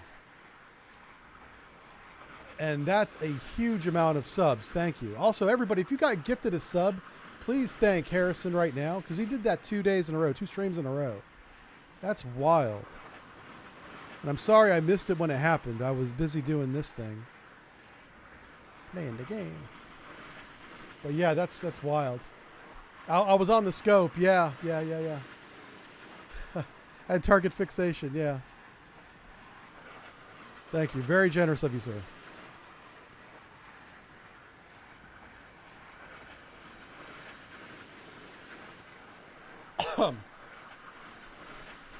Pardon me. So it's going to be interesting to see when the Slava begins to engage here. He is 8 miles away and he hasn't shot a single... I wonder if his radars are damaged. If that's the case, this is going to be a very successful attack. The point defenses will probably still work. That's the close-in weapon systems. But we should be receiving fire right now. There it comes. Never mind. I'm not Nostradamus. I just know the range of his weapons. Yeah. I was starting to have hope. Hope is the first step on the path of disappointment. Yeah. I should have known better. There's no hope for you. Come on, little harpoon. You can do it, man. I believe. Yes. Pop up. Yes. Oh, we got him. Look at that. You got the Kiev exploding in the background. Incoming reports indicate aircraft carrier Norfolk had a large explosion from the magazine or fuel line. We don't care. She just blew up. She's seen listing heavily and life rafts are in the water. All signals indicate fatal damage to the carrier. Finally. Yes. Now let's take out the Slava. Yeah, burn, burn. Nice. Oh. Sweet. Sweet release. Look at that. Yeah, so there is a passageway. God, I think it's like right here where you can walk underneath these things. So yeah, the passageway would be right there. So whenever I visited the Ustinov, the Ustinov and Utiloi pulled into Boston Harbor in 1994 as a goodwill visit.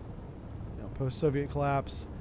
You know, Russia's sorting things out, NATO's sorting things out, kind of like what we talked about in the beginning. And I got to walk topside on the Marshal Ustinov and the Utiloi, both. And I even got a chance to meet some of the sailors, even though we didn't speak the same language. I gave them money and they gave me medals.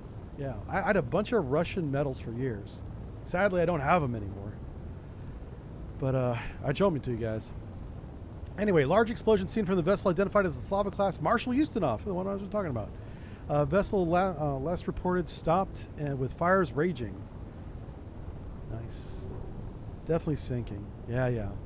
So I got to walk all around this, and you could tell that they had just painted the ship like that morning. It smelled like, because it was the paint fumes were so thick topside, like, yeah, that I wouldn't want to strike a match. You know, it was a fire hazard walking on this thing. Yeah, and it was red. Do you see this red paint they have? That's the paint they use. I don't know why. Maybe it's weather resistant paint or something. But yeah, I got to walk on this thing. And the, I forget the name of the Utiloi that was with her at the time. But it's a pretty famous visit, because it was one of the few times that it actually happened. And I was so lucky that I got to get on. I had to coordinate the visit. Nobody wanted to take the time to call the, who did we talk to? There was a public affairs officer that we had to work with to get the tour. And the funny thing is, we had to wear civilian clothes, and if asked, which thankfully we weren't, if asked, we were from the Naval Academy. We were students from the Naval Academy, not submariners learning how to track the damn thing, you know. It was the whole sonar division went. Sonar chief, I was second class at the time. I was E5 at the time. This guy's picking up sailors here. And I was the lead on that. I had the initiative. It was my idea. The public affairs officer had one request, and it was that we don't tell them who we are. And I was like, sure. I just want to take pictures. Yeah, it was really cool. Okay, I'm not going to sink the Grisha because it's doing sailors, but I am going to sink this other thing.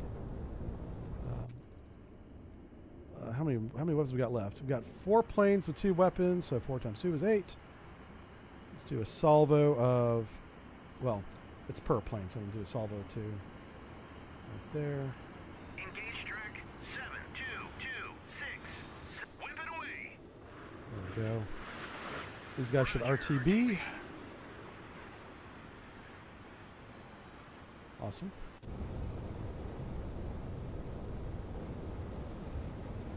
Anyway, so that's my Slava story. Sink it. Oh, that's true. Yeah. Hey, oh, Harrison, you weren't here. We had an F-14 shoot a Phoenix missile, the one that goes like 80 miles. And from mile 40, maybe 45 on, that missile is self-homing, right? Well, it homed in on another F-14 that happened to be in the area. Maybe out of position. I don't know. I didn't put them there. Anyway, so we had a blue-on-blue kill today. So now we're calling it Wingman Wednesday, because he was shot down by a wingman. And I can put that in the title, and YouTube won't have a conniption fit over it. So we're rebranding Wednesday to Wingman Wednesday. Oh, you know what I should do too? I should buy like buffalo wings. Well, I don't want to be eaten on stream. And those would be messy too. Okay, bad idea. Never mind. Plus my doctor told me to stop eating buffalo wings, which I told him I would, but no, yeah. He can wait till after football season. I'll go on the diet then. Yeah, I'll go on the diet in February. I gotta have my wings, man. Come on, bro. I know. Yeah, wings is nice.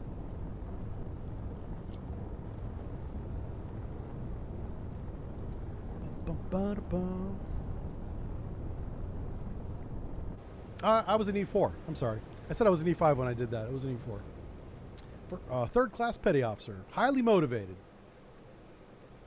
Which is a rare. I was part of the E4 Mafia and highly motivated. So I was like a... I shouldn't have been in the Mafia, basically, right? Now, E4 Mafia, if you guys don't know, is a very real thing. I know it gets joked about inside military circles. When I was in, not only was it real, it was active. Our E4 Mafia was more organized than the First Class Association. We were more organized than the Goat Locker. Yeah. We were able to meet in secret.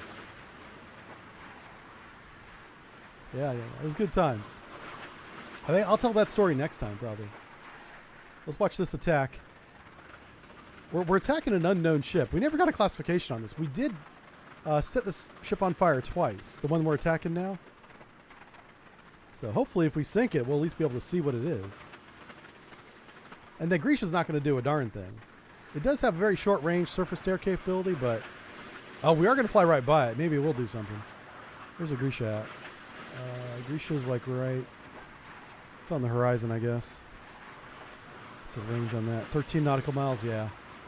So if you're at sea level looking to the horizon, that's approximately 12 miles. Just to give you an idea of how far you can see. We're a little bit above that, so I can see farther, but still don't see a Grisha. And this Grisha, I think it only shoots, what did we say? I think we said it was 8 nautical mile range. It's very short. Oh, there he is, right there. So we might see one missile launch if we just barely get within range of it. Yeah. So this target over here, he's probably like a cannon or a cash-in.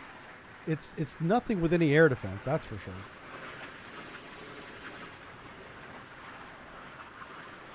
Yeah, he didn't even shoot at us. Oh, he did pop up some chaff. Oh, wait. Oh, here it comes. A little late. Wow. Calm down, Rambo. I'm shooting Dex. These guys shoot like I do. That's why they wouldn't let me join the Army. They were like, put him in the push button, Navy. You can push a button, right? Sir, yes, sir. Oh my gosh. All 8 of these are going to hit. Oh my gosh. I should have broke this attack up. Yeah, I don't know what this is, but it went away. Track 7226 is classified. Hostile warship. Ah, it's a hostile warship. It looks a hell of a lot like a merchant to me. Apparently it's a hostile warship merchant. Okay. Totally not a war crime. It's fine. See, it's got weapons. This is the Chilkin class supply ship. Fleet support ship. Yeah. Fast tanker, essentially. Totally a target. All right. I guess we got to sink this knucklehead here. Are we within Tomahawk range yet? Come on, bro. Give me the Tomahawks. Salvo. I won't even need 4. No. That range can't be right. There's no way that's the range. Let me bring up a ranging tool real quick.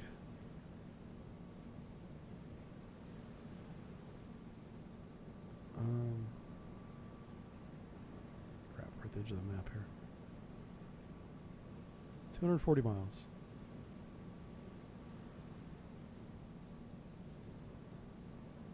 Yeah, that's pretty close to what it said.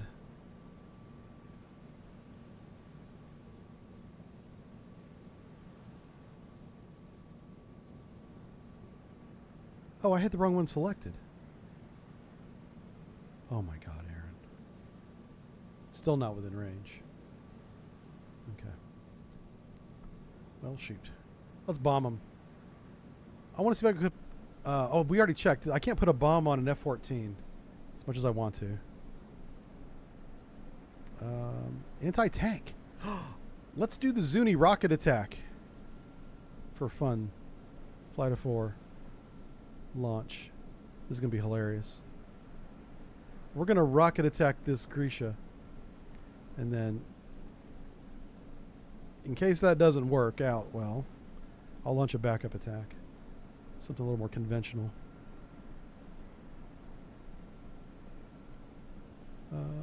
Close air support, rock eyes, more Zuni rockets. The walleye. The walleye's kind of fun. How about just Mark 82s? Let's just bomb them. Yeah.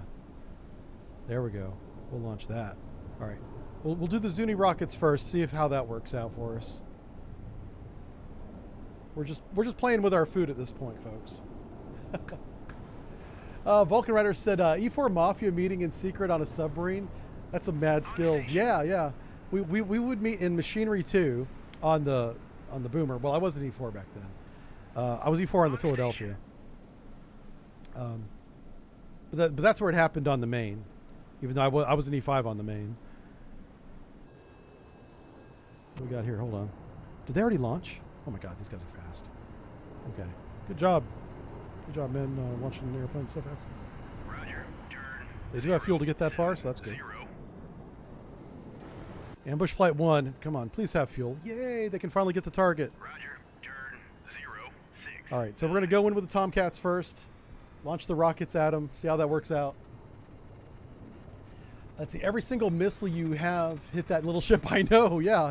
That's because it was a supply ship and it had no defense. Actually, it did have defense. You saw the S4, SA4 missile launchers there, but it didn't use them. Like the Moskva didn't use it in the Black Sea a couple years ago. That ship, the Chilkin, didn't use them either. The whole purpose of that missile is to shoot down incoming cruise missiles or low-flying aircraft that are very close. That's the primary mission of that weapon. So you could say the game's pretty accurate because it didn't use it again. Yeah. Good thing you get to classify your targets yourself. Yeah. I honestly... Oh, you're talking about the Chilkin. Yeah, yeah. I've been asked to not do that anymore. People who used to send me, and still do, send me audio recordings, and I've been asked to not analyze them anymore. I was like, okay, I'll stop. I'm sorry. I'm like, please. They're like, come on, man. I like how they reason with me. Yeah. They're like, yeah, you know, maybe don't do that. I'm like, okay. When you put it that way. I'm a reasonable person. I am. Thankfully, so are they. Yeah. All right. Dakota Flight 3 is first. This Grecian does have air defense. I mean, I might lose a plane here. We'll see. All right, let's see what happens here. Flight of 4. I'm tempted to put them in just weapons free and see what they do. Huh? They would do that. I'll tell you. Let's turn on the radar first. Air search on. Radar eye. I thought the F-14 radar could do surface search as well. I thought so. Anyway, let's get him a little bit closer. And then I'm gonna take the leash off and see what happens. Point him in the right direction, right?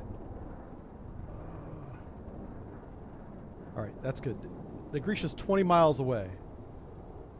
Not quite visible. Okay, and we're gonna go as a formation, weapons free. Oh, there they go. Okay, they did something. He's going to attack with Zuni rockets. Awesome. All right, let's watch it. These pilots are on their own. They're making their own decisions.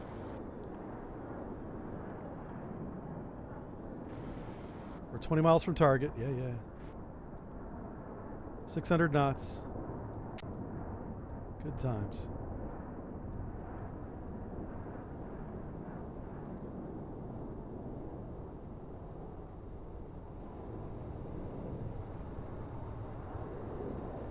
Miles.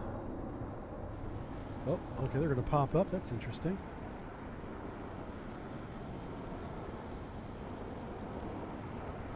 They need to like get in a line or something.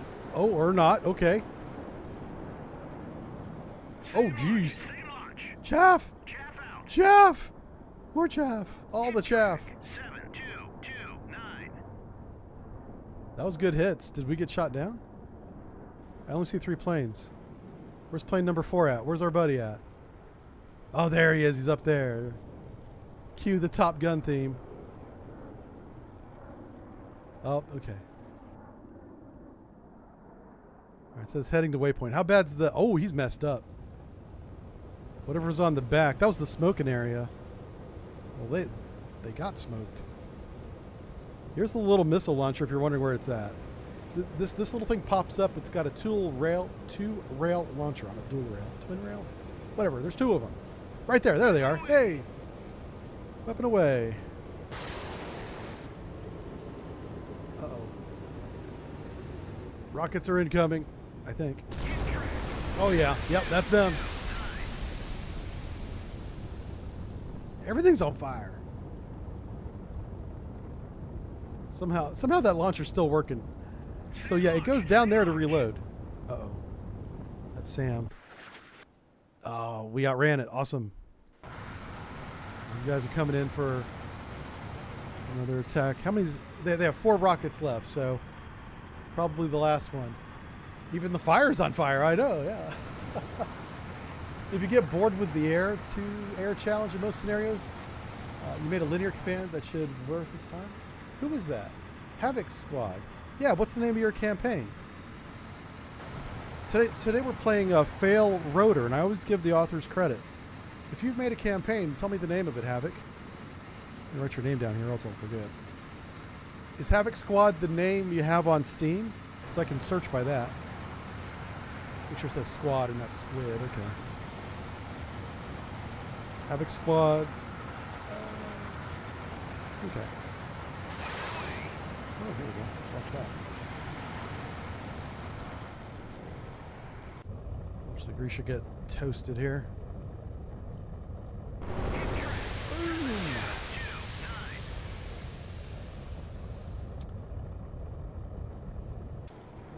Are we Winchester? What are we doing? Joining formation.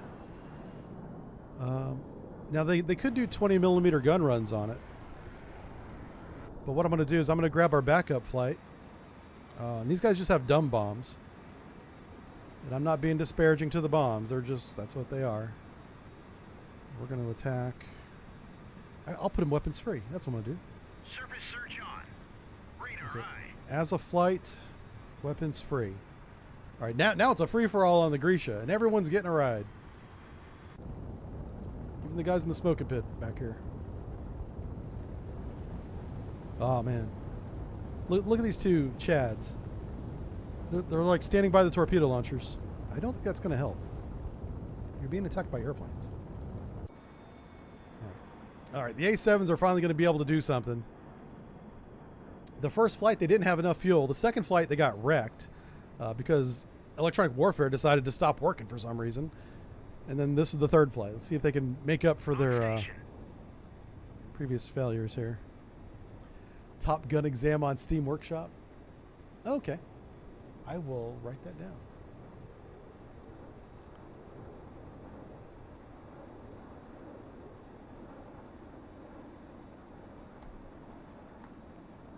Yeah, I'll take a look at it. I can't promise that I'll stream it right now without looking at it first, but I will definitely look at it.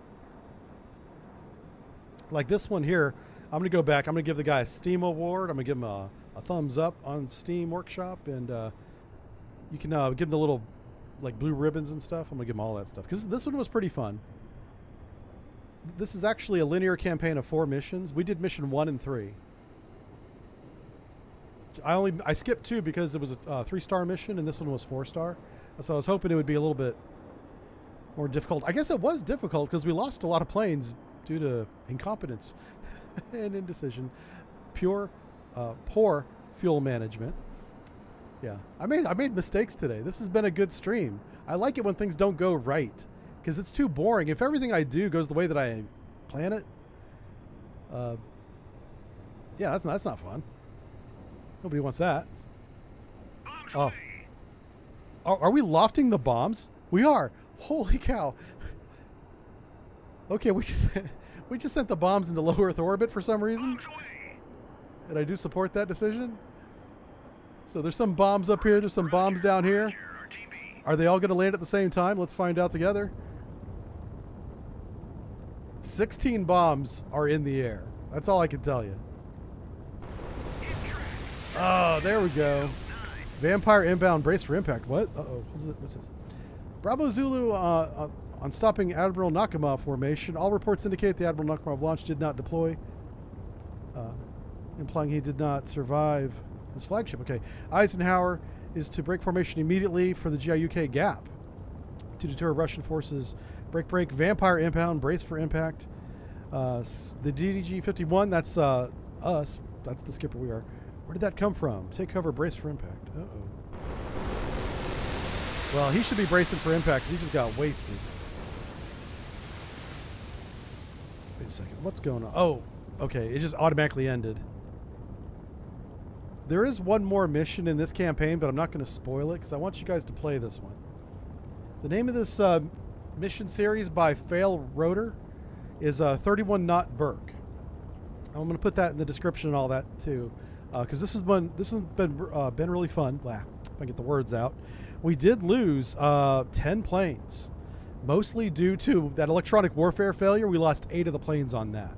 The other 2 were legitimate. We got shot down. Well, one of them was a blue-on-blue kill, but that was still a legitimate shoot down because that's the way the Phoenix missile works. A lot of missiles actually work that way. Is they'll get a mid-flight update or be guided to a certain point, and then if it has its own radar on the missile, it takes over at a certain point. That's the way the Harpoon works, for example.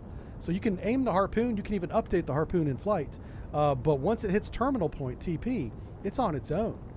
Yeah. And that way it can't get hacked or jammed. I suppose it could get jammed, but it can't be told to not hit by the target. Anyway, good stream. Now we're just showing off. Yeah, I know, right? Good stuff. It's a reef now. It sure is. Hey, real quick, thank you again, Harrison Cooper, for gifting 105 subs on Twitch. That's huge. That's like insane. I really do appreciate that because I'm trying to make the stream work as my full-time job again, like we did back in 2017, 2018, and it literally does take support like that to make this a real thing. And we're well on the way to doing that. We've been growing the stream now for over 2 years since we came back after COVID, and we're starting to see traction now on multiple platforms, YouTube, Twitch primarily, but we're also on Kick and Rumble. We're trying to get those going as well. So thank you again. And our next stream is scheduled for Sunday. I have a lot of writing to do between now and then. I have other commitments that I've promised people that I would help them and do stuff for them. So I'll probably not stream again this week, just because I don't see me getting all my work done before Sunday. All right? And if you're one of the people that I'm working with, I'm going to get to it right now. I'm not even going to wait till tomorrow. Okay? See you guys later. Thanks for watching. Have a great day, everybody. I hope you enjoyed the stream.